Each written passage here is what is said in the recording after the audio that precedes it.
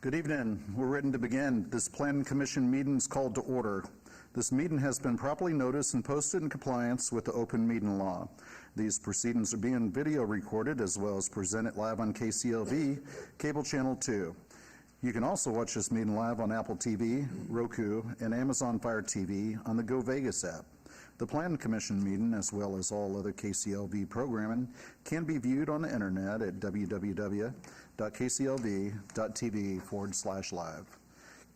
The proceedings will be rebroadcast on KCLV and the web the Saturday after the meeting at 10 a.m., Monday at midnight, and the following Tuesday at 6 p.m. Will everybody please stand for the pledge?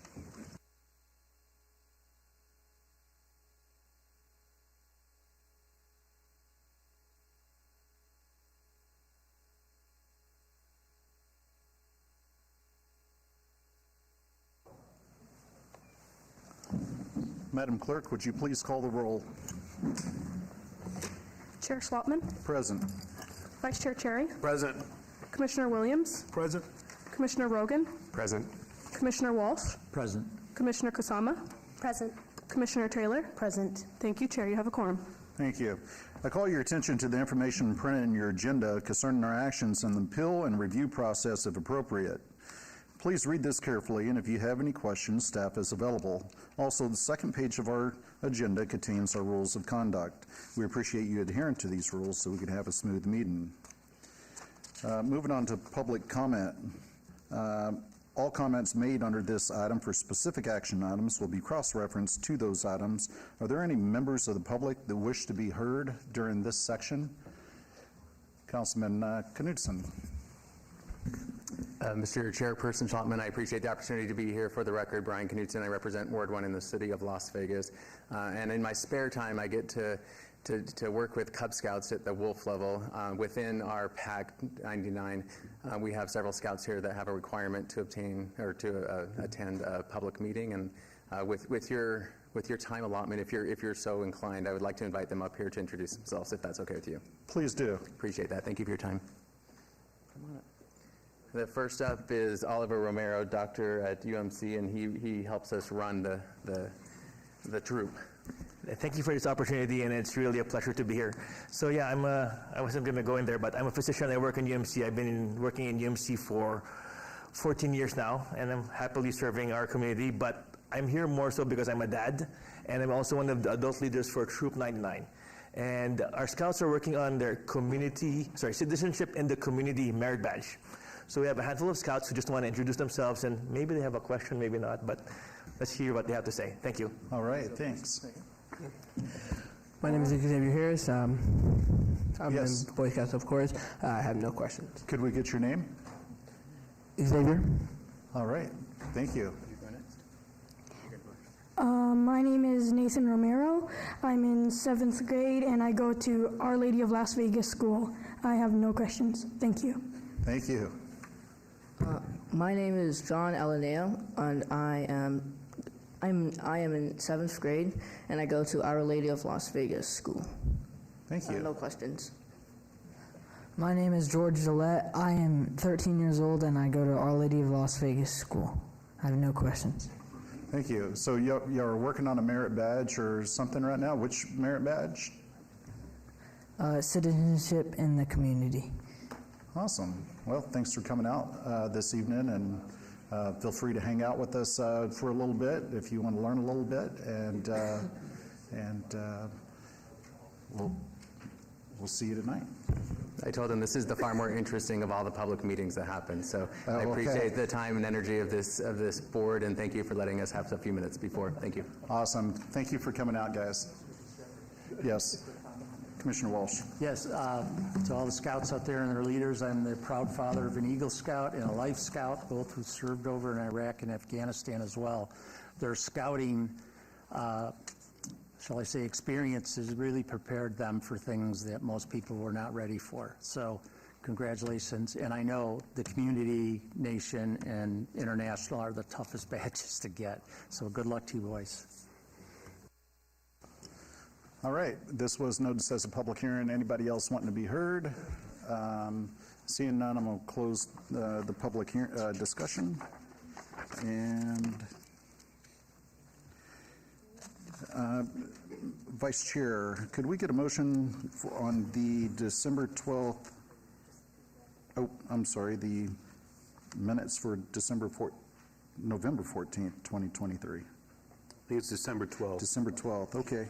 Yeah, a motion for the final minutes of the Planning Commission meeting of December 12th, 2023, to approve. All right, motion's on the floor to approve. Please cast your vote. And that motion carries.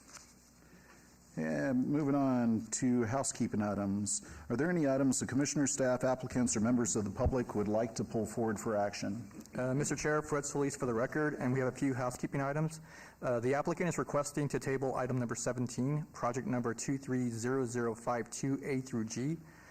The applicant is requesting to table item 20, project number 23-0364A through C.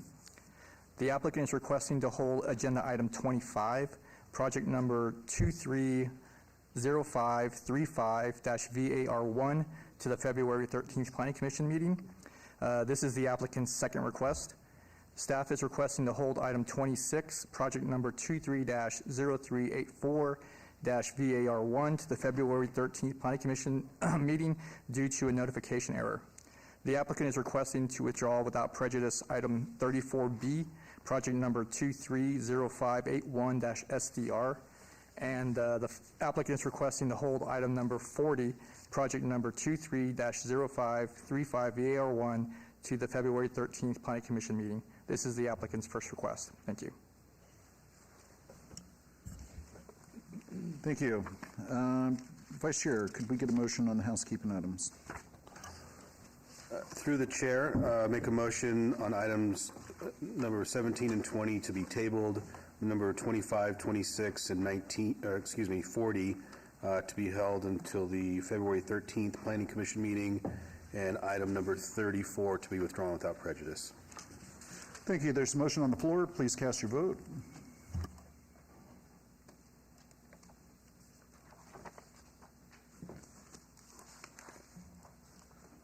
Commissioner Taylor? All right, and that motion carries. Moving on to the consent agenda items. Consent items are considered routine by the Planning Commission, may be enacted by one motion. However, any item may be discussed if a commission member or applicant so desires.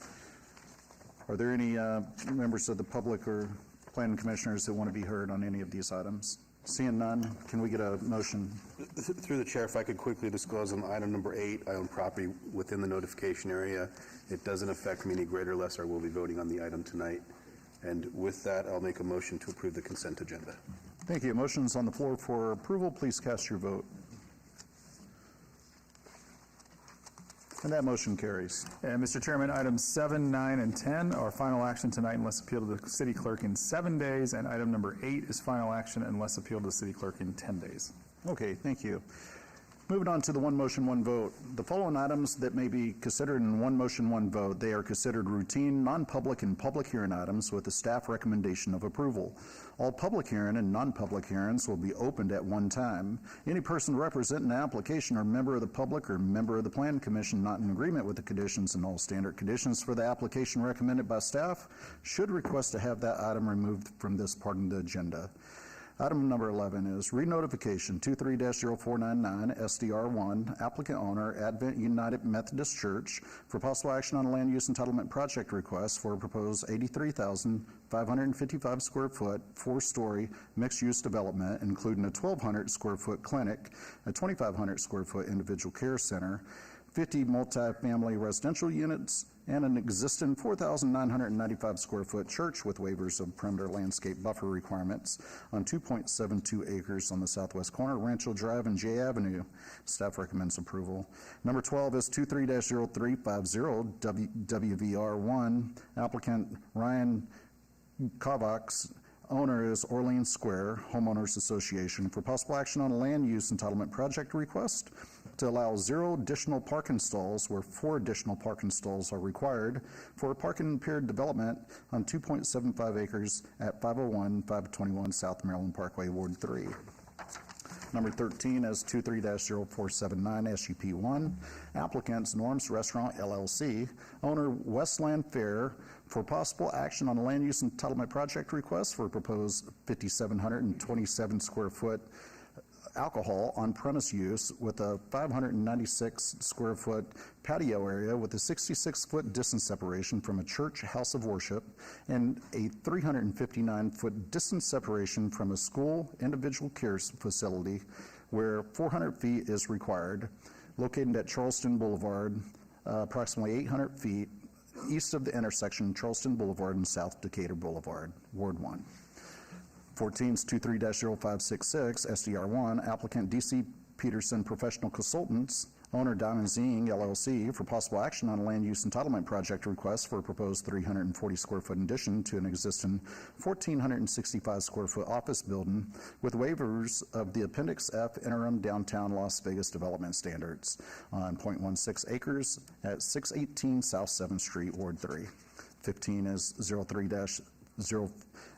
15 is 23-0568 SUP1, applicant Snook LLC, owner WDENG Incorporated, for possible action on a land use entitlement project request for a proposed 1,680 square foot massage establishment use with waivers to allow 78-foot distance separation from a residentially zoned parcel where 400 feet is required and 660-foot distance separation from a massage establishment where 1,000 feet is required at 8933 West Sahara Avenue, Suite 101. Number 16 is 23-0600, VAR1, applicant owner Timothy James Burke, for possible action on a land use entitlement project request to allow a 2-foot side yard setback where 5 feet is the minimum allowed and a 1-foot rear yard setback where 5 feet is the minimum allowed for a proposed patio cover on 0.2 acres at 9405 Silent Oak Court, Ward 6. This was noticed as a public hearing. Anyone wanting to be heard, please come forward. Seeing none, I'm going to close the public hearing and ask the Vice Chair for a motion. And through the Chair, if I could quickly disclose on item number 14, I do have interest in property within the notification area. Doesn't affect me greater or lesser. I will be voting on the item. Thank you. And with that, make a motion on items 11 through 16 on the one motion, one vote for approval. Motion's on the floor. Please cast your vote.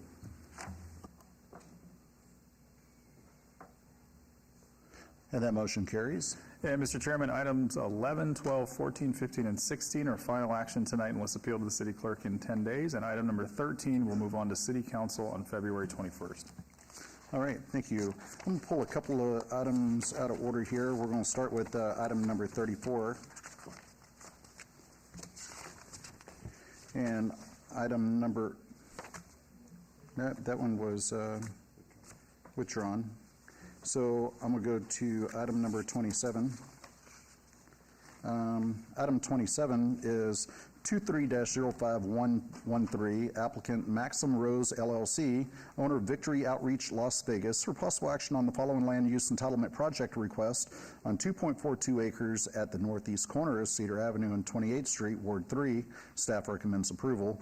27A is 23-0513, GPA1, from PF Public Facility to H High Density Residential. 27B is 23-0513, ZON1, from CV Civic to R4 High Density Residential. 27C is 23-0513, SDR1, for a proposed 6-story, 192-unit multifamily residential development. May we get the staff report, please? Mr. Chairman, Jonathan Boyles, Department of Community Development, for the record. The submitted plans depict 2 6-story residential towers and a 4-story parking garage. Access to the site is proposed from Cedar Avenue. The residential towers will feature 192 units, of which 48 are 3-bedroom units, 80 are 2-bedroom units, and 64 are 1-bedroom units. Staff finds the proposed development supports the City of Las Vegas 2050 Master Plan objective of providing additional housing options in order to meet the needs of the growing community. Staff finds the proposed development to be designed in a harmonious and compatible manner with the surrounding area and thereby recommends approval of the requested general plan amendment, rezoning, and site development plan review, subject to conditions. Thank you. All right, thank you. Is the applicant here ready for this particular parcel? I'm gonna trail this one. I was going to pull 22, and I pulled 27. So anyways, let's hold this one on. Well, it looks like we have the applicant here. Sir, would you come forward? Would you like to go ahead and handle this, or do you have other people showing up? Well, I have another on the agenda that's close to it. Okay, we'll come back to this one. And I'm going to go ahead and move to item number 22.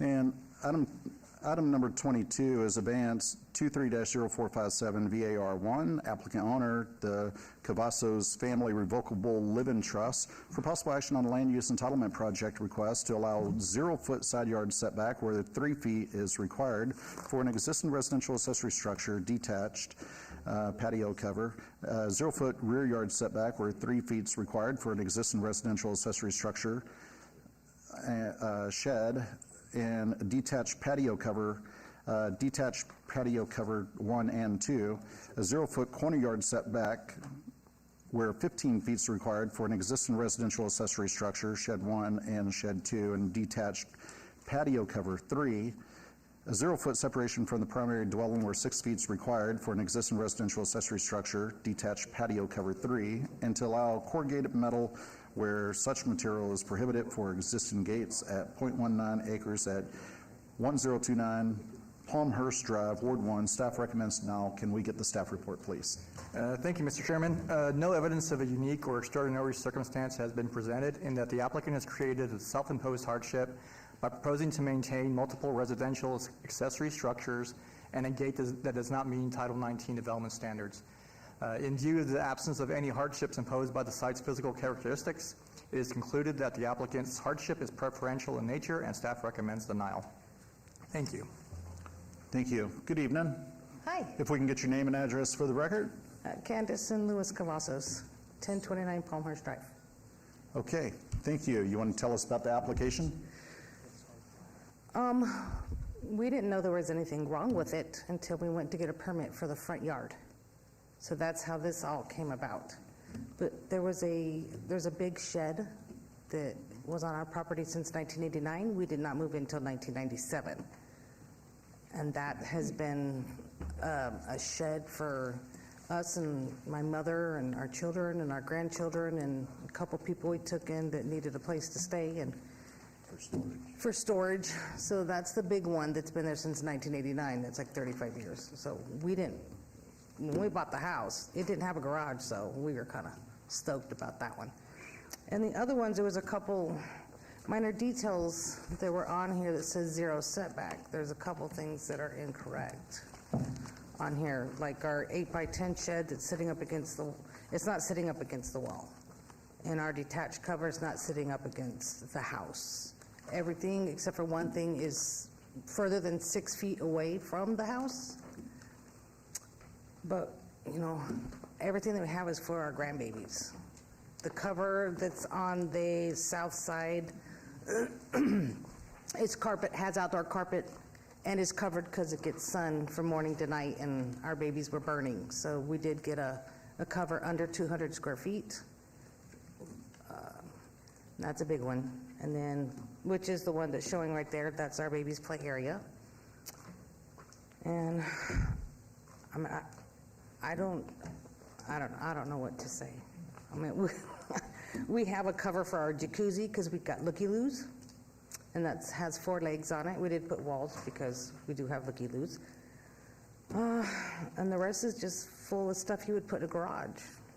Lawnmowers, weed eaters, hedge cutters.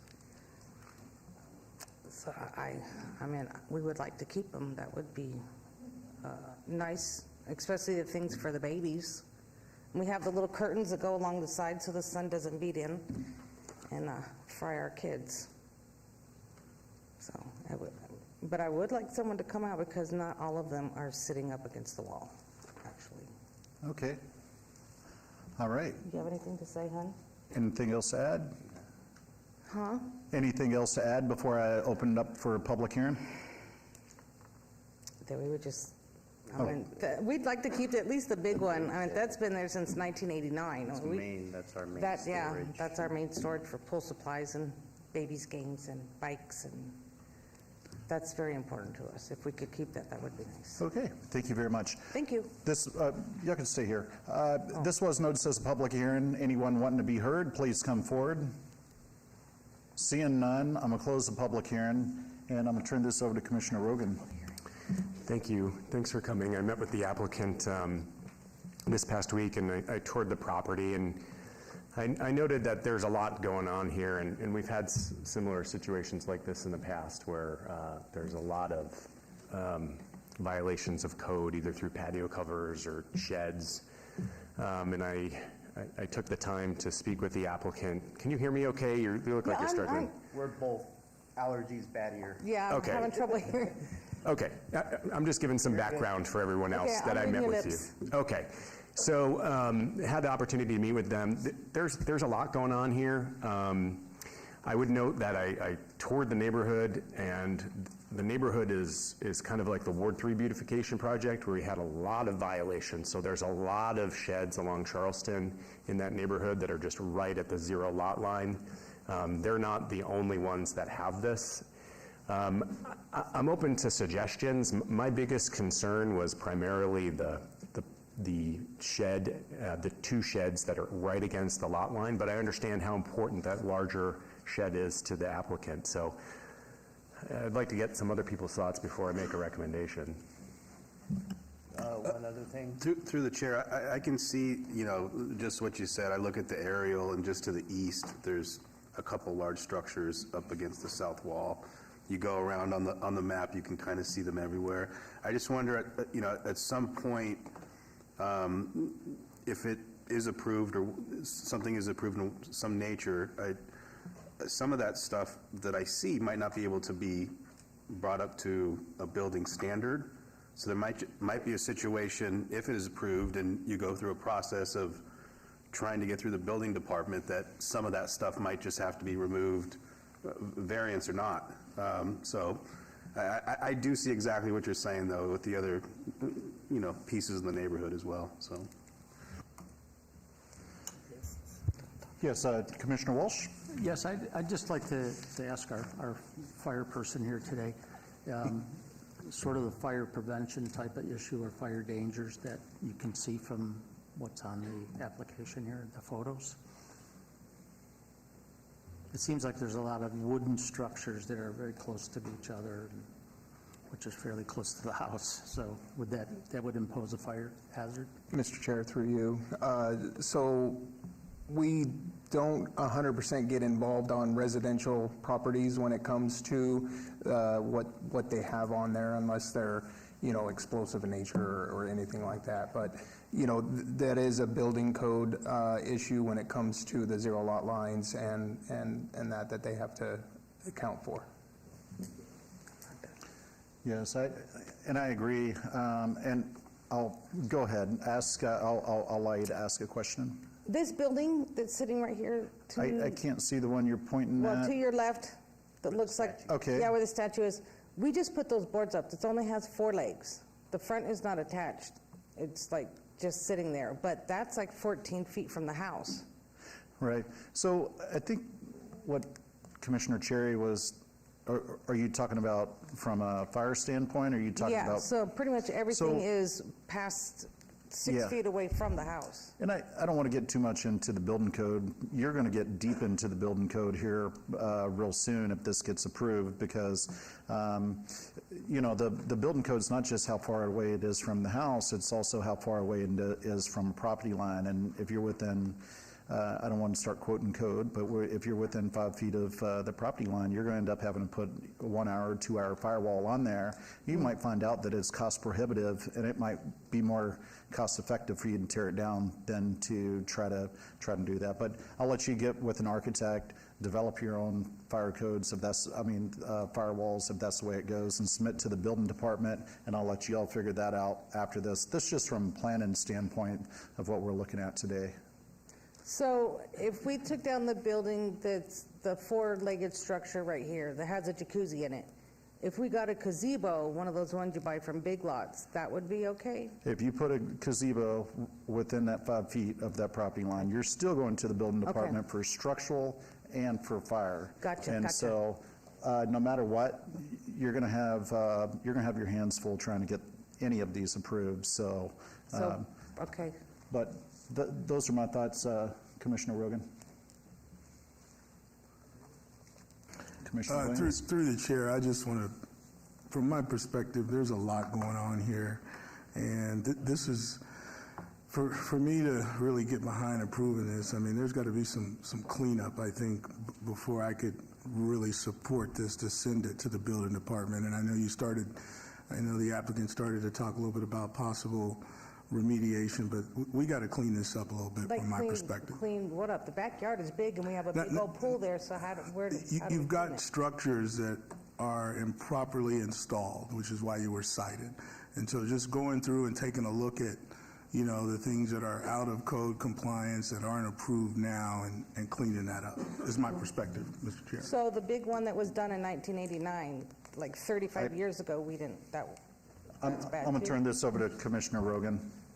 So I know when we spoke, I brought up the building code and the building department and said you're going to have trouble given the quality of the construction and the location of the buildings itself. And I think what the other commissioners are telling you is the same thing, that even if we approve you tonight, this is just the first hurdle of many hurdles that you're going to have to go through, and more than likely you're not going to meet the building code, which has nothing to do with what happens here So tonight. the variance in 1989 that was done back then, that's null and void? Well, the shed was replaced, so it's a different shed. There's no way they can move the shed. Hold on.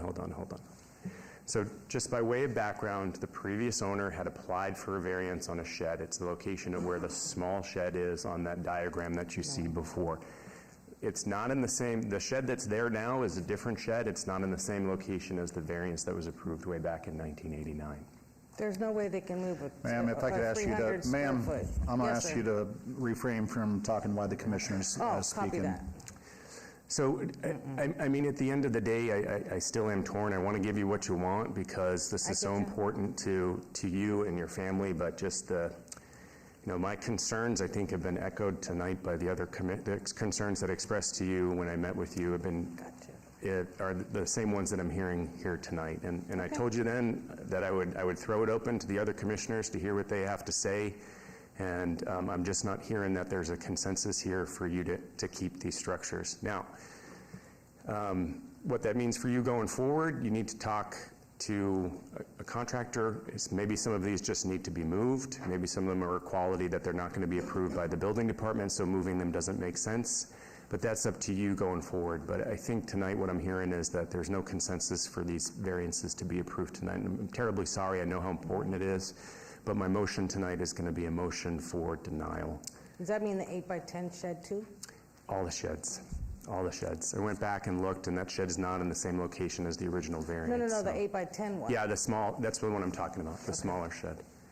I'm happy to continue to work with you and help you in any way that I can to see if some of these can be moved, and perhaps that means you have to come back here for variance in the future if your contractor is able to move some of these things around. But as of right now, there's just, as Commissioner Williams said, there's just a lot going on.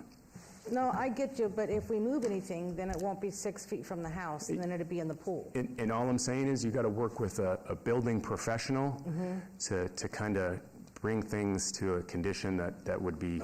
Okay. If you need a variance, we could get behind those. So I'm terribly sorry. I know how important it is, and You got to do what you got to do. Thank you. All right. So my motion tonight is on agenda item 22, project 23-0457VA01. It's a motion for denial. Motion on the floor. Please cast your vote.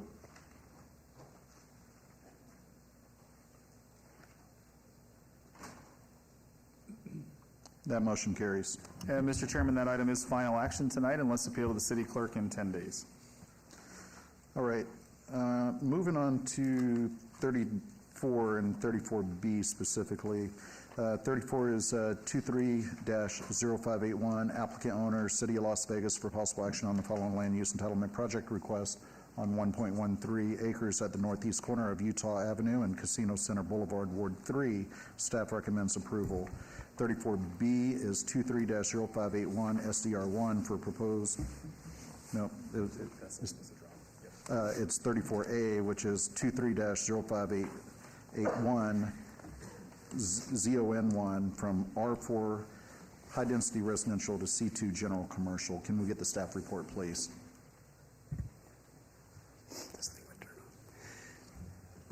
Good evening, Mr. Chairman. Steve Swanton, Senior Planner, Community Development. The proposed C2 General Commercial Zoning District is appropriate for properties along the Casino Center Boulevard corridor and conforms to the general plan and the objectives of the Vision 2045 Downtown Las Vegas Master Plan. Staff therefore recommends approval. Thank you. Thank you. Good evening. Good evening. How you doing? Good evening, Chairman and Commissioners. Rosa Cortez, City of Las Vegas Deputy Public Works Director. Sean Miller, Architectural Project Manager, City of Las Vegas. Chase Wheeler with the architect. Thank you for having us today. Our architect of the record is going to present the zoning site plan. Okay, thank you. So what we're looking at here is two parcels located on Casino Center Boulevard and Utah Avenue. Right now, the existing parcels are a graded parking lot. We are looking to change the zoning of these two parcels from a residential R4 to a commercial C2. Okay, thank you. This was noticed as a public hearing. Anyone wanting to be heard, please come forward. Seeing none, I'm going to turn this over to the Planning Commission Vice Chair. Through the chair, if I could quickly disclose, I own property within the notification area. It doesn't affect me any greater or lesser. I will be voting on the item tonight. All right, thank you. This particular item, it makes sense. I mean, rezoning to allow for the parking structure to be built on this property. We did make a motion to hold the SDR, and I think we made that motion due to the fact that you are still working on elevations and the building plans, right? Will that be coming back to us in the future?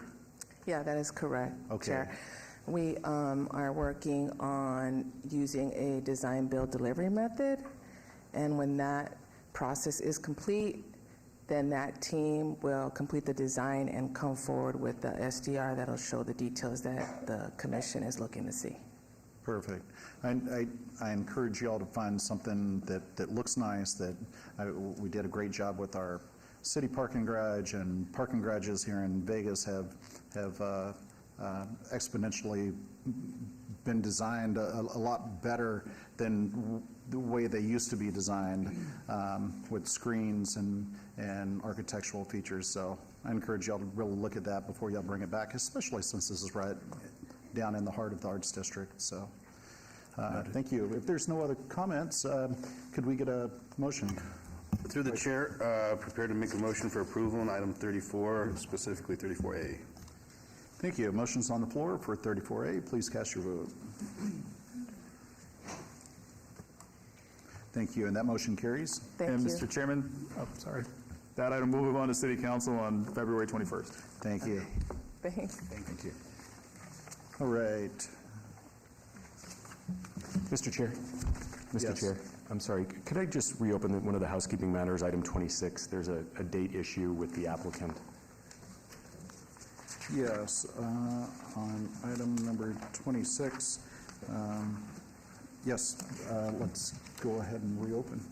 Thank you. So the previous motion under housekeeping was to move this to the February 13th Planning Commission meeting. The applicant, this is one where there was a notification problem, a mistake we made in notifying the neighbors, and so we had to move it. He is not available on February 13th, and so he's asking for the March 12th Planning Commission date.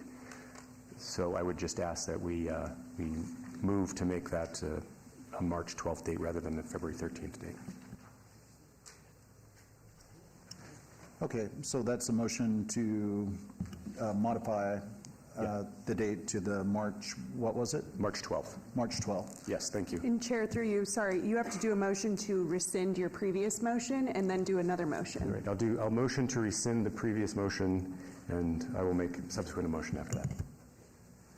Okay, so is there a motion to rescind our previous housekeeping item of number 26?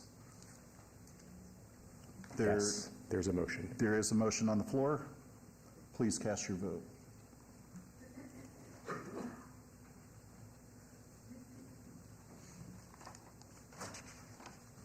All right, and that motion carries. And I'll make a subsequent motion to obey Agenda Item 26, Project 23-0384 VAR1 to the March 12th Planning Commission meeting. Thank you. Motion's on the floor. Please cast your vote. And that motion carries. Thanks for your consideration. Absolutely. Moving on to item number 43, which is 23-0626 DIR1, applicant, City of Las Vegas, owner Kelly Wallace, for possible action on land use entitlement project request to designate the property known as Tract 3 Huntridge Home as a historic site on the City of Las Vegas Historic Property Register, as approved by the Historic Preservation Commission, at 1425 Francis Avenue, Ward 3. Staff recommends approval. Can we get the staff report, please? Go ahead. Good Okay, so evening. thank you, Commissioners. Diane Seabrandt, the Historic Preservation Officer for the City of Las Vegas. The homeowner, Ms. Wallace, is unfortunately not able to be here this evening, but she is watching on the television. And so this item is to place the property at 1425 Francis Avenue on the City of Las Vegas Historic Property Register. This house was constructed in 1944 in the Huntridge neighborhood within the Tract 3 of that area. This property was determined eligible for listing on the historic register during a survey that was completed a couple years ago. It is only one of 3 houses within that neighborhood that retains its historic integrity for its feeling of and its environment for a minimal traditional housing. Placing this property on our register will require it to adhere to Title 19, 1910-150, and that means that any alterations to the property that are visible from the public right-of-way do have to be approved by our Historic Preservation Commission. However, this only applies to this specific house. It does not apply to any of the surrounding neighborhoods. It's just for this house in particular. And our Historic Preservation Commission did approve placing this on our register at our October 25th meeting. And I'm happy to answer any questions. Thank you. This was noticed as a public hearing. Anyone wanting to be heard, please come forward. Seeing none, I'm going to close the public hearing and turn this over to the Planning Commission for discussion. Vice Chair. Through the chair, I think it's a great application. I think it's the first time in over a decade I've seen this type of application come forward, especially with the homeowner that chose to do it, which is very cool.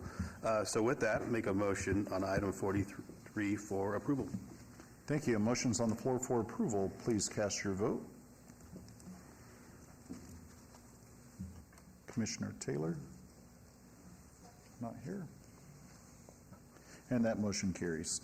And that item will move on to City Council on February 21st. All right, thank you.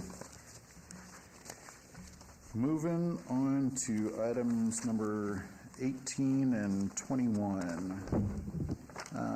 18 is abeyance 23-0074 SDR1, applicant Morgan Stonehill, owner Sahara Rancho 008 LLC, for possible action on a land use entitlement project request to allow a 7-story mixed-use development consisting of 352 residential units and 5,980 square feet of commercial space with a waiver of Title 1908 residential adjacency standards on 3.05 acres at the northeast corner of Sahara Avenue and Rancho Drive, Ward 1. Staff recommends approval.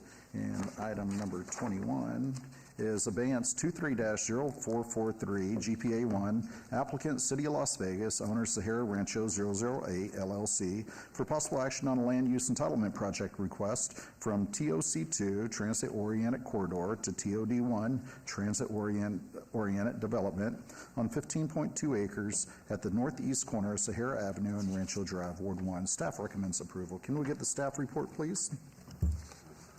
Good evening, Mr. Chairman. Alex Strasser, Senior Planner with the Department of Community Development.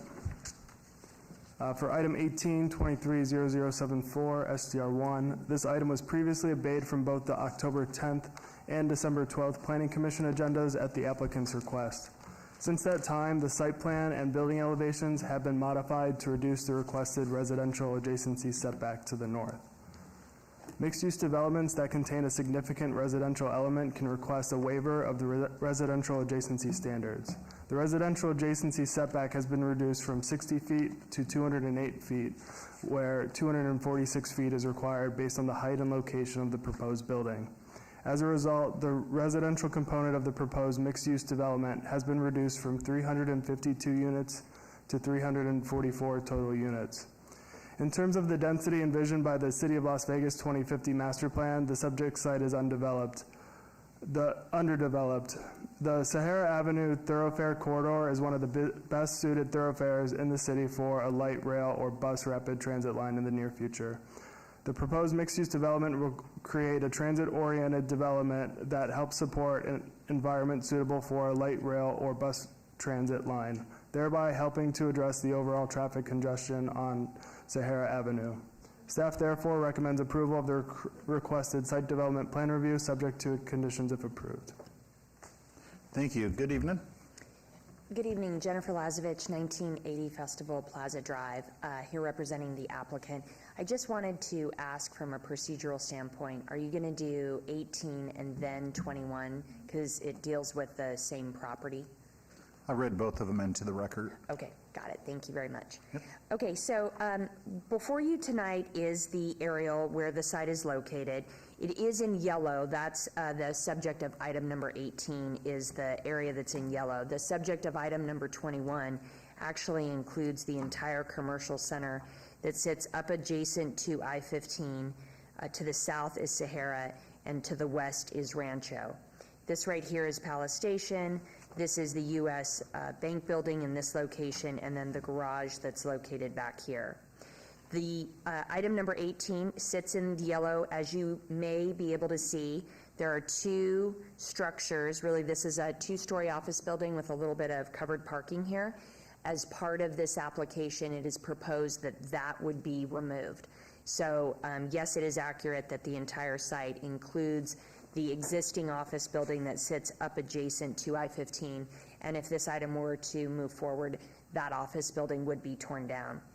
As staff indicated in their presentation, we initially submitted a project for a 7-story building. It had 352 units. It did have some residential adjacency to the homes that are to the north of us. And at our first neighborhood meeting, which we held on September 25th, we heard a number of concerns with the project from the residents. And I'll just summarize. I'm sure there are some here tonight who will bring up things that aren't on here, but these were a summary of some of the main concerns that we had.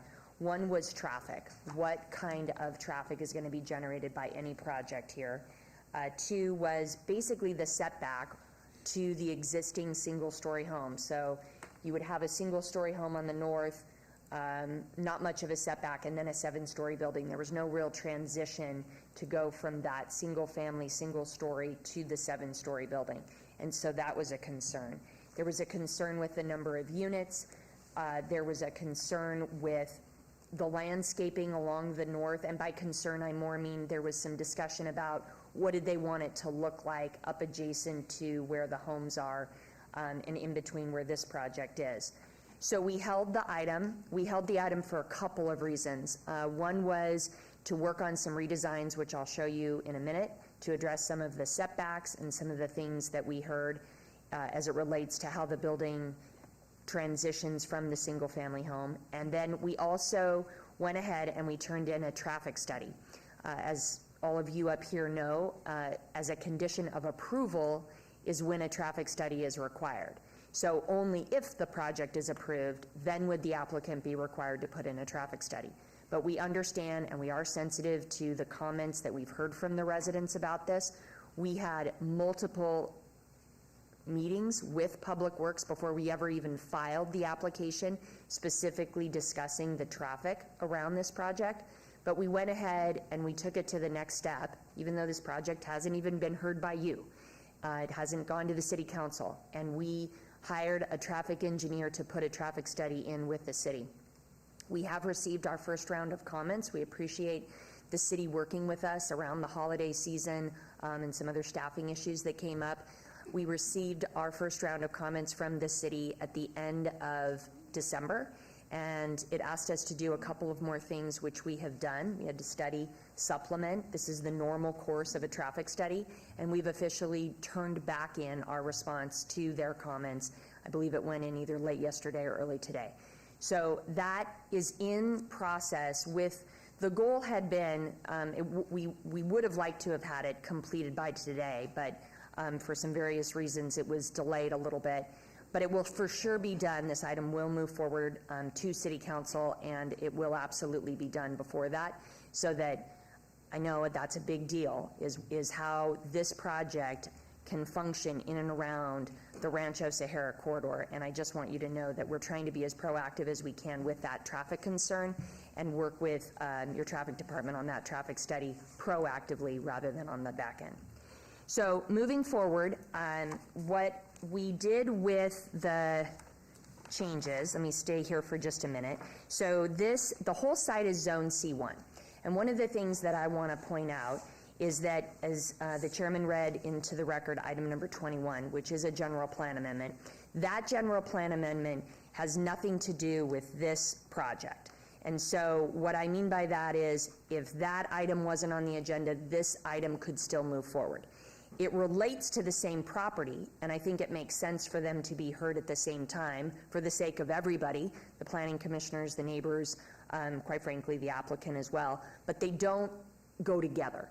And I have made sure, or I've tried to make sure I've said that clearly in our neighborhood meetings, and I just want to say it again for the record so that everybody hears that those two are really separate items, but dealing with the same property, so for everybody's schedule, they're put on the same agenda. So the changes that we made as we came out of that first neighborhood meeting, we had a second neighborhood meeting, and in that second neighborhood meeting, we walked through these changes. So the initial project was a full 7-story project. It had just under 6,000 square feet of commercial on the ground floor, which makes it a mixed-use project. It had 352 units, and it had those residential adjacency waiver, that residential adjacency waiver to the homes to the north. So what we did instead is that we cut the 7-story building and pushed it to the south. So now what you have in this area, immediately adjacent to the single-family homes, is a 3-story. And in a minute I'll show you the elevation so it makes a little bit more sense. But this is a 3-story component. So we wanted to make sure that we did that transition from the single-story homes here to a 3-story elevation here, and then transition to the 7-story. So what that did, and there's just a minor error in the staff report, which we've talked about with Alex, is that now we have 2 residential adjacency setbacks. One is to the 3-story, and then one is to the 7-story. The residential adjacency to the 3-story, which is 35 feet in height, we meet that. Actually, we exceeded a little bit, meaning we're a little bit farther away than we need to. Again, in your staff report, and Alex was with me at the neighborhood meeting, we also pointed that out. It indicates that we don't meet it on the 3-story, but we do meet it for the 3-story component. So we meet code as it sits with where the location of this 3-story building is to the property line here. When you get to the 7-story portion of it, it might be a little bit hard to see, but from my pen and in that triangle, that's the portion of the building, of the 7-story building, that doesn't meet your residential adjacency.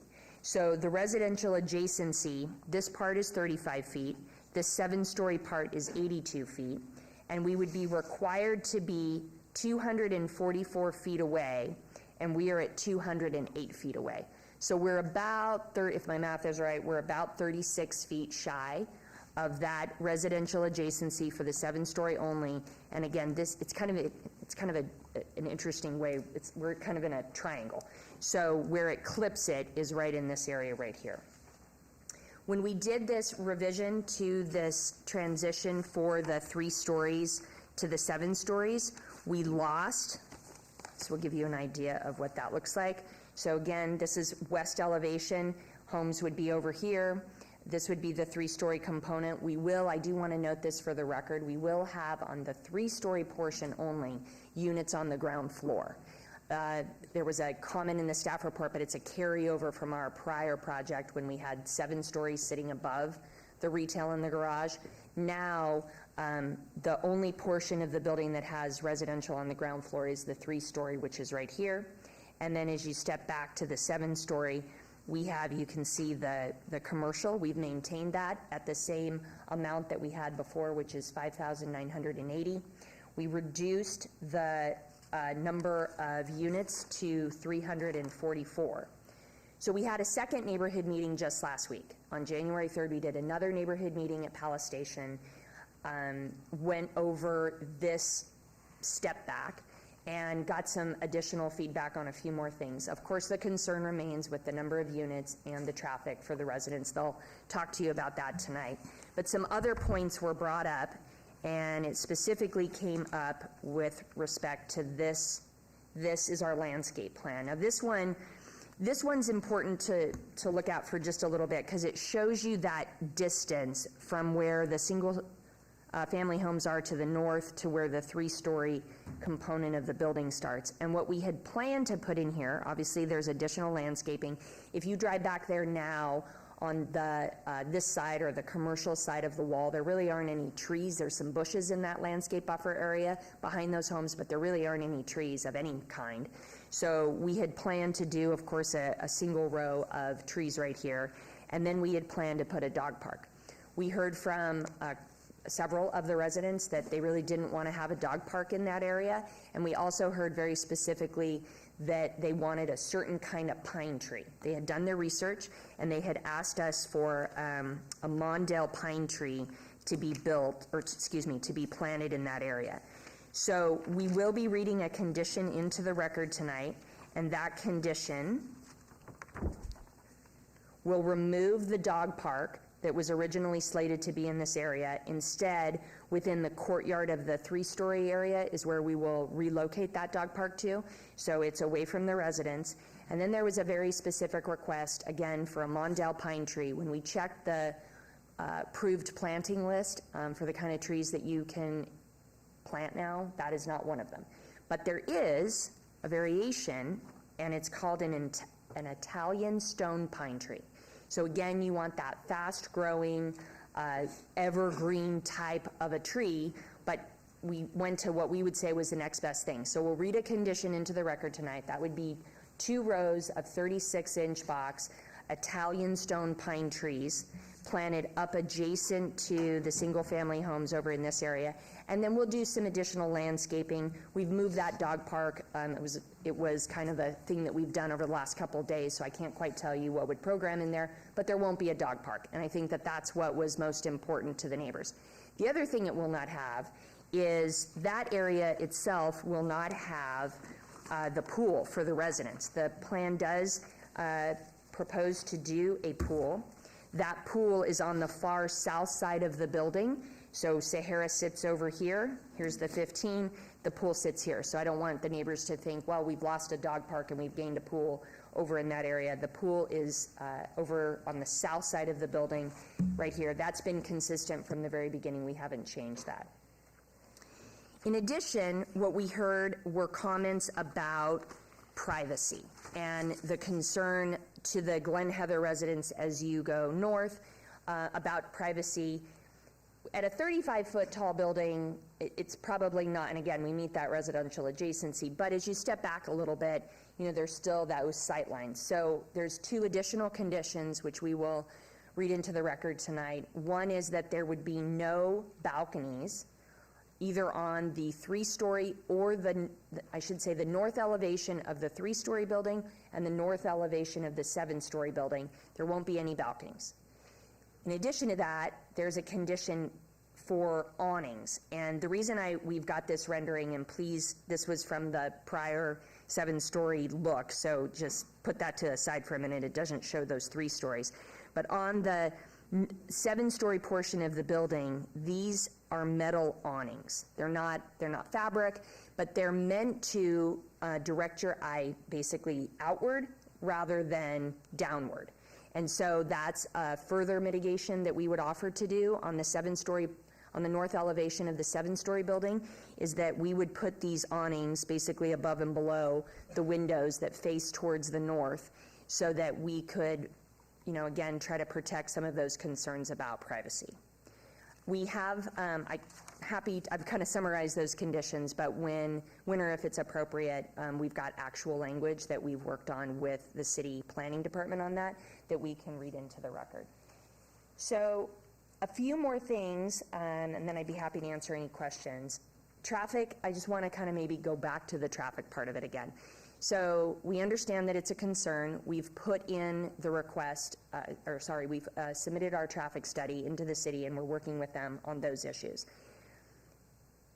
This is tricky because I heard a lot at both the neighborhood meetings about some desire to maybe keep the development in this area commercial. It's C1. I would say that there is definitely room for development back there. There's a vacant pad, not to mention the site that the area that the office building sits today is being taken down.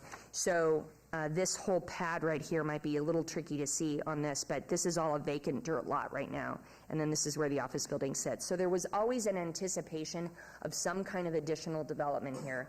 And, it means that for this particular intersection, it will increase traffic of some magnitude. Depends on what you put there. So we took a look at what would those multifamily peak trips be in the morning, what would those multifamily peak trips be in the afternoon or evening. And so this part up here, this is as though it was a multifamily project, but not within a mixed-use development, kind of a straight multifamily project. And you'll see that the combined trips, and so what they do in the AM hour is they do an enter and an exit, and then the PM hour they do the same. So in the AM, for this project as proposed, and by the way, I should say this still considered 352 units. That was from the initial submission of our traffic study. Of course, it's gone down. So these trips might adjust downward a little bit with that 344. But this would do a total of AM, that's in and out, AM trip generation of 158 cars, and then in the PM, in and out, a combined total of 178.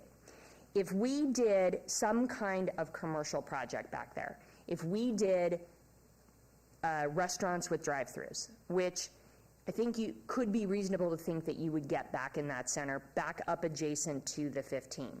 Some kind of a use that has more of a traffic generator to it, meaning more of a car designated type of use, that's going to generate significantly more traffic than that multifamily would. For example, it would generate 357 cars in the morning to 265. That's a lot more. We ran the idea of, what if we did a small, bless you, what if we did a small grocery store of, I would say more of a market. Can't be, there's not a lot of room back there, but there is some room to do, so you couldn't do a huge one. Now that has less trips, just being very honest about how we were kind of running the gamut of uses. That has less trips in the morning. In the AM peak hour, a grocery store would be 86 trips. That's less than the multifamily. I'll give you that. But in the afternoon or in the PM peak, and I think this makes sense, it's when a lot of people go to the store on their way home, then it exceeds the trip generation, 269 cars, again, in and out, in the peak time, whereas for the multifamily in the peak time, it would be 178. So my goal in trying to give you and the residents some of that perspective is to say that I understand that the unit count suggests that there's going to be a lot of cars, and I'm not going to dispute that. But from a trip generation standpoint, it actually turns out to be less than what a commercial development of some kind would have back there. So I just wanted to put that out there. I do appreciate staff recommending approval of this item. I want to thank all the neighbors for coming out, a lot of them to 2 meetings. The second one, it was very cold, so they braved the cold and they came out, and we spent a couple of hours. We, as the applicant, have tried to mitigate the impact of this in terms of the step back. We're doing what we can to work with the city on the traffic. Obviously, whatever the traffic study says, we will have to do in terms of mitigation. We know that. We're accepting of that. And that's the reason why we're trying to be proactive, so that we can get to a point where we know what that mitigation looks like. With that, Mr. Chair, do you want me to make a couple of comments about the general plan amendment, even though technically the city is the applicant, or how would you like to handle that? Please do. Okay. So with item number 21, that is a general plan amendment for the entire 15 acres. I say to go back to what it was originally. So there was a moment in time when this area was master planned for general commercial. That's kind of since changed to a different name now. But the general plan amendment would take it from what it's planned for today, that the city initiated. That's why the city is the applicant. The city initiated that, placed it with the, and I don't want to get my acronyms wrong, they placed it with a TOC2 designation, and the request is that we would go, what I would say again, back to what we had before that was initiated, although renamed to a TOD1. A TOD1 is what we're asking to do. That general plan amendment would allow, I mean, if you read the staff report, so I would never hide it, and I've talked about it with the neighbors, it does allow for some additional density here. That is nothing that is being proposed today. Again, I want to state very clearly for the record, the site plan that's associated with item number 18 is not dependent on a decision, a positive decision on the general plan amendment. But the general plan amendment was put in at the same time because as we look at the future for Sahara, the future for Sahara includes some type of light rail or rapid bus system. It's right next to the freeway. It's where you would typically see density placed, in addition to the proximity to the medical district. This is, in just from a planning perspective, the right place for mid-rise, mid-density, mid-intensity type of use. This is the right place. That is why we put this in as sort of a forward thought. If there were any type of projects that were to come forward in the future, I'd bored the Cub Scouts, and I'm sorry, I talked too long. If there was any future project, of course we know it has to have a public hearing and it has to go through this process, so you would see it. Again, nothing planned with that general plan amendment today, but it was an idea of maybe do this and let's talk about it holistically so that we are thinking towards future things, but not necessarily putting forward some specific plan. Staff is also recommending approval of that, and I think I will stop talking and be happy to answer any questions. Thank you. This was noticed as a public hearing. Anyone wanting to be heard, please come forward. We have 3 microphones, and I'm going to ask the city clerk to put on a 2-minute timer. And don't turn off the 2-minute timer so people can hear when they've hit their 2 minutes. And I'm going to ask Ms. Lazovich to take a seat in the front row, and please come up to the microphones. We have 3 of them, so just be prepared one after the next. So good evening, sir. Hi, Dr. Partita Corona, 1716 La Clemande.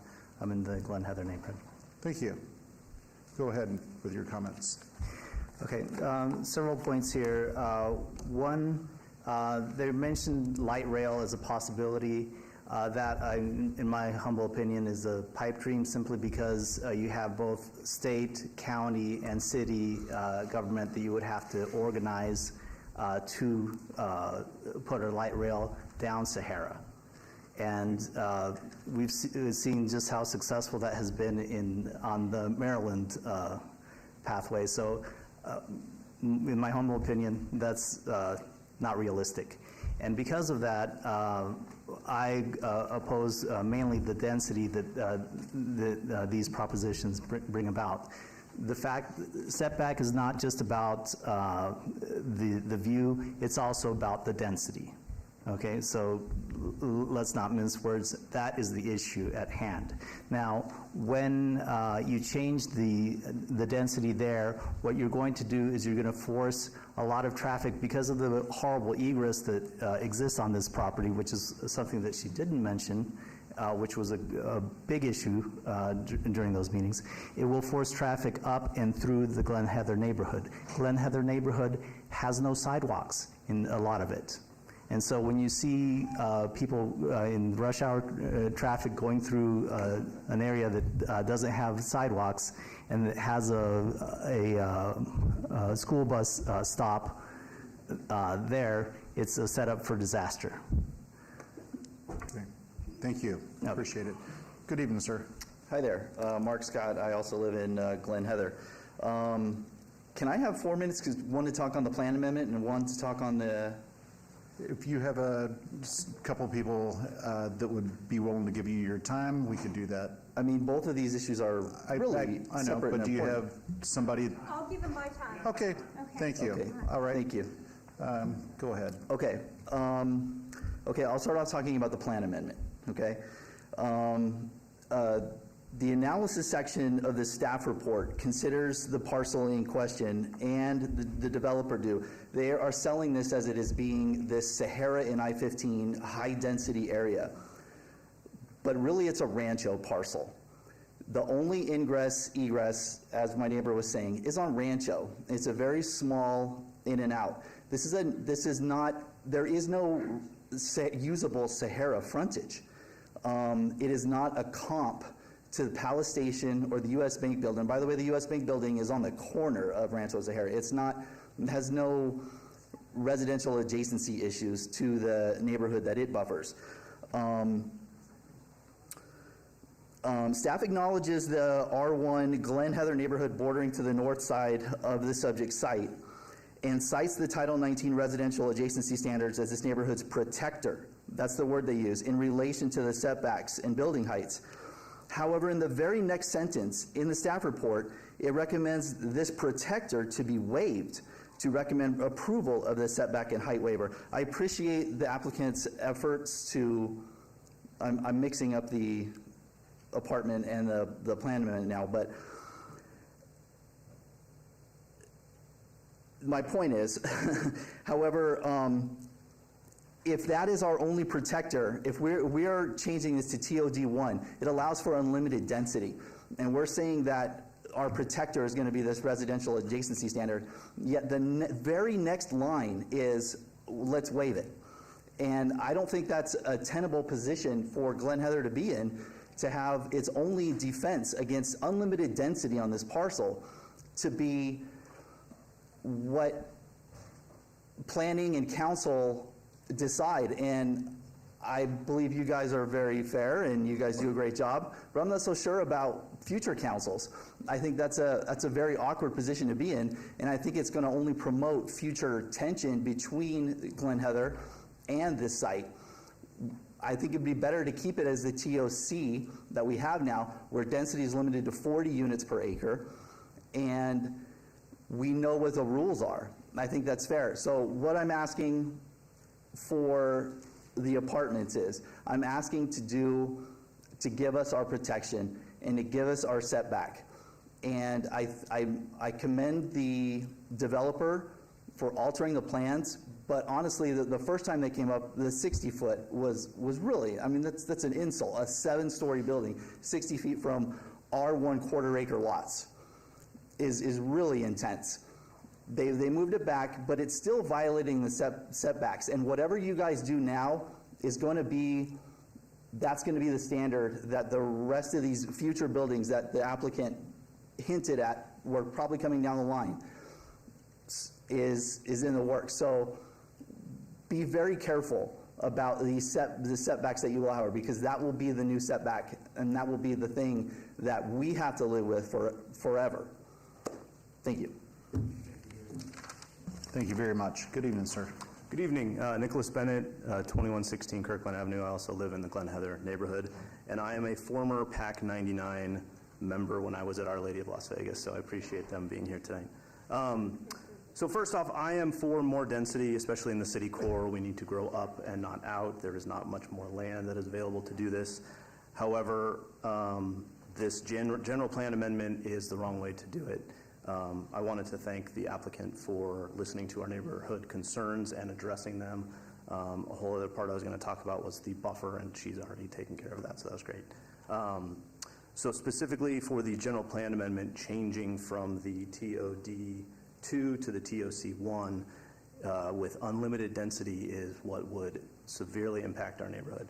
And one thing with what the applicant said is just because they are applying for this now, they will have the ability to do unlimited if this passes.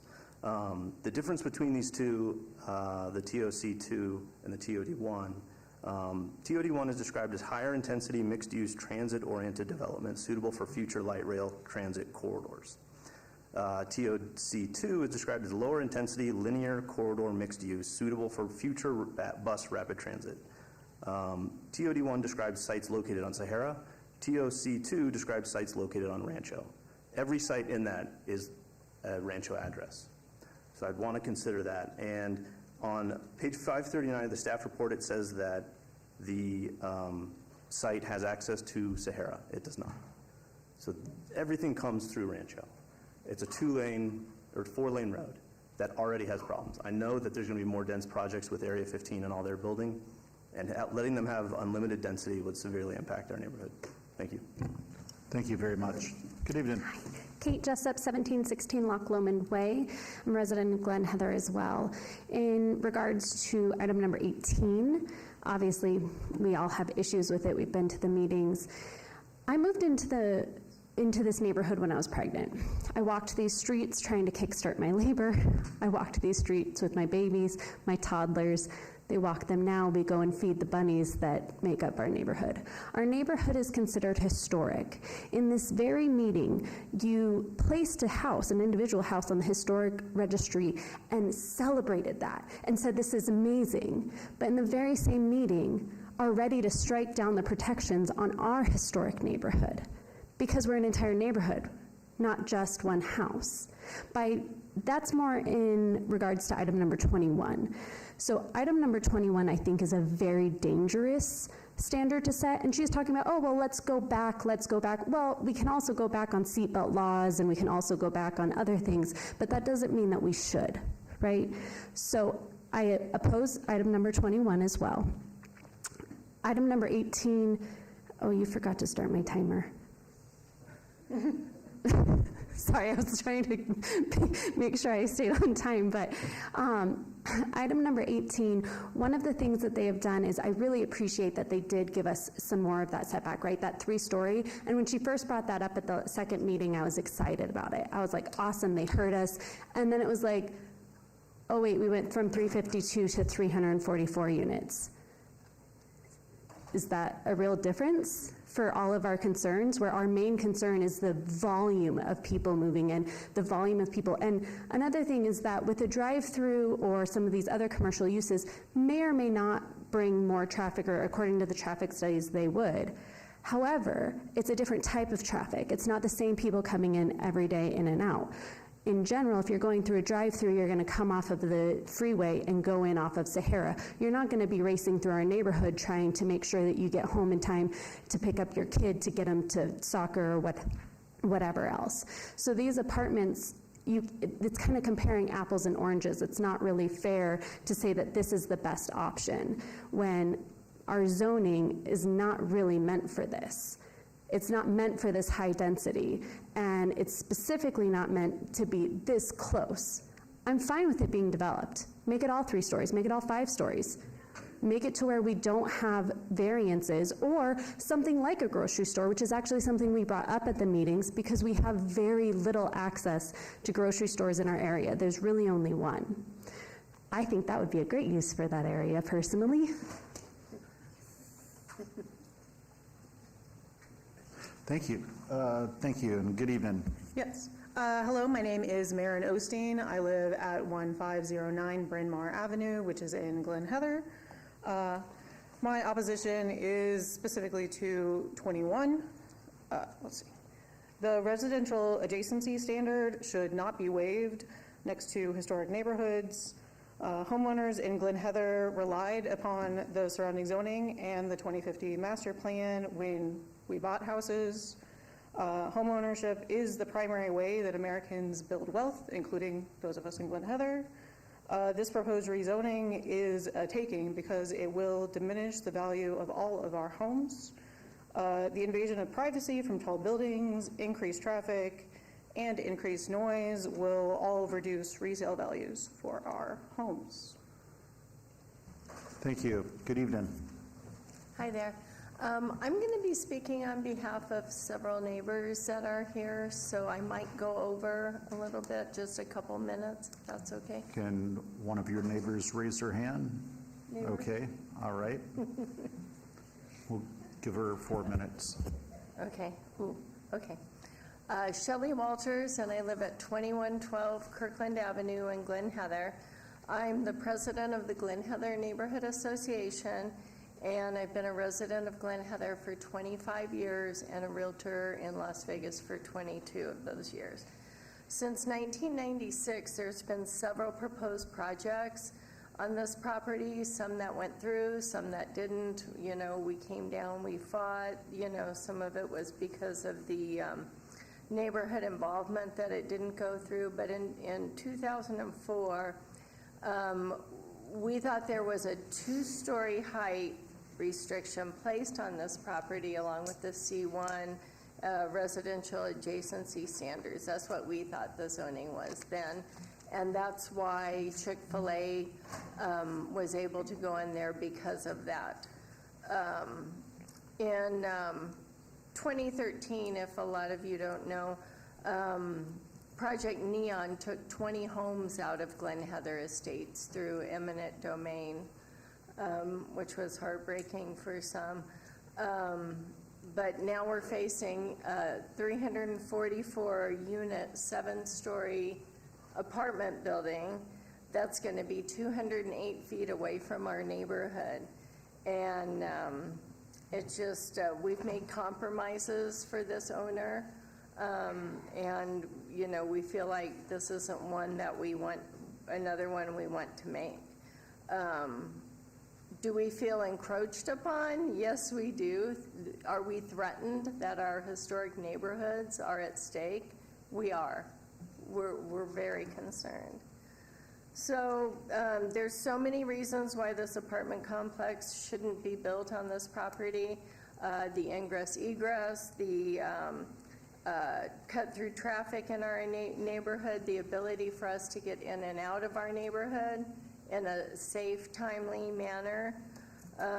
There's so many things. So what this project will give us is actually probably 700 more people living next door to us, to a neighborhood that's 183 homes, 600 more cars, and potentially over 2,000 trips out of this one ingress egress every day.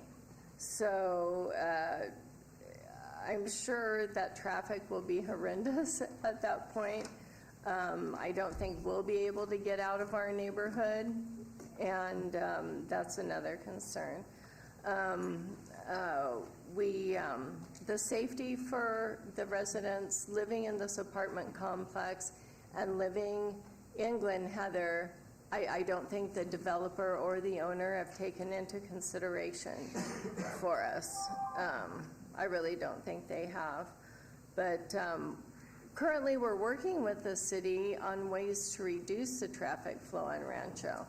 So I just really think, you know, there's all sorts of traffic calming things that they're going to be doing, things to the street, a dog park, all sorts of things on Rancho, which is kind of contradictory to having high-density housing on the same street. So that's something to think about. Anyway, also, I just wanted to bring up quickly that they're building 1,300 plus high-density apartment units, I believe it is, behind Palace Station. I might not be correct on the number. There's another high-density apartment complex going in the medical district near Alta, 250 units. And I just feel like there's enough high-density apartment complexes close by that there's not a need for these. Ma'am, I'll give you one more minute. One more because minute? you are the HOA president. You're bringing up a lot of points, so I'll go ahead and give you another minute to wrap up. Okay, thank you. There's, okay, the owner of this property has never offered our neighborhood anything as far as any benefit to what they're putting on the property. You know, maybe Chick-fil-A was a benefit for some people. All it did for us was create more traffic, I think. But there's absolutely no benefit to us in any of these deals. You know, maybe the developer and the owner could get together and possibly do something for our neighborhood, you know, such as traffic mitigation things, speed humps, gates, something to help us in order for this to be livable for the surrounding neighborhoods. All right. And as far as the other, the zoning change, if that goes through, it'll really just give them freedom to do whatever they want on that parcel without even asking the neighbors, is what I understand. Thank you just for wanted coming to say down and for all your comments tonight. Okay, thank you very much. Thank you. Good evening, sir. Good evening. My name is Bob Sequeira. I live at 2133 Glen Heather Way. I've owned the home since 1992. I'll let you do the math. You hear it over and over again here, egress point, egress point, egress point. You know, to us it's common sense. It's just common sense that this doesn't make sense. You're going to build, or they're proposing to build, you know, 344 units. All the extra traffic that's already there from the businesses that are there. So with only one egress point that currently serves other businesses, what contingency has the builder suggested in the event of an emergency or catastrophic situation with that one egress point? Will the fire department have adequate access, or emergency services have adequate access? Will people be able to get out on time? I don't know, you said you had somebody from the fire department here. Maybe they can answer some of those questions. And if you're considering to pass these items with thought of residents using public transportation, then why is the builder proposing over 450 spots for 344 units? You might have high density, but you got a lot of wasted parking space then, don't you? Doesn't make any sense. Like I said, we've all come here tonight and we believe our common sense should dictate you not passing these. Thank you. Thank you, appreciate it. Good evening. Good evening, Laura McSwain, Please, 2727. if I could have you all hold your applause. Good evening. Laura McSwain, Laura McSwain, 2727 Ashby Avenue. I'm here as my own representative, but I can testify to the fact that numerous McNeil neighbors have come out, that's the neighborhood that I live in solidarity with these folks that are going to be abutting this if it gets passed. Personally, I will say I've become fiercely protective of my neighborhood in this entire area. I feel like there's been a lot of intensity that is being brought upon this part of the community. I believe that the GPA is too intense to be abutting. Normally there would be a separation of some lesser intensity. And it's really unfortunate because, you know, Saharan Rancho is what it is, and it's just unfortunate that the circumstances exist the way they do. I really think that the owner of the property or the developer has gone a long way to try to accommodate the neighbors, and Jennifer has shown absolute professionalism throughout this process. But the idea of cars being stacked, it's not going to be just a stacking on Rancho. It's going to be a stacking at all four corners. And the stack along Rancho is going to be running abutt the neighbors. And you're going to have idling cars. You're going to have, an increased amount of pollution. I just think that it's unfortunate. I just think that it's just too much. And we want to minimize the potential that that GPA is going to cause a northern drift. So thank you for your time. Thank you. Good evening. Good evening. My name is Dwayne Engstrom. I'm here on behalf of my mother, Gladys Engstrom, who lives at 1512 Inverness Avenue. I'm one of her caretakers, and she's been at that home since 1967.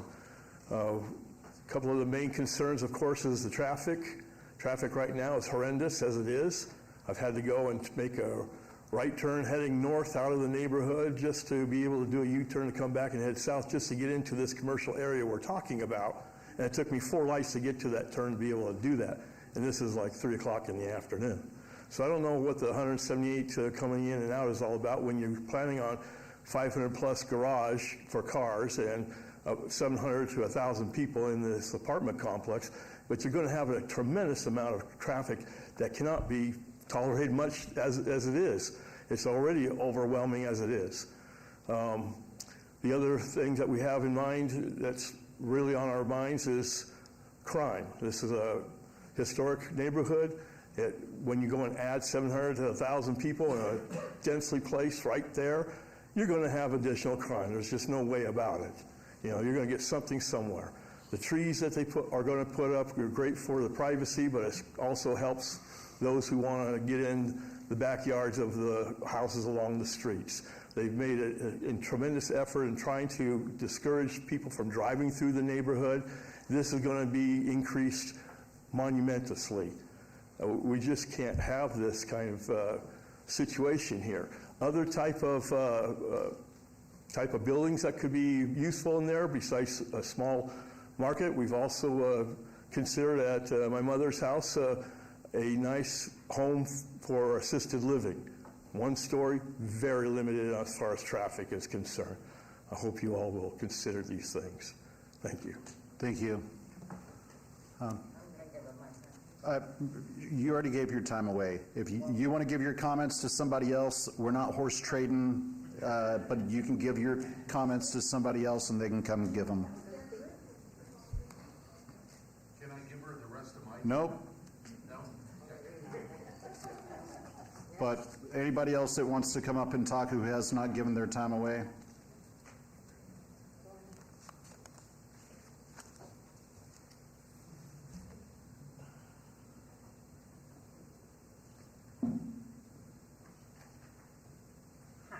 Good evening.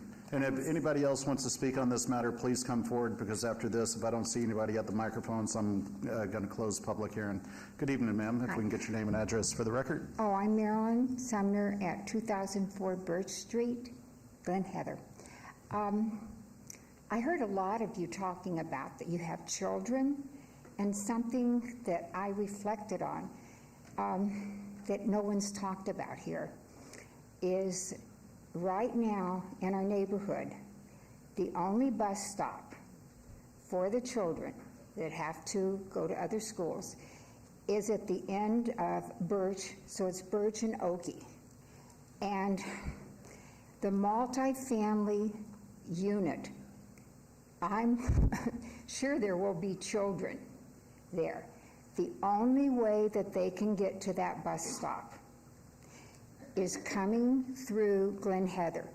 There is no sidewalk, and so they will be skirting Rancho to be able to get to the bus stop safely. I'm very concerned about children there. I also proposed and was very quickly told that Morgan Stanwell had never considered this. My proposal was perhaps if they're going to go ahead with this apartment building and whatever stories that y'all decide is appropriate, that perhaps maybe going along with the children thing, that they should maybe consider 55 and older, like at Summerlin. And she said the builder had never even considered that, because then you would have less people moving. As we know, as we get older, you don't travel as much, and there wouldn't be children. So that was just a point. Okay, thank you so much. Children's safety. Okay. Thank you for coming out tonight. Good evening. Hi, I'm Kaylee Erickson, 1809 Birch Street. I would like to add that there's a sense of community to our neighborhood. We do Halloween events every year. There's children everywhere when we do this. We have to block off our neighborhood already as it is when we do those events with city blocks and barricades, and we already do that. Adding a 7-story building with children and everything like that, there's a sense of safety to that. I'm an 18-year-old. I grew up in this neighborhood my entire life. I've been running around the neighborhood my entire life. And I know I'm now, an adult, and I come back home and I go and see all these kids still out there walking home from the bus.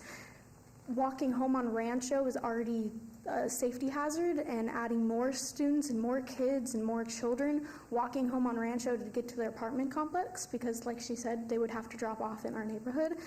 There's a sense of safety there that doesn't really hold up. And I know as a student, as a hope, I would like to be a parent one day in my life. I wouldn't want my kid doing that. And I know I grew up in the neighborhood, and I wasn't even allowed to do that when the neighborhoods was safe. There's a level of community to it that it also takes away from and it degrades from, and that's what I would like to say. And traffic on top of that, it can already take us 15 minutes just to turn out of our neighborhood onto Rancho to get to Sahara.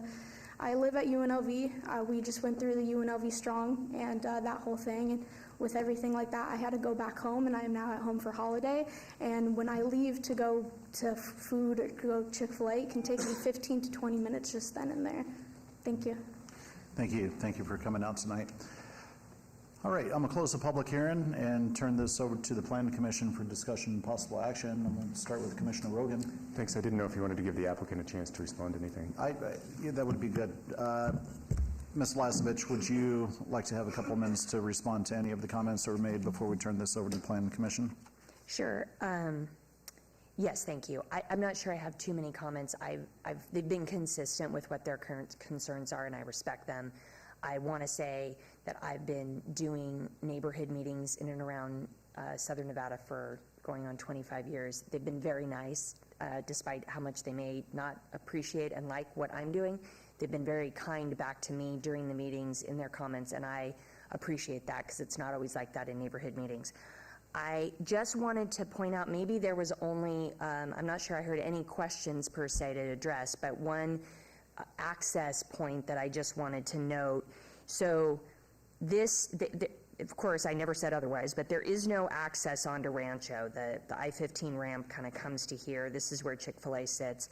This is the main driveway in and out. It's got the light there, which the light can go into here, or you can come into the U.S. Bank building area.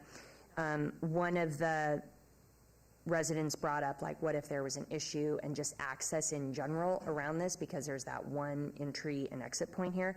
But I did want to just note that there is a fire lane only on the north side of these two office buildings that comes right here and then jumps onto Rancho. Outside of that, I'll just pause and answer any questions that you have. All right, thank you. And we're going to turn this over to Commissioner Rogan. Thank you, Mr. Chair, and through you. I have some comments first, and Ms. Lasovich, this might take some time, so you can have a seat if you'd like, or you can remain standing. It's up to you. I have some comments, and then I would like to open it up because this is one of the first, I think, big projects that we're dealing with after the master plan changes that we put through recently. And the neighborhood knows, and we all know, the master plan contemplates a change from primarily a city based upon single-family residential to incorporating different types of buildings like condominiums and apartments. And of course, because those are usually located in what we traditionally call commercial districts, they're all going to be bordering our traditional neighborhoods, including Glen Heather, including McNeil, all the way throughout our city. And so the struggle that I've had and that we've had primarily with this application is, how do we comport these new building types, these apartment complexes that we desperately need in our community because of our housing shortage, with our existing single-family residences? And to me, the answer is in our code and in our master plan. It's the residential adjacency setback. And I know that is something that can be waived, but to me, who lives in McNeil in an older historical type neighborhood, it's very important to me that any building type that comes in that is multifamily, that is addressing, as our master plan wants us to address, our issues on housing shortages by providing multifamily residential, that we comply with that. And so when this application came in, this was easy for me. This was a no, because you were trying, the applicant was putting a 7-story building essentially immediately adjacent to single-family homes. It became a little bit more difficult for me when, after the first neighborhood meeting, the applicant came back and essentially, for the most part, is compliant with that residential adjacency setback. I mean, we're talking a very small corner of the 7-story building is non-compliant. I understand that, but in terms of the majority of the building structure, it's compliant with the residential adjacency setback. So I'm less concerned now about the height. I'm less concerned about the non-compliance with that residential adjacency setback than I was initially with this revised plan. I think that the major question that's before us is traffic. I think that when you look at this location, that many people that came out tonight that are here have pointed out that the only entrance and egress from into this commercial site is on Rancho. And Rancho is not an arterial, it's a collector street. At this location, I believe it's about 80 feet wide, but just north of it, when you cross over Oki, it's 60 feet wide. And I tell you, I drive that street a lot, and at certain times of the day, those peak hours, the traffic is pretty bad. It's not the worst in the city, but it's pretty bad. At other times, on weekends, on off-peak hours, the traffic is fine. But I can tell you from experience that the stacking issue on Rancho during those peak hours, when people are going into the commercial location, that can be tough. And I don't go in that commercial area very much, but I know that I can see the stacking, so I'm very familiar with it. So at the end of the day, the application has been really tough for me because I've gone back and forth. I will say, and as Ms. Lazovich pointed out, that this neighborhood is a great neighborhood, and the people that have come to our public meetings have been very cordial, have brought up very important issues, and to the applicant's credit, and we don't see this very often, Ms. Lazovich and the developer have gone back and have modified, significantly modified and changed their application in response to the concerns that the neighbors have brought up. Significant changes, including reducing the height to comply mostly 95% with that residential adjacency setback, which, as I said, is very important to me. But also at the request of folks coming in, moving that dog park, providing 2 rows of 36-inch trees to shield the neighbors from the majority impact that the building would have on the residential neighbors to the north. So I've seen from both sides, both the neighbors as well as the applicant, just something I've never seen before. Even though the neighbors really don't want this to be built, you're seeing a level of cooperation between the applicant and the neighbors on major issues that I've never seen before, and I think both deserve to be commended for that. So to sum all of this up, with regard to this apartment complex, I am generally, and I use the word tepid with the applicant, tepidly in favor of sending this to City Council. And again, for the neighbors, all we are as a planning commission are a recommending body. We're not the final choice on this. The final choice on this is going to be City Council. And I think that that last major issue is traffic. And looking at the staff report and the traffic notes, our city has come back so far and has said, traffic is not a concern. Yep. has said traffic is not a concern, but I understand what you are saying to me. I would like for the City Council to consider this location. I would like for them to review the traffic report that the applicant is doing and consider what the neighbors have come forward. But I don't think it's necessary for us at this point in time, given what we have and what we usually see with an application. We don't usually see that report. That's never before us. What we usually see are those traffic notes. And so I'm comfortable sending it to City Council for them to make the final call on this with a, again, tepid recommendation for approval, primarily because you've done a fantastic job in bringing this building in compliance with that residential adjacency setback, which staff rightly points out in the GPA staff report is the most important way to protect our historic neighborhoods from the encroachment that we have from apartment buildings, condos, and other multifamily buildings. I want to pivot, however, to the GPA a little bit and then let you guys talk, and I hope I'm not boring everyone with this, but I have major concerns with the GPA and the general plan amendment to a higher intensity.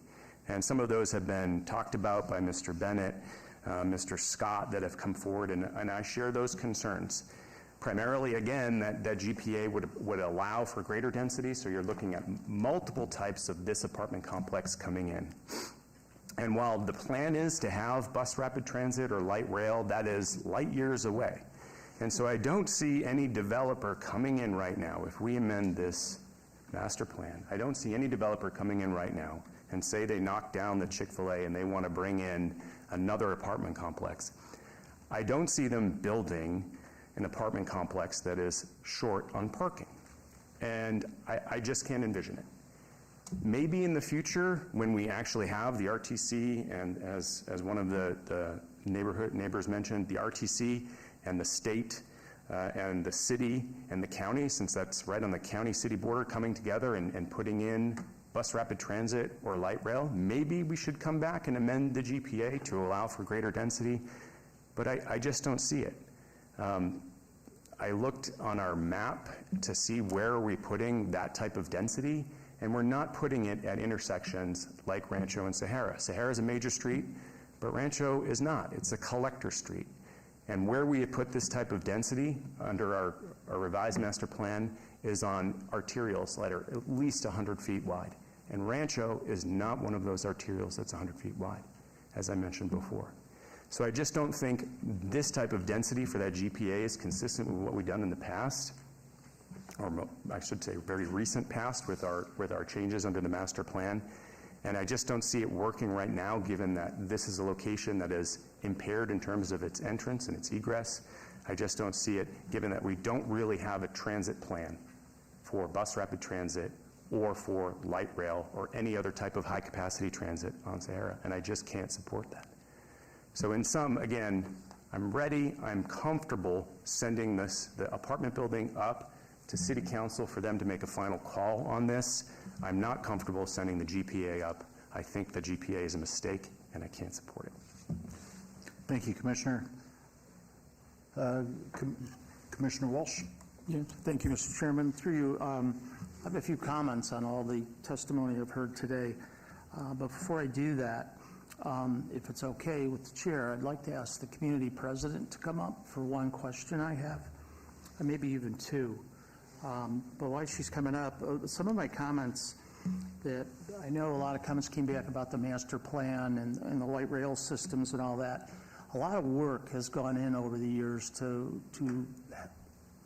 put that master plan together, that one in the 2030. A lot of good and hard work, and so from what I've seen since I've been on this council, the master plan is a good blueprint for the expansion of the community. Whether we like it or not, Las Vegas is going to be a major city in the next couple of decades with a large population and a large community growth and things like that. So just to keep that in your mind in the background too.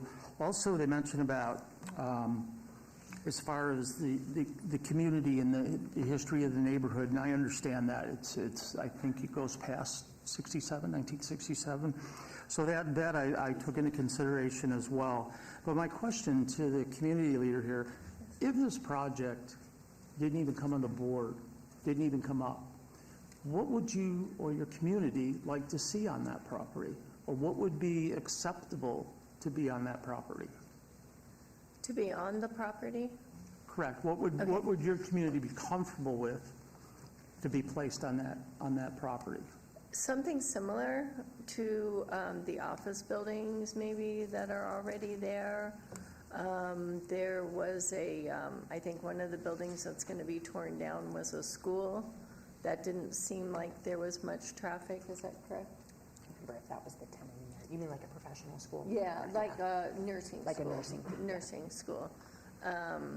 Something like that, something that would benefit us, maybe.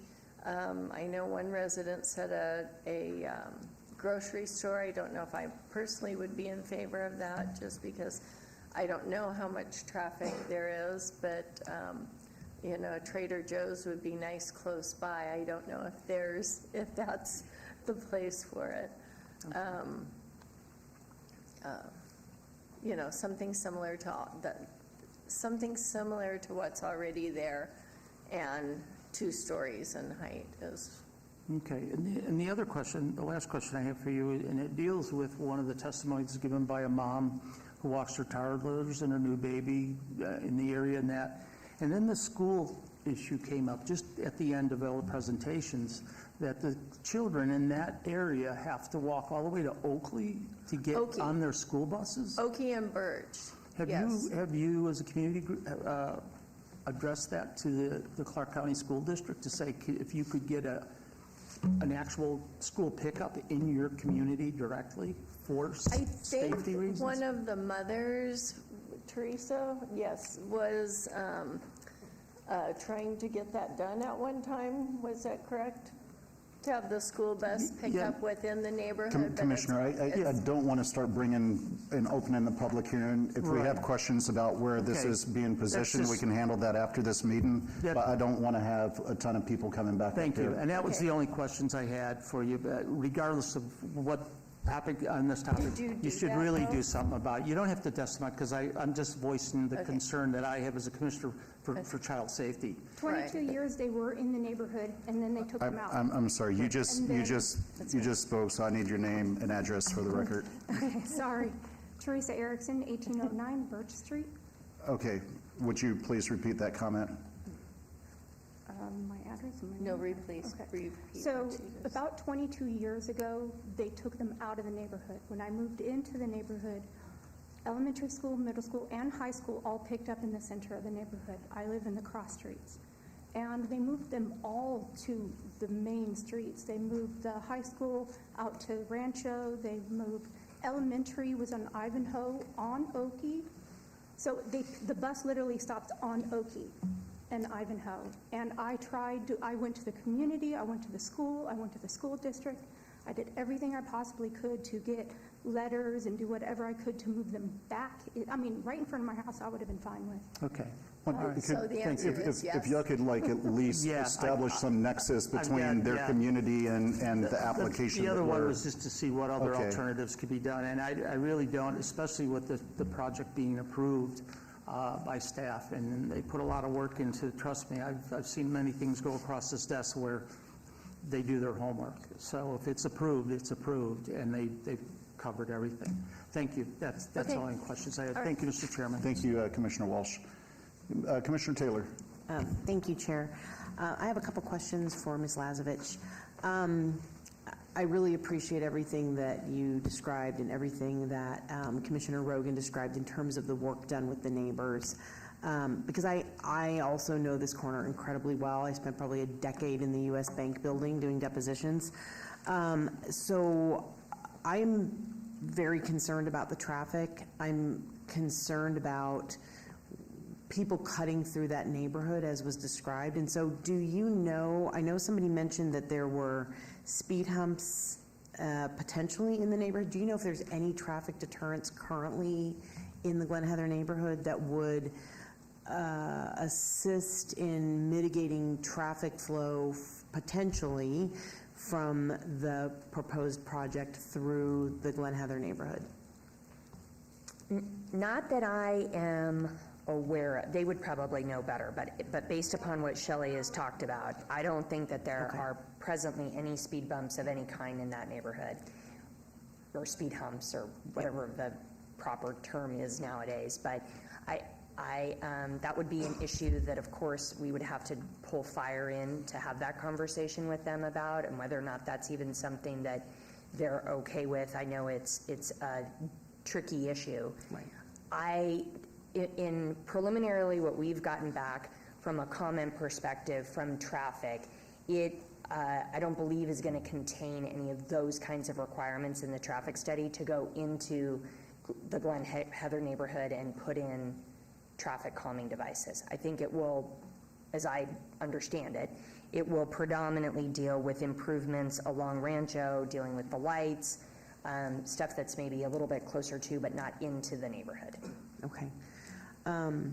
And I don't know if that's something that if the neighbors wanted it and it was okay with Public Works, and your client would be willing to at some point further discuss with the neighbors. Again, just throwing that out there as a concern, knowing that corner and knowing the other neighborhoods that have put up gates for the exact reason that they're talking about. So the other question is, given the adjacency to Palace Station, to the Strip, to the medical district, was there any consideration of, and again, to Commissioner Rogan's point of the need for additional housing, multifamily housing, growing up in dense and not out, was there any consideration of creating a space within that project for workforce housing? And I guess I probably should have prefaced it by saying, what is this project going to look like in terms of occupant? Is there an anticipation that you'll have anything that's like workforce housing built into it? So the neighbors have asked me that at both neighborhood meetings. Are they affordable? Are they workforce? What is it? And what I have said at both neighborhood meetings is that it is market rate. It's intended to be market rate apartments. I'm aware of city initiatives. The developer is aware of city initiatives to try to incorporate within even market rate apartments, I'll say somewhat on a voluntary basis, to try to get some of those more workforce. And what I mean by that, and to assign a bit of a job to that, is that a nurse could live there, like a teacher. It's still a profession. It's still that you have a job, but that the rent at the market rate may not be able to be rent that you could afford in that particular profession. So what is presented to you tonight has only market rate. As this proceeds forward, and if those conversations continue, again, I know it's part of the city initiative to try to see if developers will opt into some programs, and I have to talk to the developer about that. Okay. It just seems, again, location-wise, like a great opportunity to provide that type of housing initiative. And then my final question is on your elevations. So it looks like you've got a couple of sections that are the 3 floors, and then it goes straight up to the 7 floors. And I'm wondering if there was consideration of a further transition that might even help.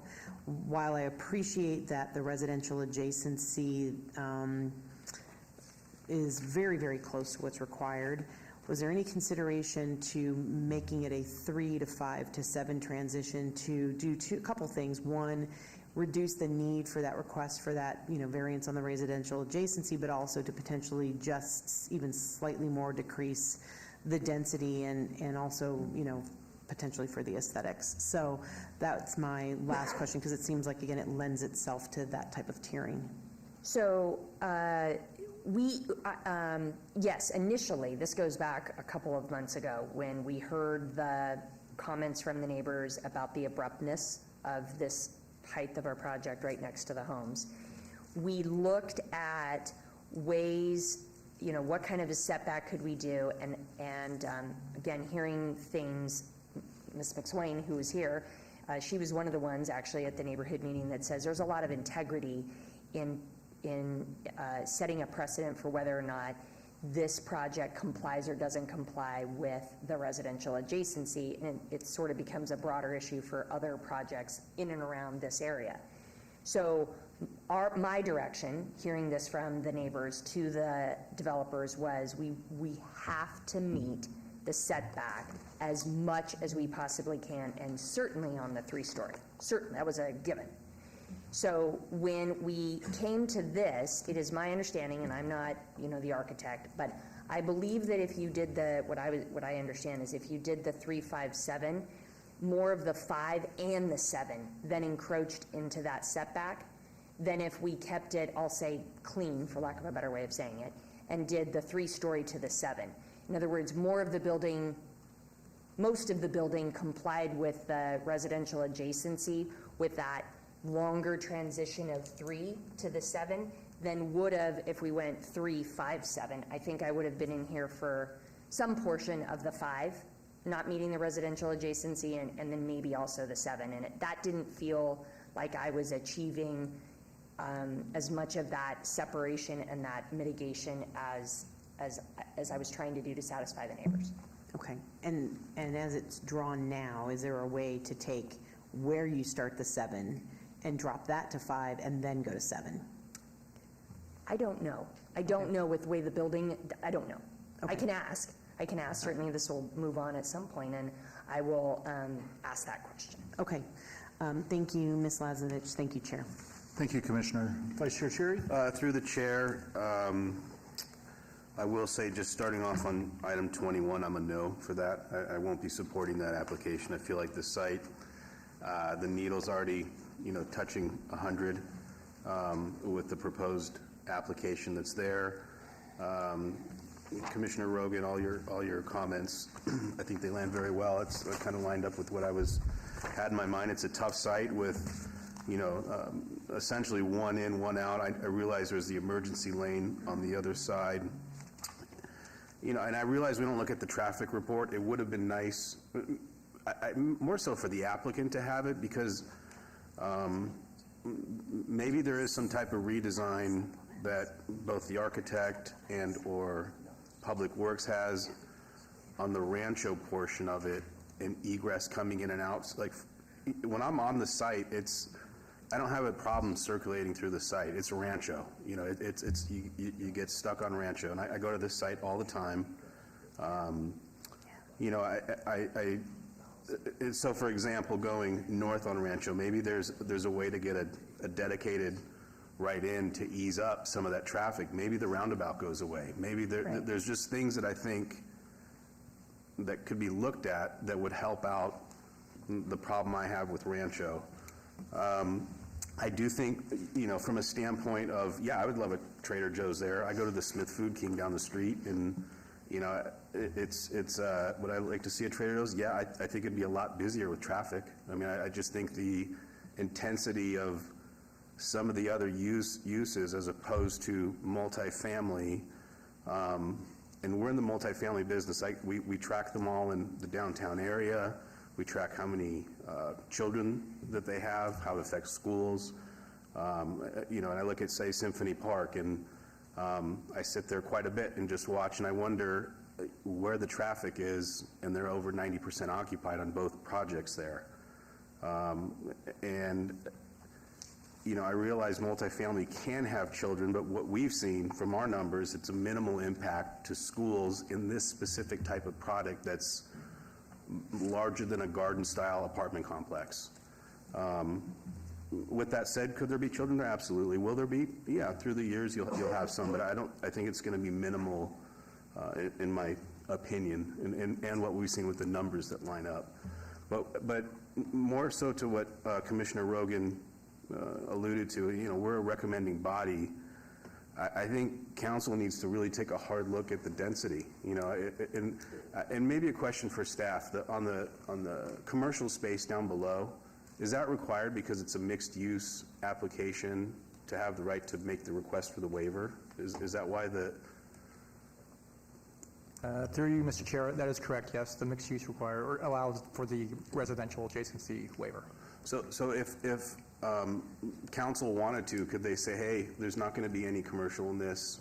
Obviously, they can do what they want with amount of units, increasing, decreasing, whatever it is, but specific to the commercial, Is that something that they are able to look at as well? Or is it more limit the size of it that's in the mixed-use application? It's more about the actual size and the actual setback. I know without the commercial component, there may be an issue with a waiver versus a variance, yes. Okay. Again, I sit with Commissioner Rogan on his comments, and 21, like I said, I'm a hard no on that one. And what was the nice word you used? Tepid? Yeah, I'm on the tepid area. I think I would need a strong recommendation to council to look at density. Thank you. Make a couple of comments myself. I've looked at this project, and I do understand the need for additional housing in multifamily units, especially near downtown. I understand we're not in downtown, but near downtown. And if it was on a different corner, even a block away, I think it would be easier for me to get behind it. I mean, it's a great-looking project. Housing's needed. The site's just tight. I mean, I remember when we voted on the Chick-fil-A years ago, and I didn't know that Chick-fil-A was going to have cars packed out of or around that building in 3 lanes and going back out onto Rancho. And many of the neighbors have reminded me of that decision over and over throughout the years. And so when I seen this come forward, it brought a little heartache just trying to understand, because I wanted to see something go on this property, and something will go on this property at some point, whether it's the residential right now or the commercial in the future. But I think for me, it's trying to find the right density. And I talked to staff, and I mean, we've held this many of times, and every time we have a planning commission briefing with planning staff, city attorneys, public works, fire, we all get together and we talk about these projects so we understand what some of the challenges are. And I was trying to find a way. Is there a way that we can go out the east? And no, you can't go out the east because you have the big exit ramp coming off the highway. If there was a frontage road, a service road or something, I would be 100% in support, because funnel people out to the service road. We looked at Sahara, but I mean, Sahara is so narrow, such a small stretch of Sahara before you get to Rancho, that would just be impossible. It would create so many more traffic jams. And then I threw out the idea, how about we block off that median and shoot everybody up north? Not saying any of these are right, wrong, whatever. I just wanted to see what everybody had to say. And then staff reminded me of the fact that, well, that's going to take a lot of people up and shove them into the neighborhood, U-turns, coming back out. So that wasn't an idea that I wanted to explore. So I know that y'all were working on that traffic study. I appreciate y'all doing that. That's something that you know, is never done before the Planning Commission, because you spend tens of thousands of dollars on a study before you get an approval. But I appreciate y'all going through and working on that. It would have been nice for me to be able to see like a completed report that staff could get behind. But just considering that, I don't think we can get the traffic in and out with all the traffic that we already have at this site, with adding 350 new residential units. There is a number in there. I don't know what that magic number is, but I think that number is much less than 350. So those are my comments. I think it's something needs to go there. Something will go there. But at this point, at 350 units, and you know, I appreciate the fact that we stepped it back and from a 3-story, 5-story, 7-story, and we got that residential adjacency setback. So we're pretty close there.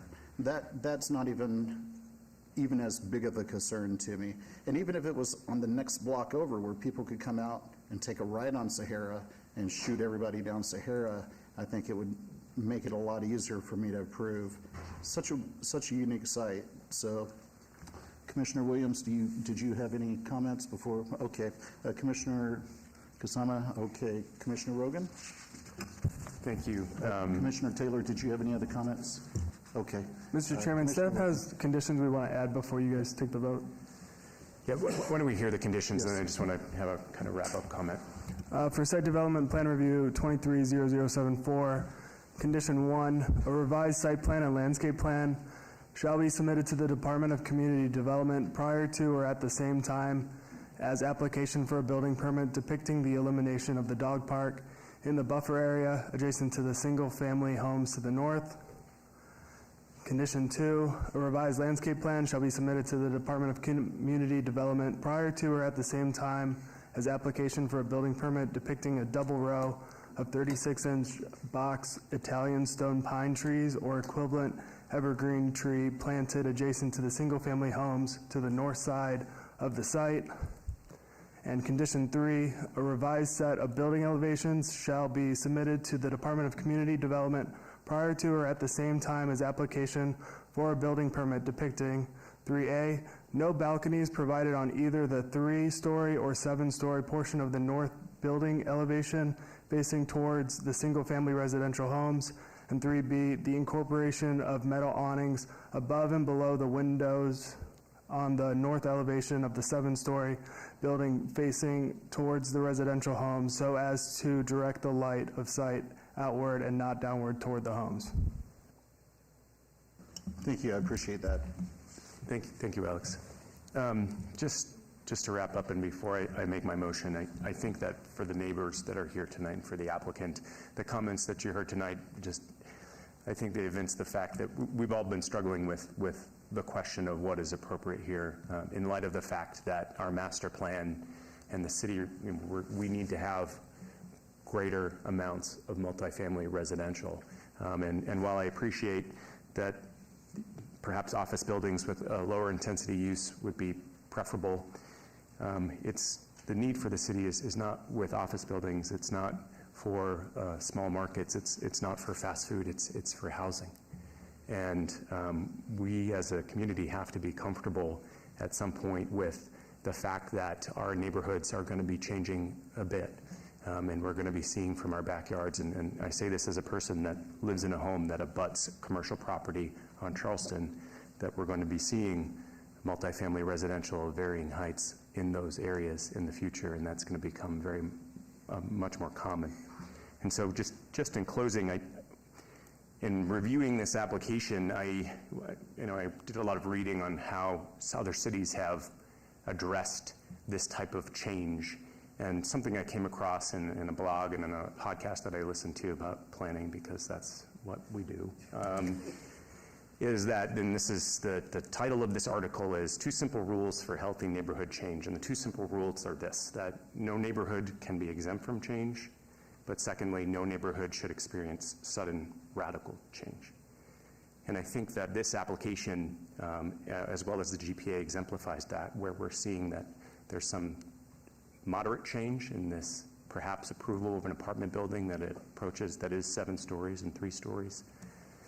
But we're recognizing that a GPA that allows unlimited density is the type of radical change that no neighborhood should experience. So with that, I'd like to move forward and make a motion on agenda item 18, project number 23-0074, SDR1, and make a motion for approval subject to staff's conditions and the amended conditions read into the record tonight. And Ms. Lazovich, you agree on behalf of your client to those conditions and amended conditions? Yes, we do. Thank you. There's a motion on the floor for approval. Please cast your vote.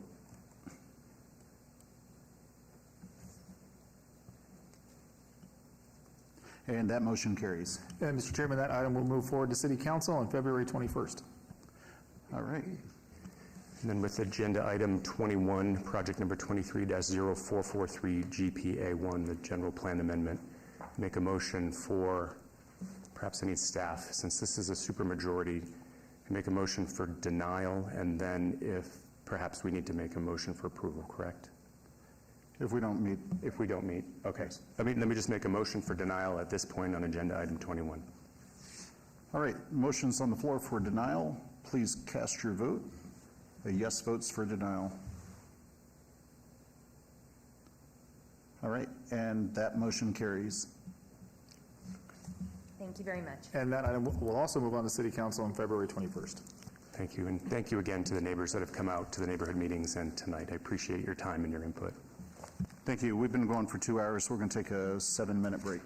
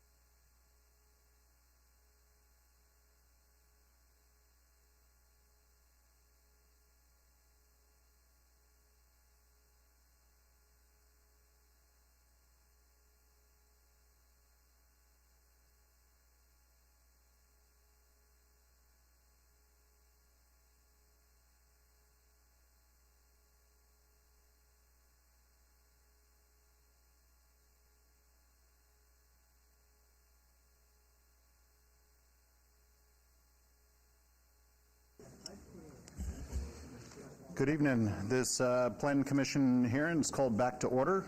We're going to start with item number 19, which is abeyance 23-0310, SDR1, applicant Herlos 1 LLC, owner DI Vegas LLC, for possible action on a land use entitlement project request for a major amendment to a previously approved site development plan review for the proposed addition of fuel pumps and a canopy to an existing commercial development on 1.60 acres at 5590 North Rainbow Boulevard, Ward 6. Staff recommends approval. Can we get the staff report, please? Mr. Chairman, the subject site is currently developed with an existing convenience store and gasoline station. The proposed addition will add 8 fuel pumps and canopy to the subject site. The proposed fuel pumps and canopy will be located on the southern perimeter of the site on a building pad which was previously approved for a drive-through restaurant. All of the perimeter landscaping will remain as previously approved with Site Development Plan Review SDR 60983. The new fuel pumps and canopy location complies with all setback requirements and has no impact on required parking. Therefore, staff recommends approval of the requested Site Development Plan Review. Thank you. Thank you. Good evening. Good evening, Commissioners, and Happy New Year to all of you. Lebanon Heaney, 520 South 4th Street, representing the applicant for this site plan review and an amendment to a previously developed commercial site with a gas station and a convenience store. The project is located on the southeast corner of Rainbow and Ann Road, which are 2 arterial streets. As read into the record by staff, the application is basically to amend this. It's a major amendment to include a gas canopy and 8 additional gas pumps to the site. The site meets all code requirements and complies with all code requirements as far as landscaping and buffering, and as well as setbacks. This application has been held or obeyed twice previously to work with Commissioner Taylor. I'm grateful to her for meeting with me throughout the holiday season. I bugged her a lot to discuss some issues and concerns she has with the application.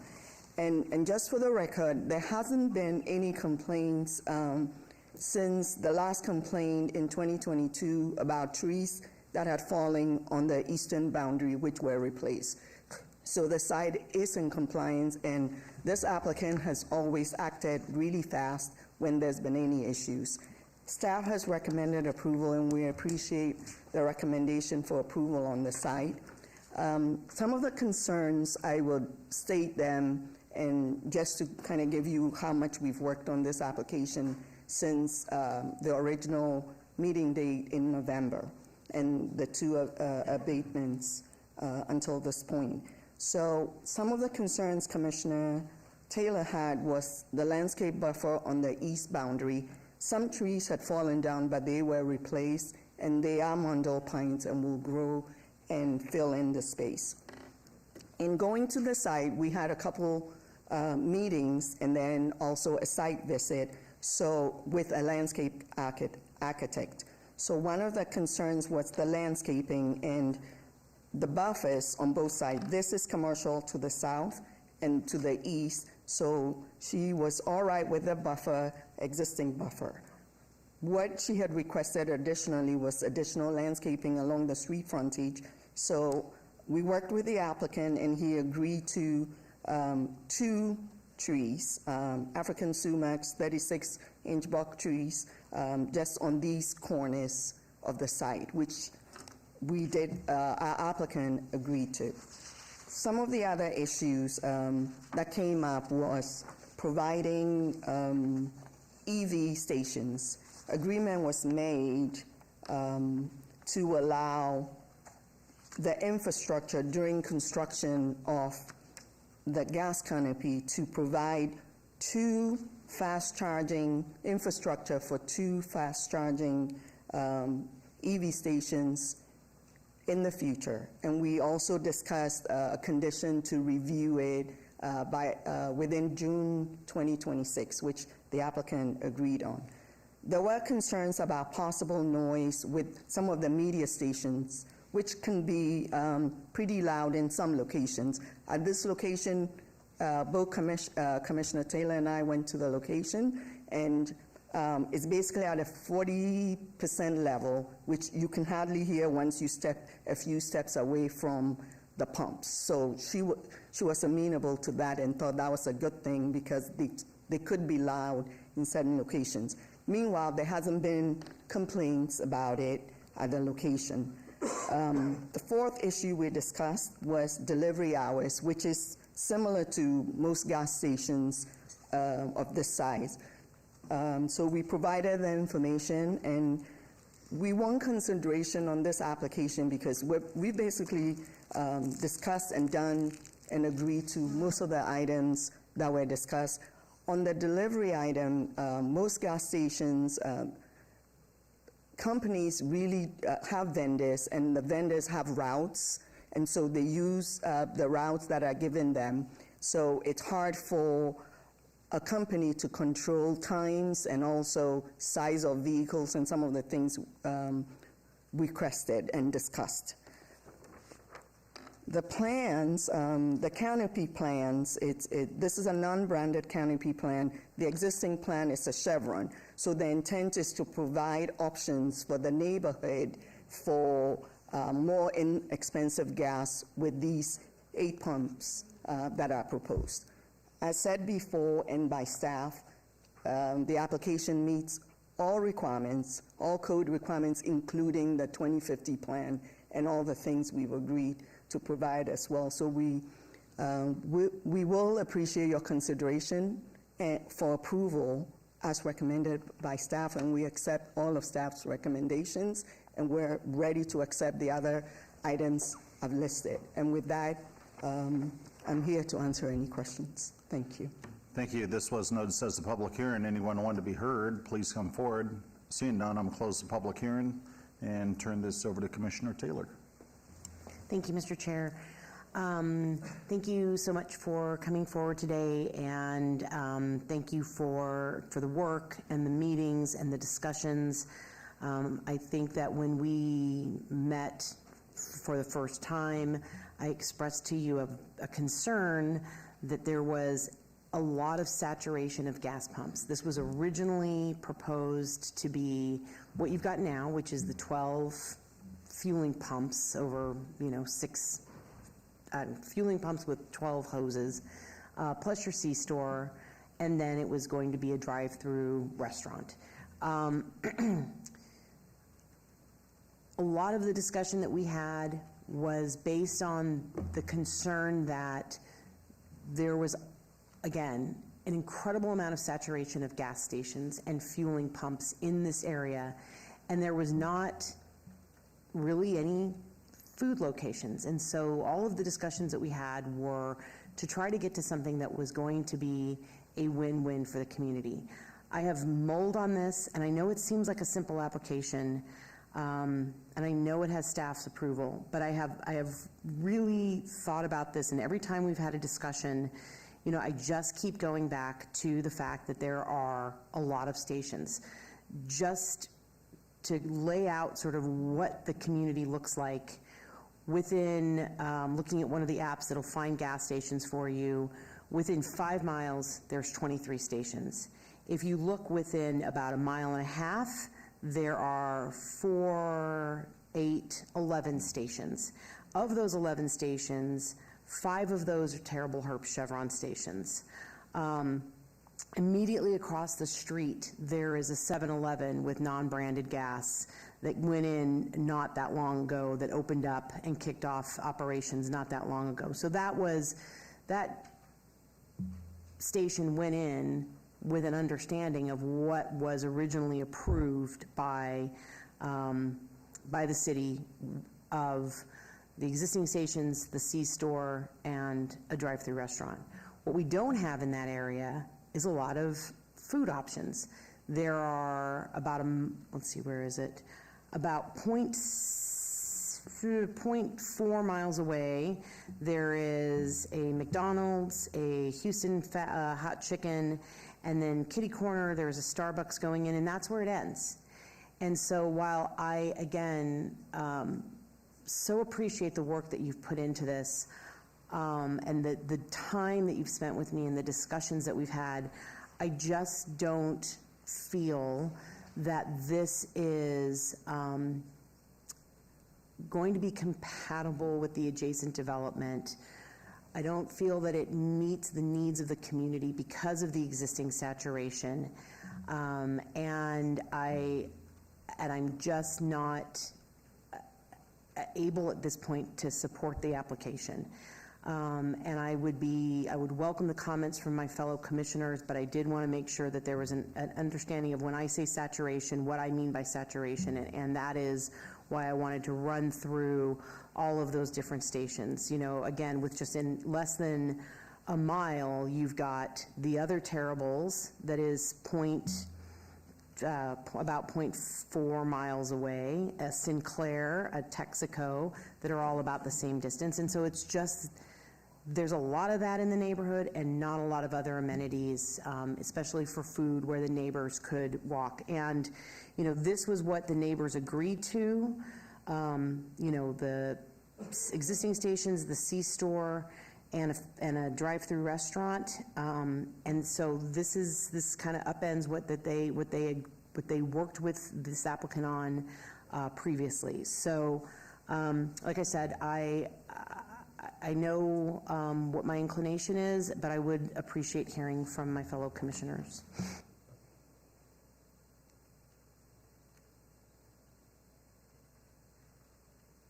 Through the chair, please. You know, I think the one thing that resonates with me that Commissioner Taylor just spoke about was how the neighbors, this was approved. I know Rainbow has been, you know, it's a heavily looked at conversation because of, there's a, I think what is it, a guideline for Rainbow and redevelopment through Rainbow going north and south. Isn't there staff, wasn't there a standard that we had on Rainbow? And I'm going back some years ago now because I remember some public hearing where we've had people come out. We're getting a yes, but he has to find it. I can't remember what it was called. I know there was a study, but I can't remember if there's like a plan like throughout with an initiative on Rainbow. Fast forward to that, I think the one thing that does resonate with me is you know, something that was approved that the general area has seen, it got passed. I think we found it. Yeah, Mr. Chair, through you, so I think what you're referring to is the Rainbow Boulevard North Corridor Plan. I couldn't remember the name. Yeah, and I'm going back some years and some time for some of these approvals up and down Rainbow, and you know, when we've had some public comment on that. So, you know, through the chair and Commissioner Taylor, I could understand your position on this and the facts that you said with some of the other items. Anyone else? Commissioner Rogan? I think that Commissioner Taylor is very committed to the ward and very responsive to the needs of the neighbors and how we think that Ward 6 should develop. I tend to agree with I think the premise that's there and implicit in her comments that we need probably fewer gas pumps and more electric charging stations in the future. I'm going to follow Commissioner Taylor's recommendation with the understanding that this is ultimately going to City Council, and Ms. in Lebany, you're going to have to continue to work with the City Council person on this to address perhaps some of the needs that have been, or some of the concerns that have been raised tonight by Commissioner Taylor and the rest of us to see this through. So I'm comfortable supporting you, Commissioner Taylor, on this. I would like to see, though, in the future that if we're going to be perhaps introducing some novel conditions like electric charging stations, that we were not doing it on an ad hoc basis, but according to some policy that's adopted by City Council, so that we're not, you know, ever accused of favoring or disfavoring a particular applicant with a significant, because these are expensive, with a significant investment in electric charging stations. So that's all I have to say, I guess. Thank you. Thank you. Commissioner Williams? Yes, through the chair, I appreciate the commissioner's due diligence. This is a situation of oversaturation of gas stations, and so just based on that alone, I won't be supporting it. Thank you. And just a quick comment. I know that we have the 2050 master plan and all of these items, but maybe at one of our upcoming briefings or something, staff can talk to us about electric charging stations and where we may go from here, and if we need to look at any kind of policies or anything, because I feel that it's important as more and more electric vehicles are coming on board. But Mr. Solis, you're leaning up to your mic. Did you have anything to say? No, I just wanted to concur, and then we can definitely do that with you and the commissioners to look into the electric vehicle charging stations. Thank you. Because I think that there's like certain parts of our town, such as my office and other places, which is downtown, and 4 blocks over from my space, there's 30 superchargers, and then in the Arts District we have some, so we're seeing them a pretty good amount downtown, but I could see where there potentially could be a need in Ward 6 or maybe Ward 2 or other parts of our city where there aren't as many options for charging these electric vehicles, and maybe we look at implementing some sort of policy to add those. But those are my comments. Commissioner Taylor? Thank you, Mr. Chair, and thank you, Mr. Solis. We'll welcome an opportunity to talk about broader EV planning in the city. And so with that, I am going to make my motion for denial of item 23-0310, site development review. Thank you. Motion's on the floor for denial. Yes votes for denial. Please cast your vote. And that motion carries. Yeah, Mr. Chair, that item will move on to City Council on February 21st. Thank you. Moving on to item number 23, abeyance 23-0478, applicant Terrible Herbs Incorporated, owner Sparks, for possible action on the following land use entitlement project request on 1.55 acres at 1500 West Bonanza Road, Ward 5. Staff recommends denial. 23A is abeyance 23-0478 VAR1 to allow a 6-foot perimeter landscape buffer where 15 feet is required. 23B is abeyance 23-0478 SDR1 for a major amendment to a previously approved site development plan review for a proposed addition of fuel pumps and canopy to an existing commercial development with a waiver of perimeter landscape buffer requirements. Can we get the staff report, please? Mr. Chairman, this item was obeyed from the December 12, 2023 Planning Commission agenda at the applicant's request. Since that time, the site and landscape plans have been modified to increase the landscape buffer along Harvey Munford Street from 6 feet to 10 feet, where 15 feet is required, and to show an 8-foot buffer along the north property line to conform to Title 19 requirements. Although the fuel canopy is compatible with the development, the request for a variance to reduce the perimeter landscaping, which was required through a previous action, is deemed to be a self-imposed hardship. Staff therefore recommends denial of the requested variance and site development plan review, subject to conditions if approved. Thank you. Thank you. Good evening. Good evening again, and thank you for the previous action. Lebony Ohini, 520 South 4th Street, representing the applicant for a site plan amendment, which is a major amendment in addition to this location. The site is located on the northwest corner of Martin Luther King Boulevard and the north side of Bonanza Road. The request, it's in a C1 zone.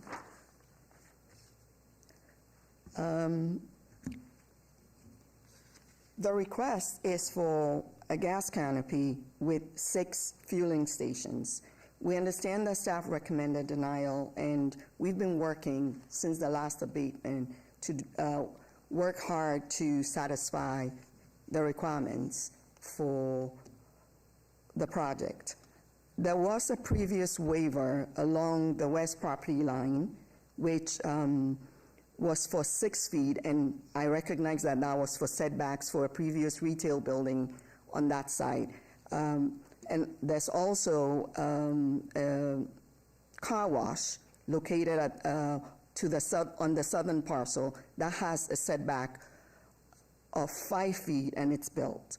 In looking at the site and trying to improve on the site, we increased the landscape buffer to 10 feet, taking into consideration the car wash and the entry, and based on the circulation for the gas pumps on the site, we were only able to increase the landscaping on the west side to 10 feet instead of the required 15 feet because of this island, which is the entry into the car wash, and these are existing conditions. On the northern portion, the buffer was increased, and actually this island was also created to improve entry into the site, and additional landscaping was included on that buffer in this area because none existed before to ensure there is no access to Harvey Mumford, and really the reason for the waiver for that 10 feet instead of 15 feet, considering that there was a 6-foot waiver previously for a building that could have gone there, the retail building, we were only able to increase the landscaping to 10 feet. And with that said, we'll appreciate your recommendation of approval for the site changes we've done for this application, and we'll accept all of staff's conditions in the agenda. Thank you. Thank you. This was noticed as a public hearing. Anyone wanting to be heard, please come forward. Seeing none, I'm close the public hearing. Turn this over to Commissioner Williams. Thank you, Mr. Chair. And as noted, we have obeyed this project to try and figure out how to get as close as possible to the 15 feet. It's now at 10 on the landscape buffer. I can actually get behind this.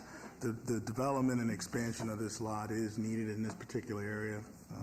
I guess you could say that's the opposite of what we just talked about, but I'm actually ready to make a motion on this project. Please do. Item 23-0478, I'd like to make a blanket motion A through B for approval. Motion is on the floor for approval. Please Subject to staff's conditions. I know you said you agree with all the staff's conditions. Yes. Please cast your vote. And that motion carries. And that item is final action tonight, unless appealed to the city clerk in 10 days. Thank you. Moving on to item number 24, abeyance 23-0522 VAR1, applicant owner, Gazelle Pedrosa. Thank you, Commissioners, and good evening. Sorry. For possible action on the following land use entitlement project request to allow a 1-foot side yard setback where 3 feet is required, a 1-foot rear yard setback where 3 feet is required, and a 1-foot separation from the primary dwelling where 6 feet is required for an existing residential accessory structure, casita.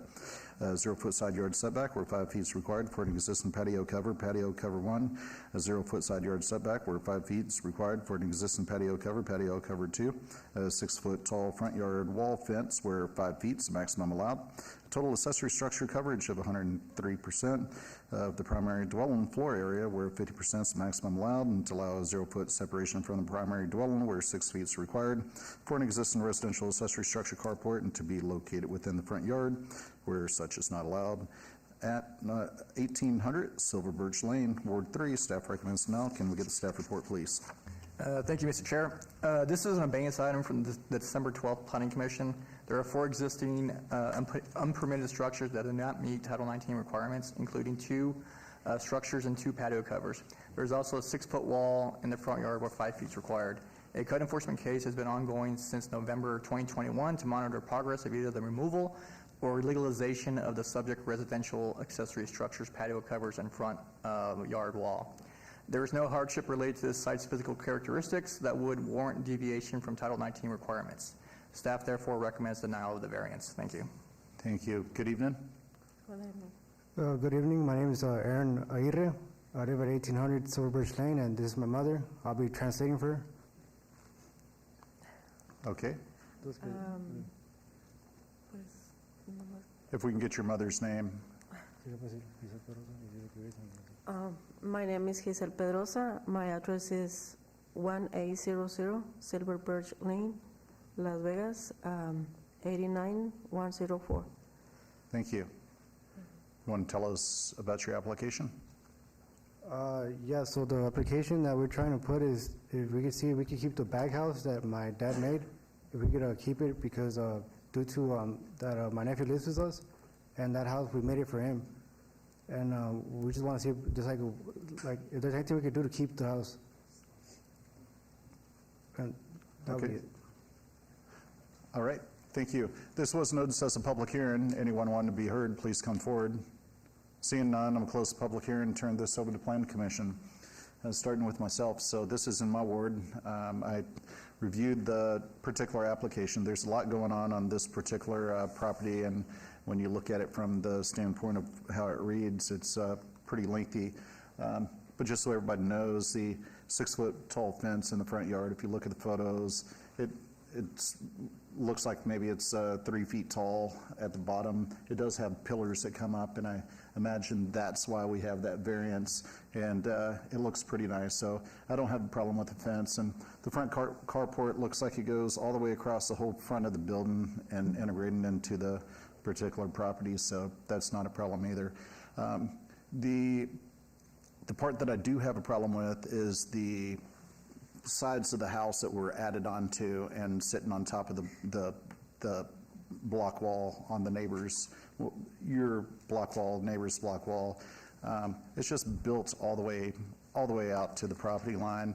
Even your sheds in the backyard, whatever, I can get behind those, because almost everybody, I'd say at least 95% of the people on your block has those sheds, and they're built up to the property line. So I have to say it's compatible and harmonious with everything else there. I can't get behind the part where, where the house was added onto all the way up to the property line on both sides. This isn't a zero lot line property, and I don't think it should be developed that way. So I would ask that y'all rip that portion down. You'll have to get with the building department to go through building permits and figure out how to fireproof and make sure that all your inspections are brought up to code on everything else. But the front yard actually looks pretty nice. So, I got to ask you, it could go two ways: denial for everything, or would you like to? Would you be open to taking down what's on the side of the house up to the block wall and opening that back up? Leave the sheds, leave the carport, leave the fence.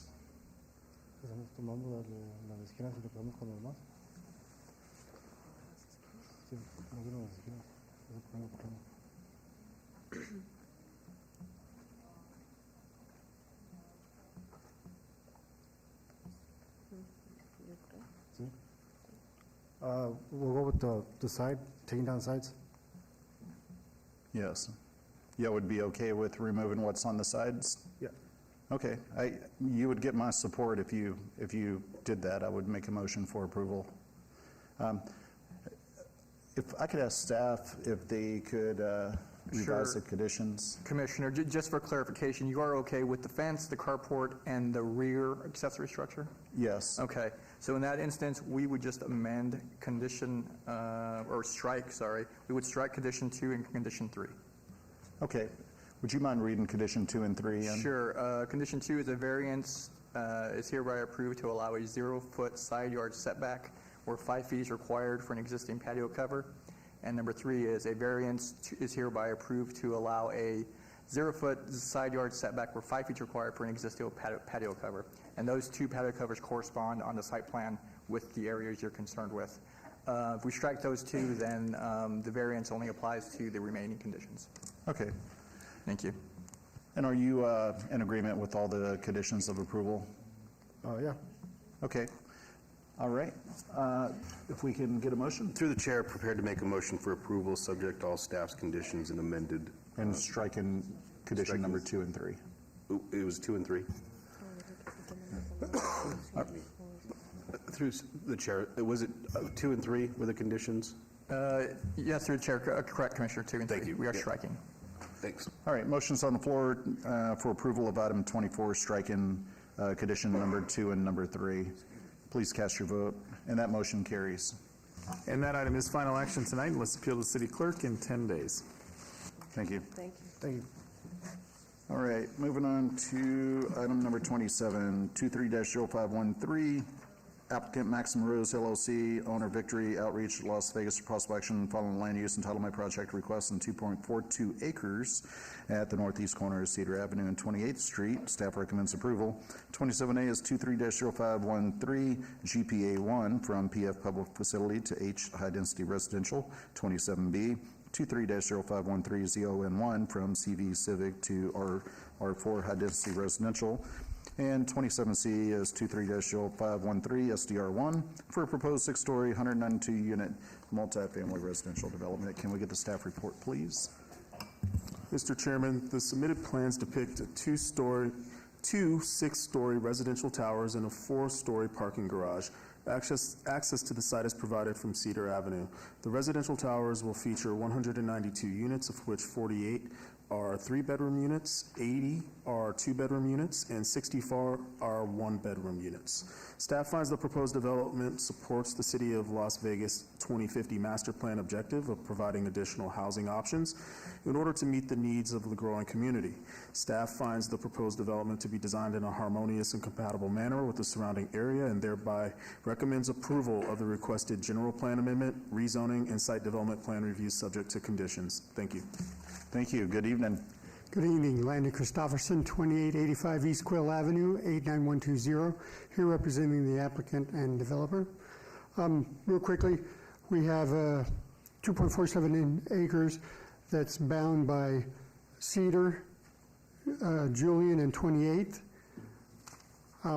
As you can see, we have 2 towers joined by 1 level on top of the parking structure of residential units, and then we have parking inside the adjacent parking structure, as well as the entry on site that gets access off of Cedar Avenue.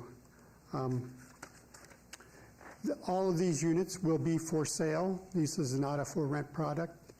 Talking with the councilwoman, she prefers that we do all for sale, and that was what the intention was when we first met on the project. As far as landscaping, we meet all the requirements on the landscaping in the front, back, and sides. And then as far as the look of the project, you can see it's very modern, but again, provides enough open space with the project, as well as we have on the top of the residential that's 5-story. On top of that, there will be amenity areas for the residents, such as pool, clubhouse, and workout space. With that, I'm here to answer any questions you may have. And thank you. This was noticed as a public hearing. Anyone wanting to be heard, please come forward. Seeing none, I'm going to close the public hearing and turn this over to the Planning Commission. This is in my ward as well. I appreciate you bringing this forward. Great project. This is going to provide a lot of housing that we need in our ward. So I don't really have any other comments on this one. If nobody else does, Vice Chair, could we get a motion? Yeah, through the chair, item number 27, prepared to make a blanket motion for approval, subject to all staff's conditions. Thank you. Blanket motion for approval on the floor. Please cast your vote. And that motion carries. And Mr. Chair, that item will move on to City Council on February 21st. Thank you. Item 28 is 23-0514 VAR1, applicant owner Carol A. Gorey, for possible action on a land use entitlement project request to allow a 16-foot tall residential accessory structure to exceed the height of the principal dwelling where such is not allowed. 2-foot side yard setback where 5 feet is required, a 5-foot separation from the main dwelling unit where 6 feet is required, and to not be aesthetically compatible with the principal dwelling unit where such is required. On 0.46 acres at 9551 West Washburn Avenue, Ward 4, staff recommends denial. Can we get the staff report, please? Mr. Chairman, as no evidence of a unique or extraordinary circumstance relating to the physical characteristics of the property has been presented to warrant the requested variance, staff finds the hardship to be self-imposed and recommends denial of the variance. Thank you. Thank you. Good evening. Good evening, Commissioners. Jessica Lane, representing Proficient Patios, well, with Proficient Patios representing Ms. Carol Gorey. We were hired by Mrs. Carol Gorey to design a patio structure to provide shade coverage for her RV. As you see here, this is her current, it's kind of dark, but this is her current RV, and this is how it looks now. Would like to state we have not built the structure yet. We are here, obviously, requesting permission first. So starting off, that is how it is. We first started off, it was going to be a freestanding patio cover, just like this plan shows here. So this is her side yard, her front area. Freestanding patio cover, and the reason we were having to do it freestanding is just because of the height. If you notice the height of the RV, it wouldn't allow me to attach to the house directly there. So we were needing to put it on as freestanding. As you see here, that was leaving us about a 2-foot setback to the side. Staff did come and reach out to us asking if we could attach it or why we were partially attaching it, and really that's just a design. We weren't sure if you guys were wanting to have it attached or freestanding. We can kind of go either way. If you do need me to attach, we did let staff know that we were attaching with header beams to the house if you wanted to call it for attached. They mentioned on one of the emails that they wanted it not to have gaps for it to consider, so we're open on that, whatever comes up today at this meeting on that. So that's as far as separation and attachment or freestanding, because I know that was a question. This is somewhat the elevation drawings, just to kind of give you an idea. I noticed that the staff wrote that it was higher in height than the house. It is still, if you notice, the house is still a gabled design, as it is here, so it is still lower. It's still going to be lower in height than the house. It's just a little bit higher on this side. As far as color, the color will match the color of the house, so it could be aesthetically pleasing. Customer has gotten HOA approval. I do have that, and she also has gotten signatures from all her neighbors. Staff asked specifically this morning if she had approval from her neighbor on this side, and yes, we do have that in writing as well. That's pretty much where we stand, if you guys have any questions. Thank you. This was noticed as a public hearing. Anyone wanting to be heard, please come forward. Seeing none, I'm going to close the public hearing and turn this over to Commissioner Kasama. Hi, thank you for your time. So regarding this item, pretty straightforward on my end. The biggest concern would be if the neighbor that is directly abutting this would have issues. You have that in writing, and I had noticed earlier that no protests had been logged after the notification. But with that in mind, I'm sure you will make sure that the structure is aesthetically pleasing and harmonious with the rest of the neighborhood, and this is a neighborhood that is built for the RV lifestyle and other such things. So unless there's any other comments from the rest of the commission, I'm happy to make a motion to approve. Thank you. Please do. Then with that, I'd like to make a motion to approve item 28, 23-0514, variance 1, subject to any other staff conditions, but go. Thank you. Motion's on the floor. Please cast your vote. And that motion carries. Thank And you. that item will move on to City Council on February 21st. Thank you. Good night. Moving on to item number 29, 23-0530, applicant Vita Bona LLC, owner Chia Trinidad Trust, and Arnold Manogue, for possible action on the following land use entitlement project request on 1.66 acres on the south side of Owens Avenue, approximately 830 feet east of Marion Drive, Ward 3. Staff recommends approval. 29A is 23-0530 ZON1 from R2, medium low-density residential, to RTH, single-family attached. 29B is 23-0530 VAR1 to allow non-standard residential street termini where a cul-de-sac or hammerhead is required, to allow a 1.0 connectivity ratio where 1.30 is the minimum required, and to allow a private street without a gate to not meet public street standards. 29C is 23-0530 TMP1 Aviana at Owens for a proposed 24-lot single-family residential subdivision. Can we get the staff report, please? Thank you, Mr. Chair. The applicant has requested a rezoning from R2 To RTH, staff finds that the rezoning conforms to the general plan and supports the housing goals of the 2050 master plan. Staff recommends approval of the rezoning. The applicant's also proposing a 24-lot residential single-family subdivision, attached subdivision, with a variance to allow 3 deviations of Title 1904 complete street standards, including connectivity ratio, non-standard street termini, and ungated streets not conforming to public street standards. Staff finds that no extraordinary circumstance warrant the requested variance associated with the submitted tentative map, and as such, staff recommends denial of the variance and tentative map. Thank you. Thank you. Good evening.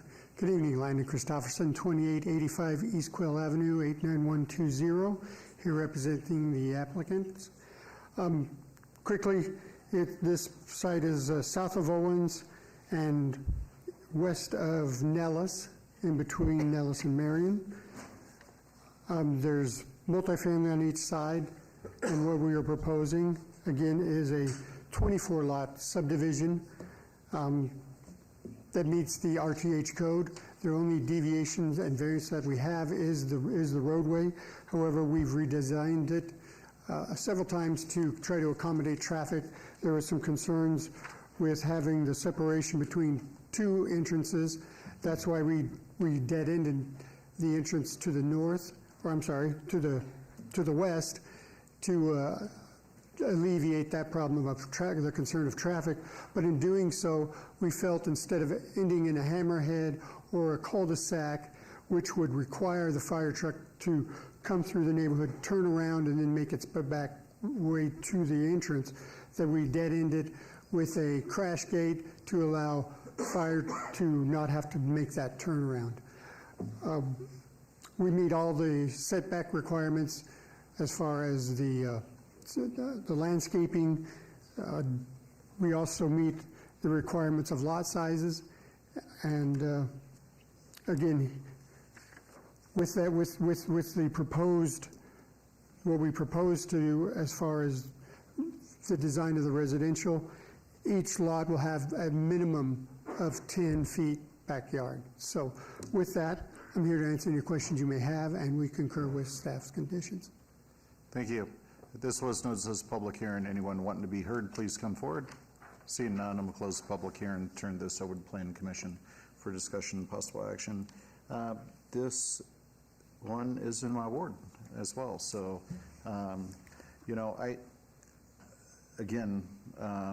the need for housing in our ward, and it seems like the biggest issue is just the, that connectivity ratio, and I don't know what you would do to even resolve that, because I don't think you could easily put a gate in anywhere. What's to the east and west of you? Both of those are multifamily.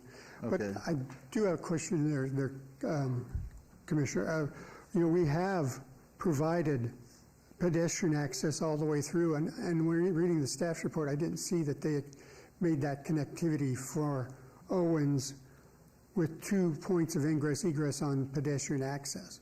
So you do have a pedestrian, where you have the crash gate, you also have a pedestrian gate going out to Yeah, the we have a street? pedestrian here, and then again here at the entrance. All right. I don't think there's a lot more that we could do for connectivity there, but can you point again at the entrance? What's the line that goes and jogs right there?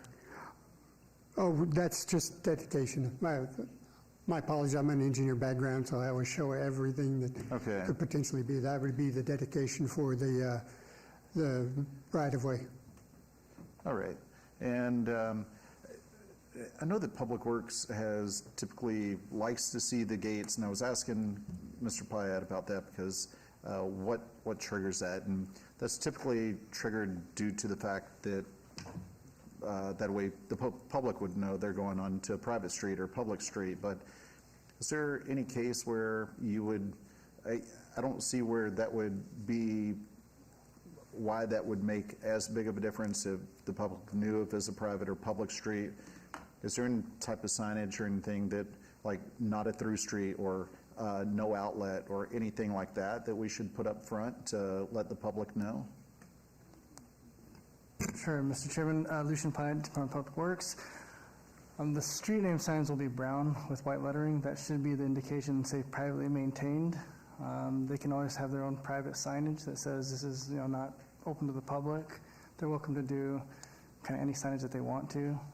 Again, our code requires private streets to be gated because if you have to let the public in, then it's without a gate, essentially anyone can come in. And that's really why the code requires a gate if it's going to be private and not to meet public standards. Okay. All right. Thank you. I really don't have as big of an issue with this. We've approved quite a few of them in the past without that gate. So if there's no other comments, looking for a motion. Through the chair, on item number 21, I'll make a 29. Excuse me, my apologies. Item number 29, a blanket motion for approval, subject to all staff's conditions. All right. Motion's on the floor for approval. Please cast your vote. And that motion carries. And Mr. Chairman, that item will move on to City Council on February 21st, and I have a correction. Item 28, the previous item, that item should have been final action unless appealed to the city clerk in 10 days, and we'll let the applicant know. Thank you. Thank you for your time this week, Commissioner. No problem. Item number 30 is 23-0552, SUP1, applicant Sofalden S. Baji, owner is 4631 WSM LLC, for possible action on a land use entitlement project request for a proposed 1,500 square foot alcohol off-premise full use at 3900 North Rancho Drive, Suite 104, Ward 5. Staff recommends approval. Can we get the staff report, please? Mr. Chairman, the applicant proposes to operate a convenience store with off-premise alcohol sales within an existing vacant tenant space. Per the submitted justification letter, the applicant indicates that the proposed business would operate from 8 a.m. to midnight, offering a variety of liquors, wine, beer, snacks, and soft drinks. There are no protected uses within 400 feet of the subject site, nor any alcohol off-premise full establishments within 1,000 feet of the subject site. Staff finds the proposed alcohol off-premise full use can be conducted in a manner that is harmonious and compatible with the existing surrounding commercial land uses and future surrounding land uses. Therefore, staff recommends approval of the requested special use permit. Please note there have been additional letters of protest submitted since publication. Thank you. Thank you. Good evening. Good evening. My name is Saif Alden. Last name is Baji. 2616 Frontier Road, Henderson, Nevada 89074. Thank you. This is my second liquor store in the city, by the way. We are like convenience to everybody around the area. My landlord contacted me and she said that this location is perfect for me to be over there because there is a lot of buildings coming out and everything. So I agreed to her. And first thing I contact with the Christian Gate, he said, like we gotta do the planning, everything. I have the planning right here. So basically the business has liquor, wine, and beer, and more into that. We sell like even medicine, we sell food, we sell canned food.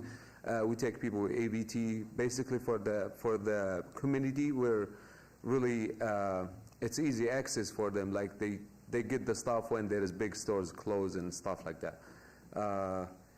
There is, if you see in this right here, this where is the entrance to it, and then we are building a 12-door cooler in that side right here. And then we're doing the cashier register and stuff like that in this side. Restroom is already there. The office is already there. Exits is already there. We're building a beer cave. I don't know if you guys are familiar with that. That is inside the building. A beer cave to walk in it and get beers. So basically that's all the project. Thank you. This was noticed as a public hearing. Anyone wanting to be heard? Seeing none, I'll close the public hearing and turn this over to Commissioner Williams. Thank you, Mr. Chair. Mr. Baji, is it Baji? Baji. Baji. Mr. Baji, is it primarily a liquor store, or is it what type of store are you? It's a liquor store, but you know, every liquor store, I have one in the same city. Every liquor store has everything in it, like literally food,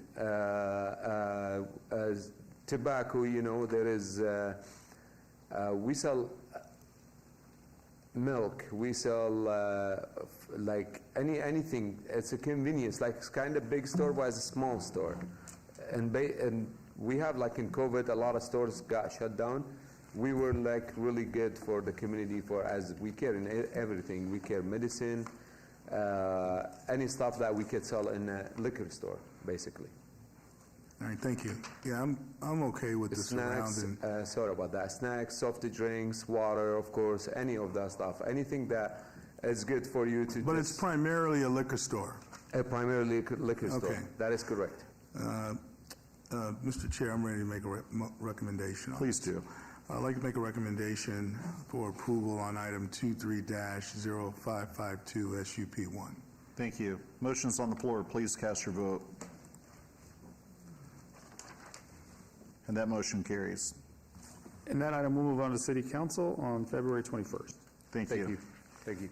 Item 31 is 23-0565 SUP1. Applicant Ephraim Zakin, owner is Vintage Vegas Gambling, for possible action on a land use entitlement project request for a proposed 5,721 square foot automobile rental use at 128 Fremont Street, Ward 5. Staff recommends approval. Can we get the staff report, please? Mr. Chairman, the applicant is requesting a special use permit to allow an automobile rental use in a 5,721 square foot tenant space within the Binions Hotel, where a 25,000 square foot site area is the minimum required. The submitted plans show there are sufficient parking and storage areas located across the site that will allow for this use in a manner that is harmonious and compatible with the adjacent commercial uses. Staff therefore recommends approval of the special use permit subject to conditions. Thank you.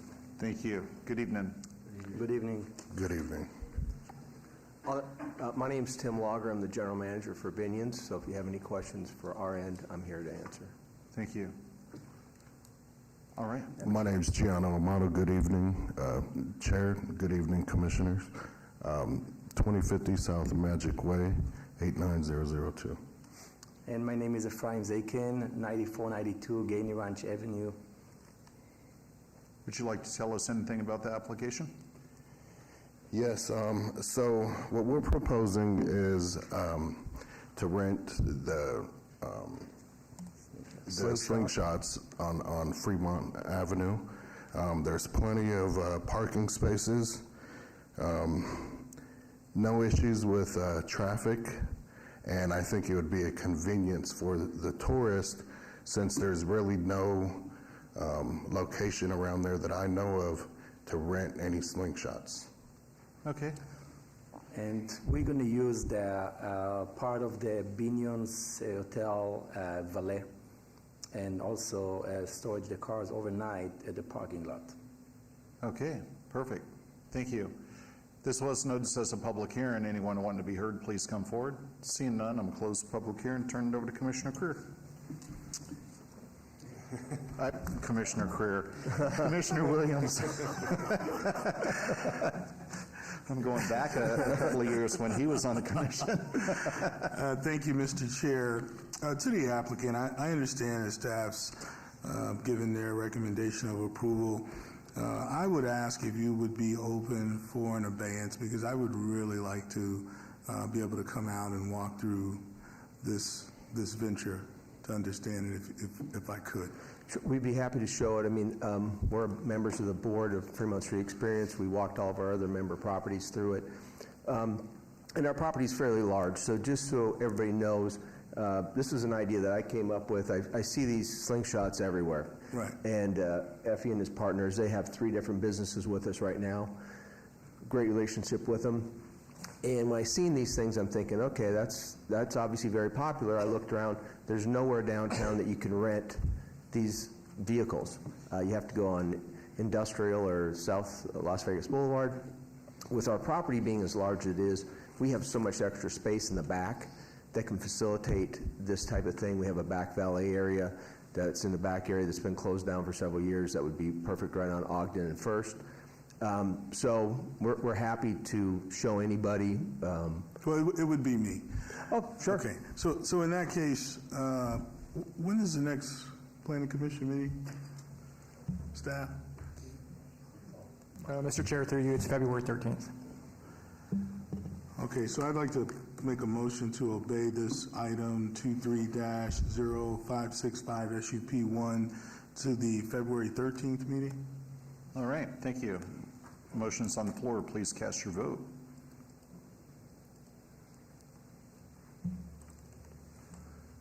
Then obviously, we just need a way for you to get with me. Yeah, I'll be in touch to come out. Okay, got it. Thank you so much. Great, that motion carries. Thank you. All right, moving on to item number 32, 39, and 42. So 32 is 23-0567 GPA1, applicant City of Las Vegas, owner Southern Nevada Rental Holdings LLC, for possible action on a land use entitlement project request from TOD2 Transit Oriented Development Low to GC General Commercial on 0.14 acres on the south side of Milo Way, approximately 172 feet west of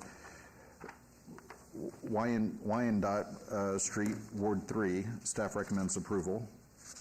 And 39.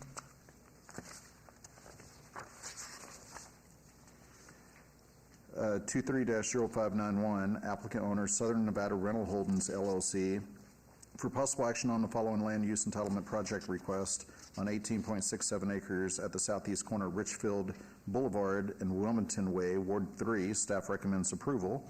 39A is 23-0591, ZON1 from R1, single family residential, to C2, general commercial. 39B is 23-0591, SUP1 for proposed mixed-use development. 39C is 23-0591, VAC1, petition to vacate public right-of-way. 39D is 23-0591, TMP1, Vegas, or revised Vegas Horizon for proposed two-lot commercial subdivision. And then item number 42 is 23-0592, DIR1, applicant owner Southern Nevada Rental Holdings LLC, for possible action on a land use entitlement project request regarding the First Amendment and restatement of the Vegas Horizon Development Agreement on approximately 16.97 acres at the southeast corner of Richfield Boulevard and Wilmington Way, Ward 3. Staff recommends approval. Can we get the staff report, please? Thank you, Mr. Chair. This is a request for the First Amendment and restatement of the Vegas Rising Development Agreement. The master developer has acquired an approximately 0.15 acre parcel and is requested to incorporate that into the overall Vegas Rising master plan area. This results in a need for a GPA rezoning special use permit to make it consistent with the remainder of the development. The Associated Director's business item amends the Vegas Rising Development Agreement, development standards, and exhibits to reflect the inclusion of this new parcel. A new tentative map and vacation has been included to reflect a new development footprint. The street vacation accommodates a slight shift of Milo Way. The master planned area meets the goals and objectives supported by the 2050 master plan for infill development and a mix of uses within the redevelopment area. As such, staff recommends approval. Thank you. Thank you. Good evening. Good evening, Jennifer Lazovich, 1980 Festival Plaza Drive, here tonight on behalf of the applicant. Many of you may recall that the original development agreement, GPA, and zone change for the mixed-use project that's going to go in this area was approved around a year ago, but there was one house that we had not been able to acquire at that time. So all of this is for the little dot that is right there. That required us to come back in, do a general, well, all the applications that Mr. Solis read into the record. We appreciate staff working with us. One thing I just do want to note for the record is that even though we have all these applications in front of you, even though we have an amended development agreement, our unit count goes up a little bit because we've just acquired that property, but we maintained all of the buffers that we had along Richfield. We are not changing any of those from what we agreed to with the neighbors, with this commission, and with the city council. That remains as it was in the initial development agreement. Okay, thank you. This was noticed as a public hearing. Anyone wanting to be heard? Seeing none, I'm going to close the public hearing, turn this over to myself. I don't think there's a whole lot to be said here. We flushed this out pretty well previously, and this is just cleanup from that one lot. So if nobody else has comments, Vice Chair, if we can get the chair must have paid a lot of money for that house. Item number 32, I'll make a motion for approval. And All that's right, motion's on the floor. Subject to all Subject. staff's conditions. Thank you. Do you agree to all staff's conditions? Yes, we do. Motion's on the floor for item number 32. Please cast your vote. And that motion carries. Thank you. And that item will move on to City Council on, February 21st. Through the chair, I believe it's item 39 was Correct. the next one. Make a blanket motion for approval, subject to all staff's conditions. Motion is on the floor for approval, item number 39. Please cast your vote.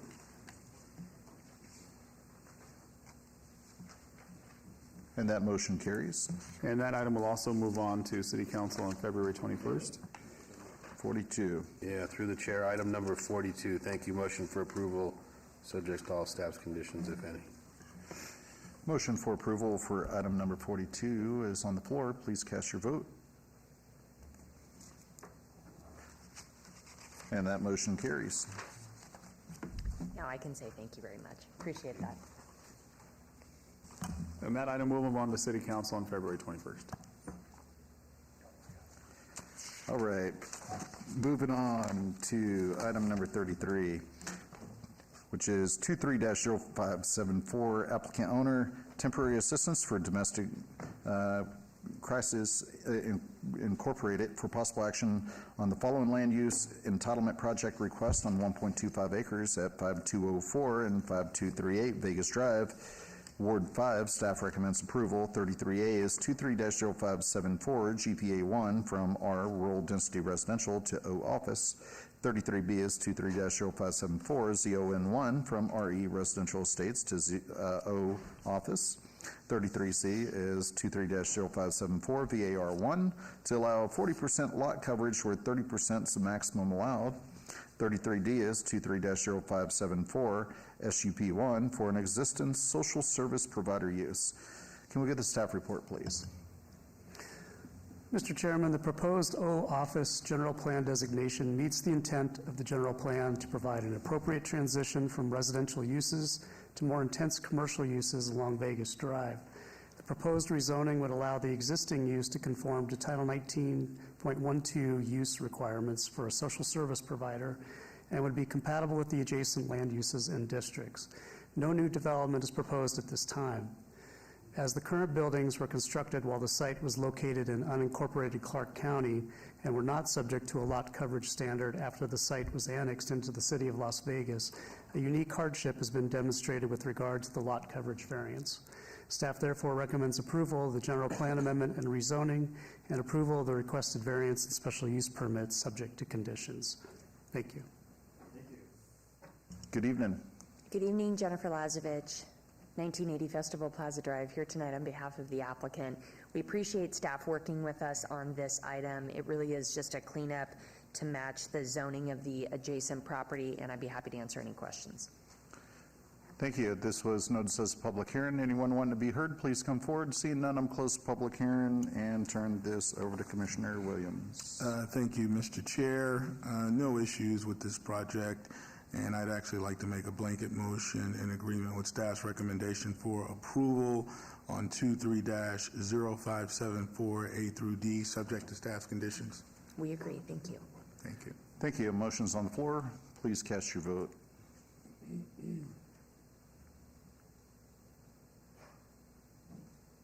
And that motion carries. And that item will move on to City Council on February 21st. Thank you. Item 35 is 23-0584, VAR 1, applicant owner Aaron Kennedy for possible action on land use entitlement project request to allow a 0-foot side yard setback where 3 feet is required for an existing residential accessory structure, detached shade structure, to allow a 3-foot separation from the primary dwelling unit where 6 feet is required for an existing residential accessory structure, detached shade structure 2 and shed 1, and to allow 4-foot separation from the primary dwelling unit where 6 feet is required for an existing residential accessory structure on 0.23 acres at 5536 Galena Point Street, Ward 6. Can we get the staff report, please? Mr. Chairman, as no evidence of a unique or extraordinary circumstance relating to the physical characteristics of the property has been presented to warrant the requested variance, staff finds the hardship to be self-imposed and preferential in nature. Therefore, staff recommends denial of this variance request. If approved, it will be subject to conditions, including a requirement for the necessary building permits to be obtained and final inspections completed for the existing structures. Please note there were additional documents of protest received after publication. Thank you. Thank you. Good evening. Hi, I am Erin Kennedy at 5536 Galena Point Street, and this is my talented husband. I'm Bruce Steffen. I'm her husband. Thank you. Would you like me to explain the structures in our backyard? Please. Or? Okay. Actually, that's the picture my husband took of our house above. Drone. So fun. But basically, I think the first gazebo that you're questioning, the basic story on that is we had a small gazebo that had a cloth top that kept ripping. We went to Sam's Club one day and saw the hard top and went, hey, we need that one. So we came home, measured, and the first thing we did was ask our neighbor, are you okay with us putting this in? They said, of course. They're sweet people. We also have letters from all of our neighbors that are okay with everything that we've done. Would you like to turn those in for the record? I'm sorry? Would you like to turn those in for the record? Sure. I would love to. Thank you. They've been burning a hole in my pocket. Okay. One of them in there told us to do anything we want in the backyard. Well, they're not here. They're so sweet, so sweet. The second gazebo in question, my husband built me a beautiful patio table, and he wanted to keep it beautiful. So we, on Amazon, bought another beautiful gazebo. Thank you. So that's why, first, I mean, we know we have to be 3 feet from our back wall because we know we've talked to the city before about we're city, we're not county. Go ahead. Sure. That goes back like 20 years ago when I started building this stuff. I called and they said, yeah, in the city we only need to be 3 feet. Now everybody says it's 6. So I don't know what happened. But that had a dual purpose on that. The table that I built is all redwood. It's a nice one. And this is for shade for our pool so people have places to go, to cover the table for when we go out there and eat. We have company and stuff, and it's right by the back door and right by the pool. So it's a dual purpose gazebo. Go ahead, I'm sorry. I didn't mean to interrupt, but I wanted to explain. You're good, babe. You are good. The workshop. The workshop that's next to the pretty table.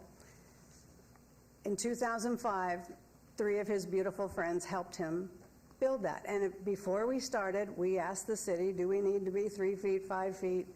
Got it. They started to build. An awesome structure. Redwood. It's beautiful. All redwood. It's beautiful. The homeowners association came over and approved it. We're okay. The shed on this side is 4 feet from the house. And the very first guy from the city that came over said, there's nothing wrong with that shed. And we said, okay, but then you guys tell us it needs to be 6 feet. So I don't know where we go from here. This is RV parking over here on this side, and that's a walkway between the house and the shed that was built with the house. And if you want to see pictures, I can give you pictures. Sure, you can put them on the overhead. Is this, oh, I can do it right there. Yeah, right there. That's the first gazebo. That's the north gazebo that touches the right wall. against the wall. And this is the one in the back of the house, 3 feet from the back wall, with the table underneath it. You can't see it because of the other stuff. This is the workshop. The workshop, the entrance to the workshop from the other gazebo. Yeah, from the house. And this is the 6 feet. I mean, this is far from our house. It's just the one corner that's close to the house. This is from the RV parking area here, looking this way. This one here. Any questions? Thank you. That's the front of the house. This was noticed as a public hearing. Anyone wanting to be heard, please come forward. Looks like we have one This is our person. beautiful friend, CT. There we go, he's going to shoot us down, there we go. I don't know. He's a beautiful man. I'm a Okay. Navy veteran, he's an Air Force veteran. I was in Vietnam, we were there together, didn't know each other. But for the All right. last Let's- 10, 15 years, we've been really good friends. But, Let's see what he has to say. My name is CT. Oh, if you press that button, there you go. My name is C.T. Wong, 5509 Singing Hills Drive, 89130, about 5 minutes from Bruce and Aaron's house. We've been friends for close to 20 years. And I'm basically here as a character witness. We have both served in the military, but that has nothing to do with it, of my opinion of Bruce and Aaron. Bruce is an amazing guy. He's got more brains than 10 people I know. He's creative. He's a skilled craftsman. If you come out to his house and look at that shop, if you come out to his house and look at that oak table, if you come out the house and look at everything that's been done, he did. They're beautiful, and they have an incredible sense of maintenance, I want to say. Nothing shabby happens in that house, at that home, in that property. They take care of it like 10 people I've never met. It's amazing. So if we have a problem with 3 feet versus 6 feet and a misunderstanding of what the rules were 20 years ago and what the rules are now, and I don't know what those are, I personally believe that those are irrelevant because they have done a fantastic job in improving that property, and it will sell at considerable gain, in my opinion, although they'll be around for a while. They're still kids. But it's a beautiful place. They've done a great job, and I think you should approve the variance. Thank you. Thank you. And we're not selling. We're not. All right. If there's nobody else, I'm going to go ahead and close the public hearing. I don't think you need a rebuttal on that one, so I'm going to turn this over to Commissioner Taylor. Thank you, Mr. Chair. Aaron and Bruce, thanks for hanging in. I told you it might be a long kind of evening. Oh, no, it was cool. Oh, good. It was interesting. So I know there's a lot going on in this backyard, but I did go out there. I did walk around the property. I talked to Aaron and Bruce. All the structures it looks great. You can't see it from the front. You can't see it from the back. I do want to note that the supporting letters from their neighbors that they got were the neighbors that were immediately adjacent to them on either side of the house. It's a corner lot. And then somebody across the street from them. I just looked at the referenced opposition that came in at some point tonight, and that is from somebody that is 4 streets over, and so not really impacted by anything going on in the backyard. I think it looks great. It looks well put together. The structures look sound, and so with that, I will turn it over to any of the other commissioners, but otherwise I'm ready to make a motion. By the by, could I add also the gazebos are metal, they're not wood. Okay, thank you. I don't think there's any other comments, so All right. you would make a then motion. I would like to make a motion to approve the variances in item number 230584, subject to all the staff conditions, and you agree to those, correct? Thank you. Well, you agree to those? I do. Oh, yeah. Okay. Beautiful. Thank you. Yes. And that motion carries. And that is final action tonight unless appealed to What the else city do you clerk do? in I 10 know days. you from somewhere else, but I don't know where. We know you're from somewhere, but thank you. Thank you, guys. Have a great Are you evening. done with We us? really appreciate We're done with y'all. Okay, thank you. Yeah. You can I can go to bed now. Y'all can stay and hang out and watch the rest of this party if y'all want. Okay. All right. I think that was number 35. So let's go to 36. 23-0588 SUP1, applicant William P. Miguel Living Trust, owner the 1993 Miguel Family Trust, for possible action on land use entitlement project request for a proposed 26,917 square foot alcohol off-premise full use in conjunction with a proposed grocery store, with a waiver to allow 130-foot distance separation from an existing alcohol off-premise full use where 1,000 feet is required at 5831 West Craig Road, Ward 5. Staff recommends approval. Can we get the staff report, please? Mr. Chairman, the proposed alcohol use within a grocery store is consistent with uses allowed in the C1 zoning district and can be conducted in a compatible and harmonious manner with the surrounding land uses. Staff supports the distance separation waiver as the nearest existing off-premise alcohol use is located across Craig Road within another grocery store as an ancillary use. Staff recommends approval of the requested special use permit with conditions. Please note there were additional documents of protest and support received after publication. Thank you. Thank you. Good evening. Good evening, Jennifer Lazovich, 1980 Festival Plaza Drive, here tonight on behalf of Marketon. It is a grocery store that would like to place their 5th location here in Southern Nevada in this vacant building that sits here. We appreciate staff recommending approval. I did want to note for the record that back in the fall, we did a voluntary neighborhood meeting. We hosted it in conjunction with a NARA monthly meeting, and so we did let the neighbors and residents know out there about this, and there was no opposition or concern expressed during that meeting. So we know that that neighborhood likes to know what's going on, and we made sure we talked with them before we brought this forward. Thank you. Thank you. This was noticed as a public hearing. Anyone want to be heard, please come forward. Seeing none, I'm closed the public hearing. Turn this over to Commissioner Williams. Thank you, Mr. Chair, and thank you, Ms. Lazovich, for meeting with the Homeowners Association on this one.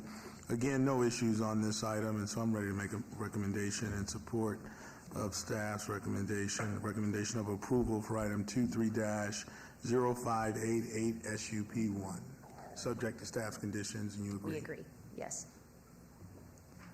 All right, motion's on the floor. Please cast your vote. And that motion carries. And Mr. Chairman, that item will move on to City Council on February 21st. Thank you.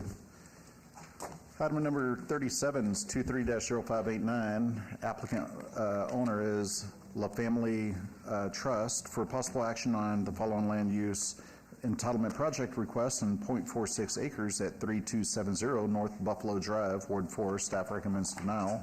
37A is 23-0589 VAR1 to allow zero additional parking spaces where 9 additional parking spaces are required for parking impaired development. 37B is 23-0589 VAR2 to allow a 0-foot rear yard setback where 14 feet is required, and to allow a 0-foot side yard setback where 6 feet is required. 37C is 23-0589 SDR1 for a major amendment to improve plot plan and building elevation review for a proposed 1,550 square foot addition to an existing 6,104 square foot single-story medical office building with a waiver of perimeter landscape buffer requirements. Can we get the staff report, please? Mr. Chairman, the requested variances for insufficient on-site parking and building setbacks further reinforce the insuitability of this site for the proposed building addition with the surrounding commercial developments. Furthermore, no evidence of a unique or extraordinary circumstance has been presented in that the applicant has created a self-imposed hardship. Therefore, staff recommends denial of the project and all associated land use entitlement applications. Please note there have been additional letters of protest submitted since publication. Thank you. Thank you. Good evening. Good evening. Jennifer Lazovich, 1980 Festival Plaza Drive, here tonight on behalf of the applicant. The applicant is the owner, also a doctor that owns this single-story medical office building. They do not perform surgeries on site. It is a place where you visit and get your visit in with the doctor. They do surgeries off-site from here. This is really for pain management, checkups, things like that. I say that to say that you need to have an appointment. It is not a walk-in situation. You need to have an appointment with the doctor in order to come here. Monday through Friday, your typical office hours. They are wanting to make an investment into this building. They want to stay in this location, but they do need to expand. And the reason they need to expand is not to hire additional people, not to put in more patient rooms, but it's specifically because the actual office space that they have on the inside of the building has more than one person, a staff member in there, and when they're making calls to patients for HIPAA reasons, they need to create additional offices so that there can be private conversations between the medical professional and the patient that they're reaching out to. So again, it's not to expand patient rooms, it's not to increase the number of employees that they're hiring. If you, I've provided some pictures of the interior to show you that there's just multiple desks in one office and they need to move those out into. So that's the overall reason. This area right here is an existing mini storage building that also got some 0-foot setbacks approved, and specifically along this wall, this would be the picture of the area. This is our single-story medical office building. This is the back wall of the mini storage. This is a shed of sorts that would be removed if this project were to be approved. But this is the area where they would expand back to here, and so it needs the setback variance, it needs the variance for the landscaping. That's one area.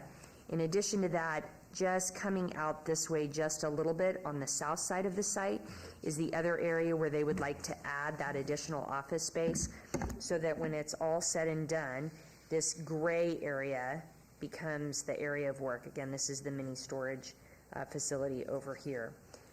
We are also asking for that parking variance, not to provide any additional parking.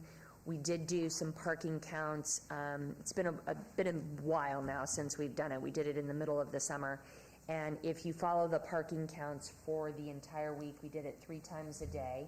And I should have printed this out on a longer piece of paper, but there's morning, lunchtime, and then on this back is in the afternoon or late afternoon. And what you'll see is that there are always some amount of open spots, and we do have busy days. Thursdays are the busiest day, and Mondays are the least busy day, but really throughout it, as I explained, you have to have an appointment to be there. The reason for the expansion does not intensify the need for parking. It is to spread out the offices on the inside. So just to show, though, that even with the current parking counts, the way that they sit today with the number of patient rooms that we have, we still have spaces throughout the day that are open. So I would appreciate it if you could recommend approval of this application as submitted, and I'd be happy to answer any questions. Thank you. This was noticed as a public hearing. Anyone wanting to be heard, please come forward. Seeing none, I'm going to close the public hearing and turn this over to Commissioner Kusama. Thank you, Chair. Thank you, Ms. Lazovich. So regarding this item, the main issues are, for me, I understand with the HIPAA, the need for there to just be additional space and privacy for the staff members when they're making that call. So with you on the record saying that the intent of this expansion is for that reason and not to make the additional hires, which would impact the parking, and being that there's no anticipated increase in foot traffic for clients, that this is just to accommodate the existing, and considering that it borders a storage unit, and so that this expansion would go up against the storage unit facility, which, unless I've missed, I haven't been contacted by them to be in protest. So with that, and I do know, correct me if I'm wrong, that the City Councilwoman is also planning on doing a site visit since this is going up to City Council. So with that in mind, I am happy to make a motion, unless there are other comments from the rest of the Commission, to approve this item. All right. Okay. Then with that, I'd like to approve item 37 and 37A, 37B, 37C. So that is subject to staff conditions, if there are any. Thank you. There's a motion on the floor for approval. Please cast your vote. And Commissioner Kusama, there you go. Okay, that motion carries. Thank you. Have a good evening. And this item will move on to City Council on February 21st. All right, thank you. Item 38, 23-0590 SDR1, applicant the Las Vegas Monastery, owner is Snyder Family Trust, for possible action on a land use entitlement project request for a proposed single-story 12,900 square foot child care facility with waivers of the perimeter landscape buffer requirements on 1.54 acres at the northeast corner of Horse Drive and Fort Apache Road. Ward 6, staff recommends approval. Can we get the staff report, please? Mr. Chairman, the proposed development is designed in a manner that is compatible with the existing adjacent residential development to the north and complies with Title 1912 minimum conditional use regulations for the individual care center use. Staff supports the landscape waiver request along the north property line in order to accommodate a required ADA parking access aisle. Staff recommends approval of the site development plan review with subject to conditions. Thank you. Thank you. Good evening. Good evening. Sheldon Colin, 2525 West Horizon Ridge, representing the applicant. In front of you is a new 12,900 square foot daycare facility. Its main purpose is for toddlers to 5-year-olds. There will be no schooling here. It's just daycare. And as you can see from the project, our goal was to, I can move over the landscaping to help out. We moved the building as far away from the residences as possible, and as per title requires us, we're putting an 8-foot property wall between us and the adjacent residences, including the additional intense landscape buffer, but also around each playground there is another 6-foot CMU wall to also help with the sound. And we did have a neighborhood meeting, and the neighbors to the east were nice enough to show up, and so was the commissioner. And we got their opinion for the sound, and I tried to explain to them the distances and what we've done to abate that. And I am here to answer any questions that you may have. All right, thank you. This was noticed as a public hearing. Anyone wanting to be heard, please come forward. Sir, if I could ask you to step to the side. Good evening. Good evening. Let's see. I apologize for the quality of this map. Apparently my printer decided to have a heart attack on me today. What we're talking about is this site right here where my finger is. And then you'll see this is Horse Drive here. Going back several years, this was zoned Could I get your name? Oh, I apologize. It's Michelle Tobler, and I'm here on behalf of my parents, John and Odette Tobler, 9121 Picket Fence Avenue. Thank you. So several years ago, this was rezoned from residential to commercial office. And the reason the city council did that at that time, obviously, was to have some sort of a buffer between all of these residences and heavy commercial use. As you can see, it's just this tiny plot of land here in the middle of all of this residential area. So our issue with it is that from what we understood from going to the community meeting is that this is a nearly 13,000 square foot daycare center where they anticipate having, if our memory serves correctly, about 187 children and a minimum of 18 employees. So we think that's a really heavy use for this particular location. Horse Drive is one lane in each direction. And as you can see, it's basically a residential street pretty much because it's just a feeder to all of these residential neighborhoods. It doesn't have the same quality as Fort Apache over here and where there's going to be heavier commercial on the other side of Fort Apache. As they've proposed it, they're proposing an entrance exit here onto Horse Drive, right next to that first home right here, which is my parents' home. And then they've proposed a separate entrance exit or over here on North Fort Apache. With 18 employees and 187 kids, that's over 200 cars a day going in to drop off their children, people going to work, and about 200 cars a day in the evening coming out to, after they pick up their kids and the employees leaving. That is a very heavy use for this particular street, for Horse Drive, where they want to have an entrance and an exit here. They're currently, as you can see, it's surrounded by homes. On this side, this is a park that's owned by the HOA that all of the community uses. There aren't any crosswalks or stop signs or anything else along this whole Horse Drive. So people from this area that want to access the park, they pretty much cross Horse Drive wherever, willy-nilly, because there's no real place to cross it to go to the park.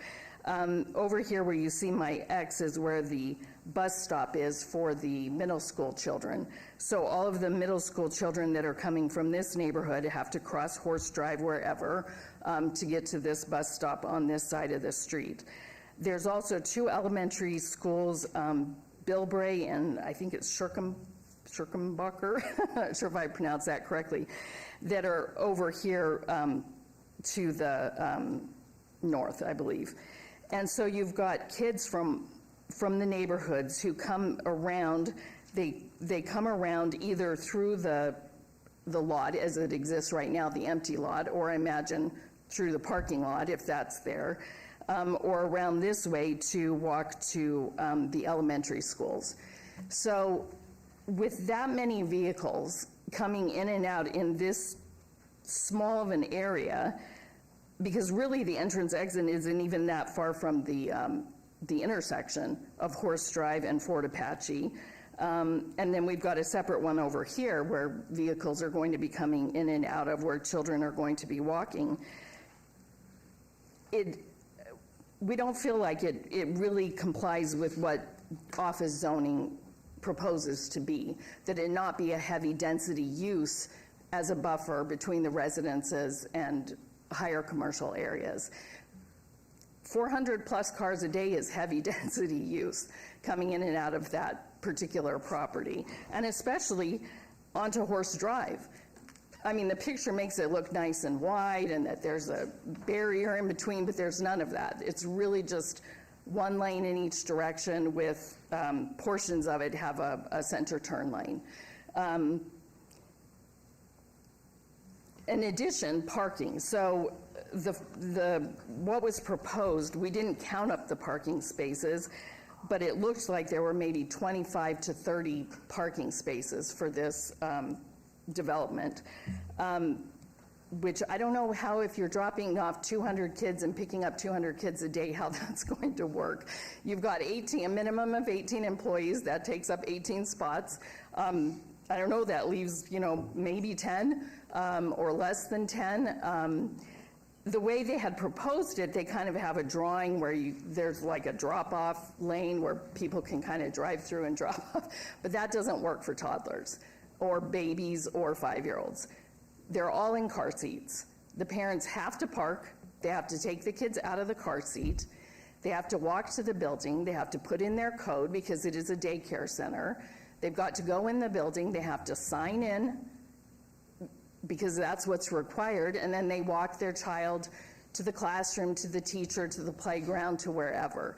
This takes, a minimum of 5 to 10 minutes, I would think, twice a day when you're dropping off and you're picking up. And with 10 parking spots and 200 children, I don't understand how that's feasible. Because you can't drive through and drop them off. That just doesn't work. Let's see.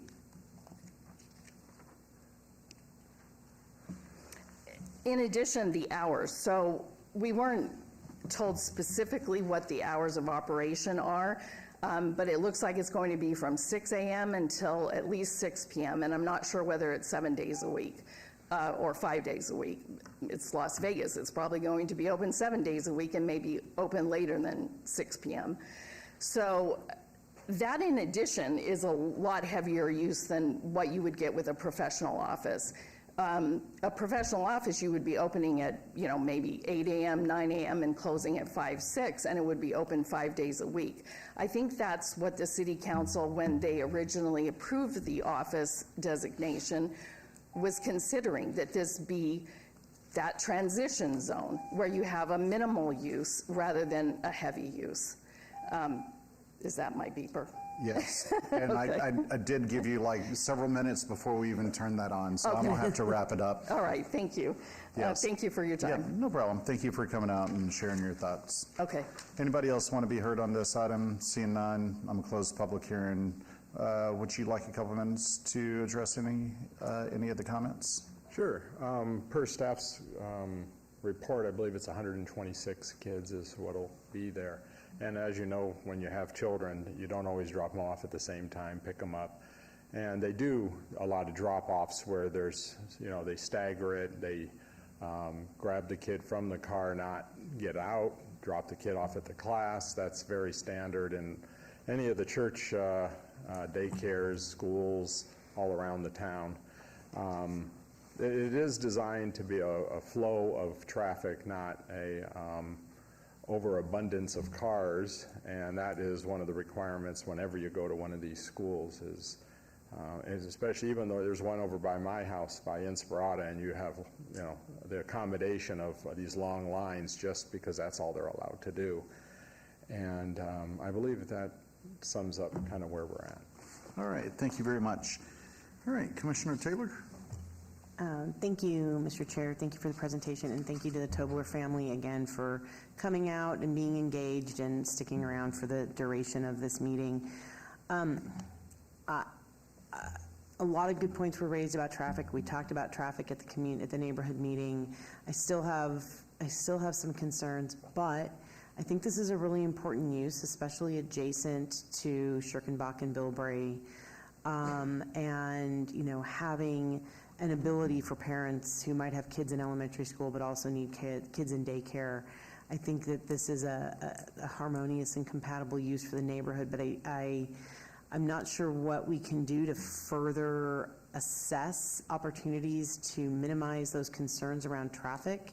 I mean, I would ask staff if there's any condition, further study, further discussion that can be had with council before it goes up to council, just so that can maybe be vetted a little bit more. Sorry for the... Sure. Through the chair, Public Works. Yeah. Sorry, it's being suggested to me by my incredibly smart colleagues down the dais that we could possibly put a condition on for a review, and maybe we could do that for like a 6-month review to check traffic. Is that something you'd be amenable to? Mr. Chair, through you, so you're asking for a condition to review the operation 6 months, or 6 months after operation starts? Yes. Okay. Yep. Give me 1 second, we'll get that to you. And Mr. Pyatt, did you have anything that you wanted to add? I seen you going for your microphone earlier. Sure, through you, Mr. Chairman. I was just going to say, condition 18, it's kind of typical stuff. We require that there's no queuing allowed in the right-of-way. So as far as a traffic concern, if by chance they had been extending into the right-of-way for whatever reason, they'd have to mitigate it. They'd have to figure out some on-site things to make it work. And they do have a traffic study required in condition 17 as well. That's what I was going to say. Okay. And let me ask you a question. Would, on particular items like this, schools, daycares, we see this day in, day out. Do we historically put like a 6-month or 1-year review on that to analyze how the traffic's going? Sure. I mean, I would typically say for charter schools, we definitely have the 6-month review all the time. On a daycare, they are essentially very different. Like they were saying, on a school, there's a bell time. When people are coming, they all come at one. In the morning, they're kind of a little staggered. In the afternoon, they all come at once. With a daycare, that's very much way staggered. So I can't tell you what the numbers are going to be right now with the traffic study, but we'll look at it and we'll have a pretty good idea if there's going to be queuing in the right-of-way, if there's even a potential to queue in the right-of-way. So, yeah, I mean, we do the reviews for sure on charter schools, but not always on daycare facilities. So you're saying there's a traffic study requirement on this particular item? There is, Prior yes. to approval, which means that the traffic will have to be evaluated, and if they can't show how they're going to queue or keep traffic out of there, they're not going to ever be able to get their approval. But then I guess it sounds like there is a 6-month review that you could have, maybe an administrative review to analyze this and see how it's going.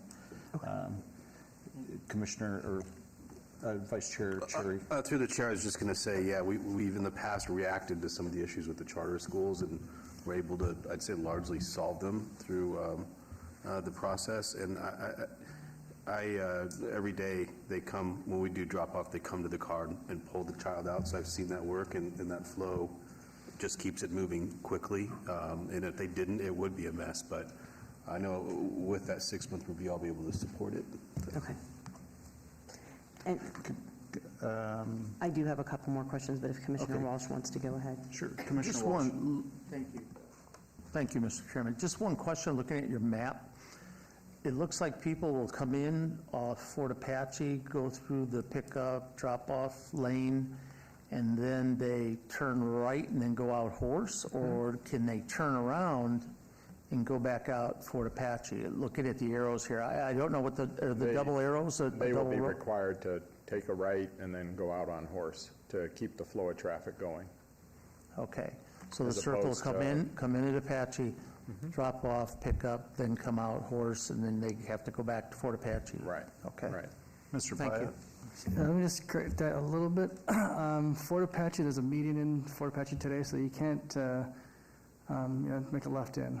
You can right in for sure on Fort Apache, but no lefts in unless through the study they determine that they can make a left work. Otherwise, if you're coming from the north, you're going to Horse and come in on Horse. And if you're coming from the west, I think, or the east, you can go to either Horse or on Fort Apache. Commissioner Taylor. Thank you. Thank you, Mr. Chair. A couple other questions. Just wanted to confirm you are putting gates up, so during hours when it's closed, there will not be people able to drive in and through the property, correct? Yeah, per the councilwoman's request, they asked for gates at each entrance to prevent anybody from being in here with their vehicles after hours and trying to keep the noise for the neighbors down. Okay. And then could you, for the record, just tell us what the hours are going to be? I believe she presented it to staff, but I think it's 6 to 6. I'd have to verify with staff on that. Was that Monday through Friday or the 7 days a week? I don't remember off Okay. the top of my head. The owner was required to give a summation of the operation, which they did to staff. I didn't see it in the report, though. Yeah. And then finally, I thought we talked about this during the neighborhood meeting, and if I didn't cover it with you, apologize for the omission, but I would request that your trees on your landscape plan be 36-inch box trees, not 24-inch box trees, and I thought we discussed that, and it's still showing 24-inch. Yeah, you were going to check with staff to see if that is the requirement. Well, that's what our request is in Ward 6, is that they be 36-inch box trees. And we're fine with it. Okay, I just didn't see perfect. staff request that when we went through it. Right, but we request it in Ward 6. problem. So problem. if I you agree could to that. just change that condition to, change that to make it a condition that it's 36-inch box trees. That would be great. And so that plus the 6-month review for the traffic. Now, keep in mind that entrance is NDOT, so they're going to be even more stringent on it. Okay. You know. Thank you for that clarification. That's great. Commissioner Taylor, is that a administrative review or the typical review that they do after 6 months? Do you have any recommendations? Mr. Chair, it's your choice. Commissioner, you could have it administrative or through the approving body. I'm sorry, Mr. Solis, I didn't hear you. You can ask for the required review either done administratively or through the approving body, which would be council. Why don't we go ahead and have it be done through the approving body? Okay. Thank you. And one other point of clarification for the 36-inch box trees, along which property lines are you looking for those? Well, I mean, really, his landscape plan has the 24-inch box trees sort of spread throughout, so replacing anything that's a 24-inch Okay. with a 36-inch. So all trees be 36-inch box? I'm sorry? All the trees you want 36-inch box? Yes. Okay. Please. Thank you. Point of information. Commissioner Walsh. I'm looking at the justification letter. It says here, 6 a.m. to 7 p.m., 7 days a week. There you go. Second paragraph in the letter dated November 13th, 2023. Okay, that'll answer that question. Okay. Thank you. Commissioner Taylor? Thank you, Chair. Thank you, Commissioner Walsh, for finding that information. And with that, I would like to make a motion to approve item 23-0590, and subject to all conditions by staff and as discussed tonight. And you agree to all those conditions? Conditions, yes. Okay, thank you. Including the new Mr. ones. Chair, I need to read those in. Please. Okay. So for this item, added condition, the site shall be subject to required review before the approving body 6 months after the issuance of a state and/or city business license or the start of daycare operations. And the next condition to be added is, prior to the issuance of building permit, the applicant shall submit a revised landscape plan depicting all 24-inch box trees being replaced with 36-inch box trees. Thank you. Do you agree with I those agree, too. conditions? Yes. All right, there's a motion on the floor for approval, subject to staff's conditions and amended conditions, as read into the record by staff. Please cast your votes. And that motion carries. Thank you. Have a good evening. And that item will move on to City Council on February 21st. All right. Moving on to item 41, which is 23-0598, applicant Cameron, full dash, you're going to have to help me with your last name, even though I know you. All right, so ProView Series LLC in Series 36 for possible action on the following land use entitlement project request on .93 acres at 1701 South Las Vegas Boulevard, Ward 3. Staff recommends denial. 41A is 23-0598 VAR1 to allow a 71% lot coverage where 50% is the maximum allowed, a 0-foot front yard setback where 10 feet is required, and a 5-foot side yard setback where 10 feet is required.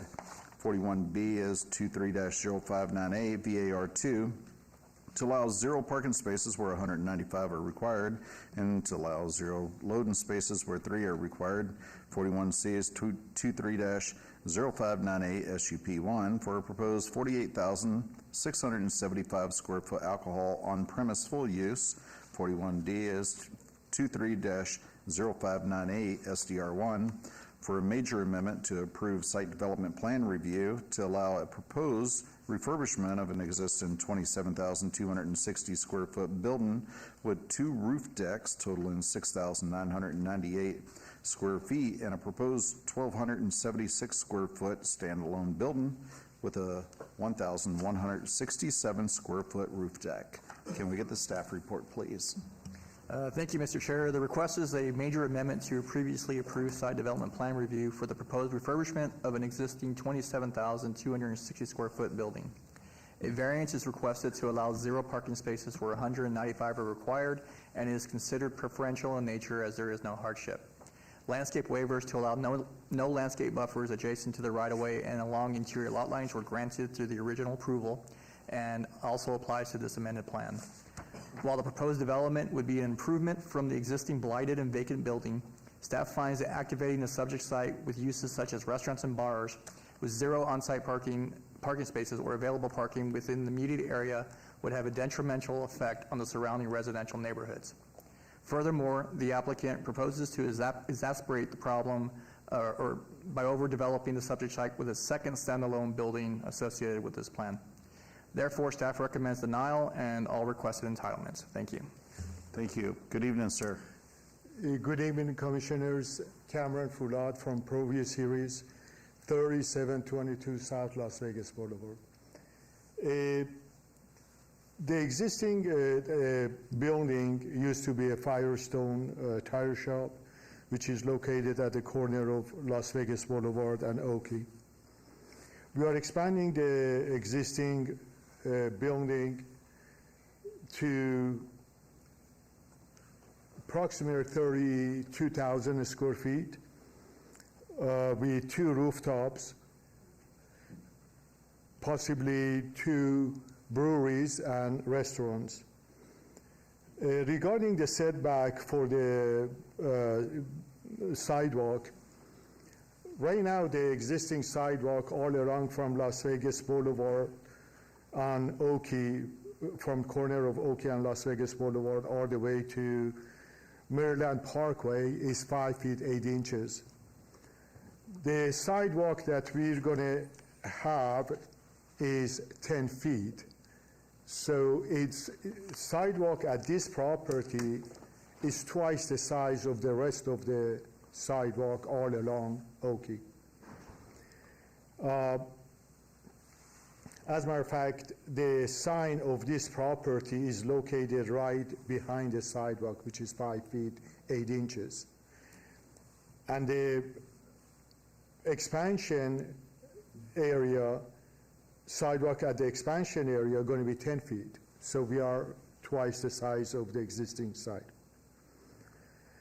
Regarding the parking, this was brought up in the last meeting, Commission and Council meeting, which was approved because we have parking across the street, public parking, city parking. Regarding the addition of the tequila bar, which is this, in order to get rid of the empty space further away from the building and create a better harmony between this building and the rest of the tenants. It's going to be lots of patio sitting outside, and it's going to be something new concept that we currently don't have in Las Vegas. The reason we are having so many different restaurants to cater any type of client who wants to have different type of food. It's going to be 6 or 7 different restaurants with 6 or 7 different type of food. I'm open to answer any questions that you might have. Thank you. This was noticed as a public hearing. Anyone wanting to be heard? And Cameron, if I could get you to step to the side. We have some people that want to come up and talk. Good evening. Good evening. Everybody. Thank you for staying awake for us. My name is Jean Asmussen, 718 Park Paseo. I am a resident of the John S. Park neighborhood. I have names of 8 other residents of our neighborhood who also responded to a post because we didn't get the notification cards. So many of us couldn't send in our comments because we weren't part of the circle that got the notifications. We did attend, some of us did attend the meet and greet that we had. It was a very pleasant meeting. There were some concerns. There have been significant changes made since that. I've worked in a restaurant all my life. He's already commented that there's going to be multiple restaurants, multiple bars, breweries, nightclubs, no parking. No nightclubs. One second, sir. Breweries. No, whatever the hours will be, there will be. No parking for the guests, no parking for the trucks. If there's going to be multiple restaurants, they're not all going to have their deliveries delivered at one time. Trash trucks, fire trucks, sanitation, linens, everything has to come in on a truck. I know there's some space out back of the building in an alley, but it's not a designated for the restaurant. We were told in the meet and greet that the parking was going to be 2.5 blocks away on the corner of, I think it is Commerce and Wyoming. And we're concerned because as a neighborhood, the majority of people are not going to want to walk across Las Vegas Boulevard, a block, park, come back. It's not necessarily the best of neighborhood, it's not the worst. Across the street, there's Levitt's Custard, there's 7-Eleven, there's a Bodego, there's a seafood restaurant, and they all have their own business hours.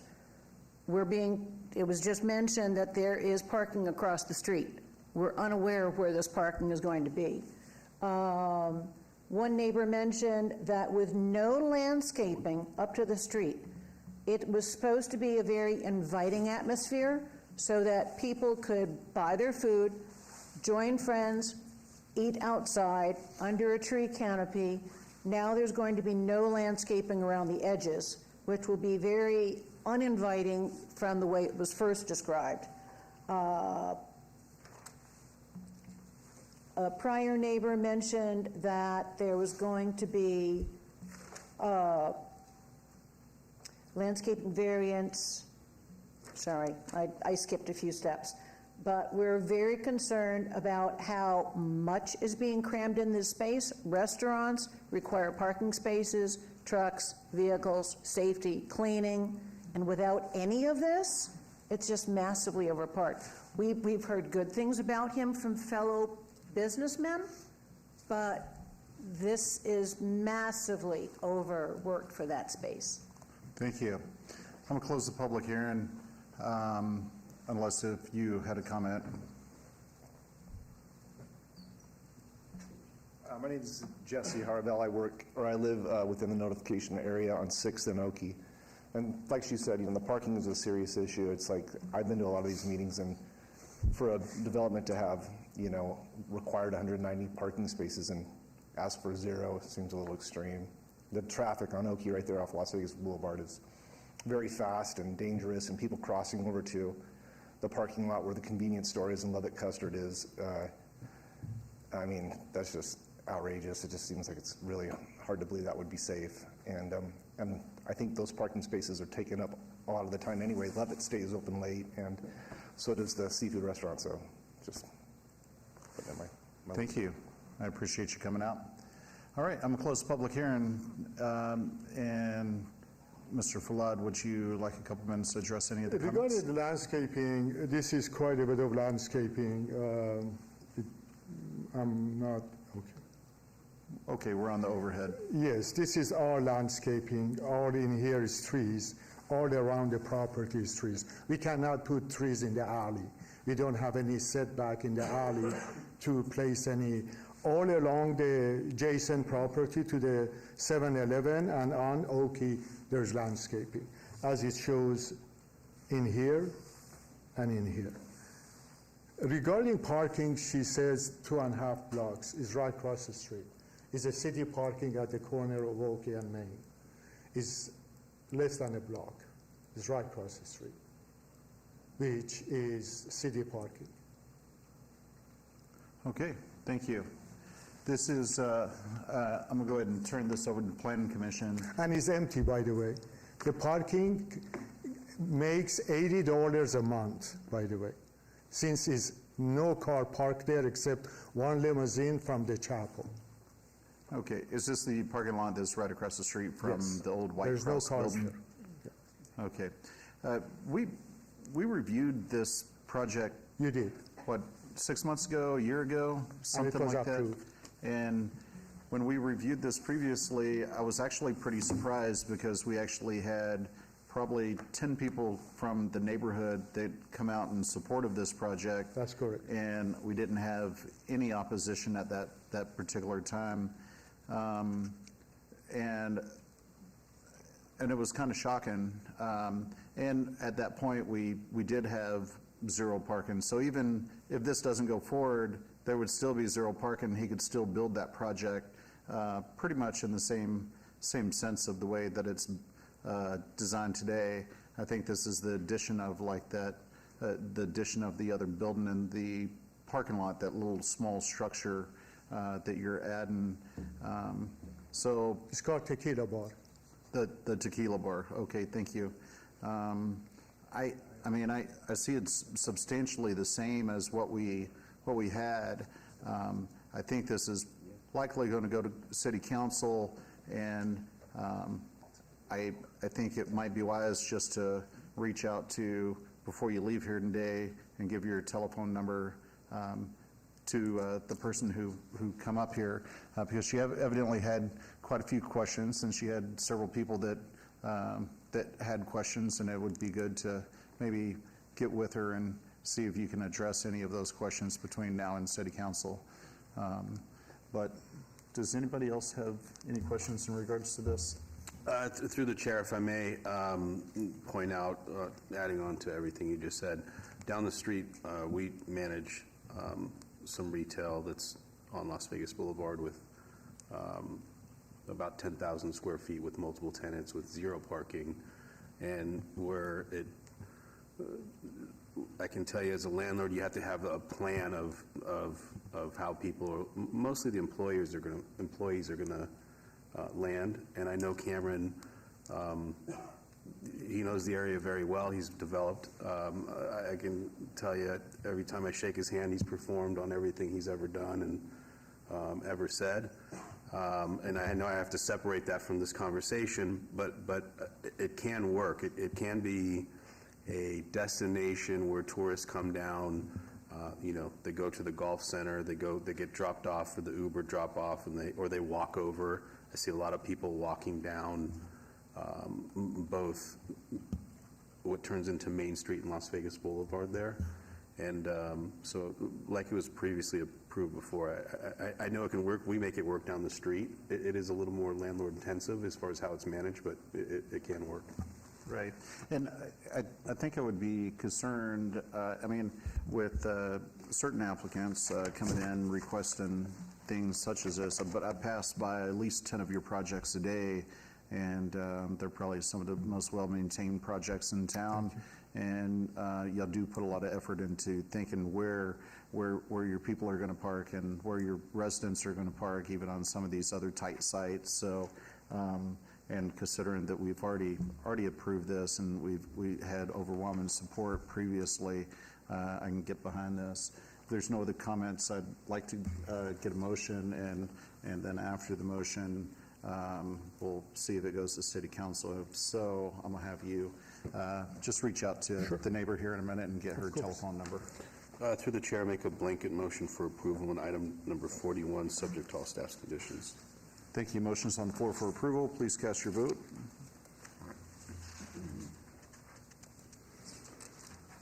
Thank you, and that motion carries. And that item will move on to City Council on February 21st. Thank you. All right. Moving on to Director's Business, item number 44 is 23-0658, DIR1, applicant owner, City of Las Vegas. Discussion possible action for the request for the election of 2024 Plan Commission officers. Staff doesn't have a recommendation. We'll take nominations, and I'd like to open it up for the Vice Chair position first. I'd like to go ahead and nominate Commissioner Williams, and see if there's any other nominations. Seeing none, hope you accept the nomination. If we could get a motion for Commissioner Williams to be the Vice Chair. Make a motion for Commissioner Williams as Vice Chair. All right. Glad I got your name right on that one.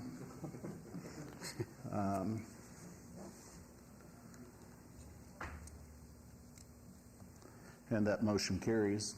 Congratulations.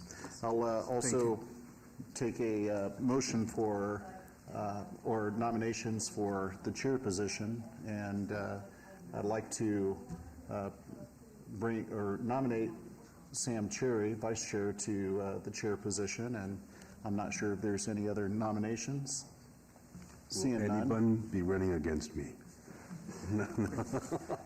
Can we get a motion? I'd like to make a motion for Vice Chair Cherry for chairman. All right. Motion's on the floor for Vice Chair Cherry, for the Chair Cherry. Back. And that motion carries. Congratulations. And moving on to citizens' participation. Number 45, citizens' participation. Public comment during this portion of the agenda must be limited to matters within jurisdiction of the Planning Commission. No subject may be acted upon by the Planning Commission unless that subject's on the agenda and scheduled for action. If you wish to be heard, come to the podium, give your name for the record. The amount of discussion on any single subject, as well as the amount of time any single speaker is allowed, may be limited. Seeing none. Oh, I know Commissioner Rogan. I know it's late, but I do want to thank you, Commissioner Schlotman, Chair Schlotman, for stepping up to be chair when I had to leave.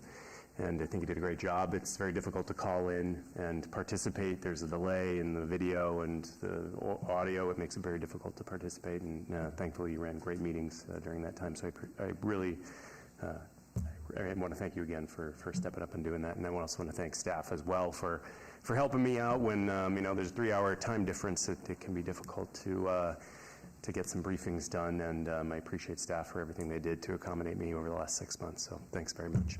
Thank you. And I do want to say during that time while you're on the phone every month, it was loud and clear, and it sounded like you were sitting up here on the dais with us. So I'm glad you were able to participate in all those meetings with everything else that you had going on.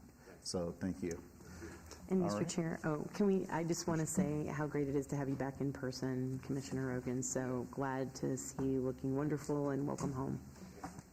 We missed you. All right, meeting adjourned. Yep. I was going to ask if you wanted me to send those nominations to council on February 21st.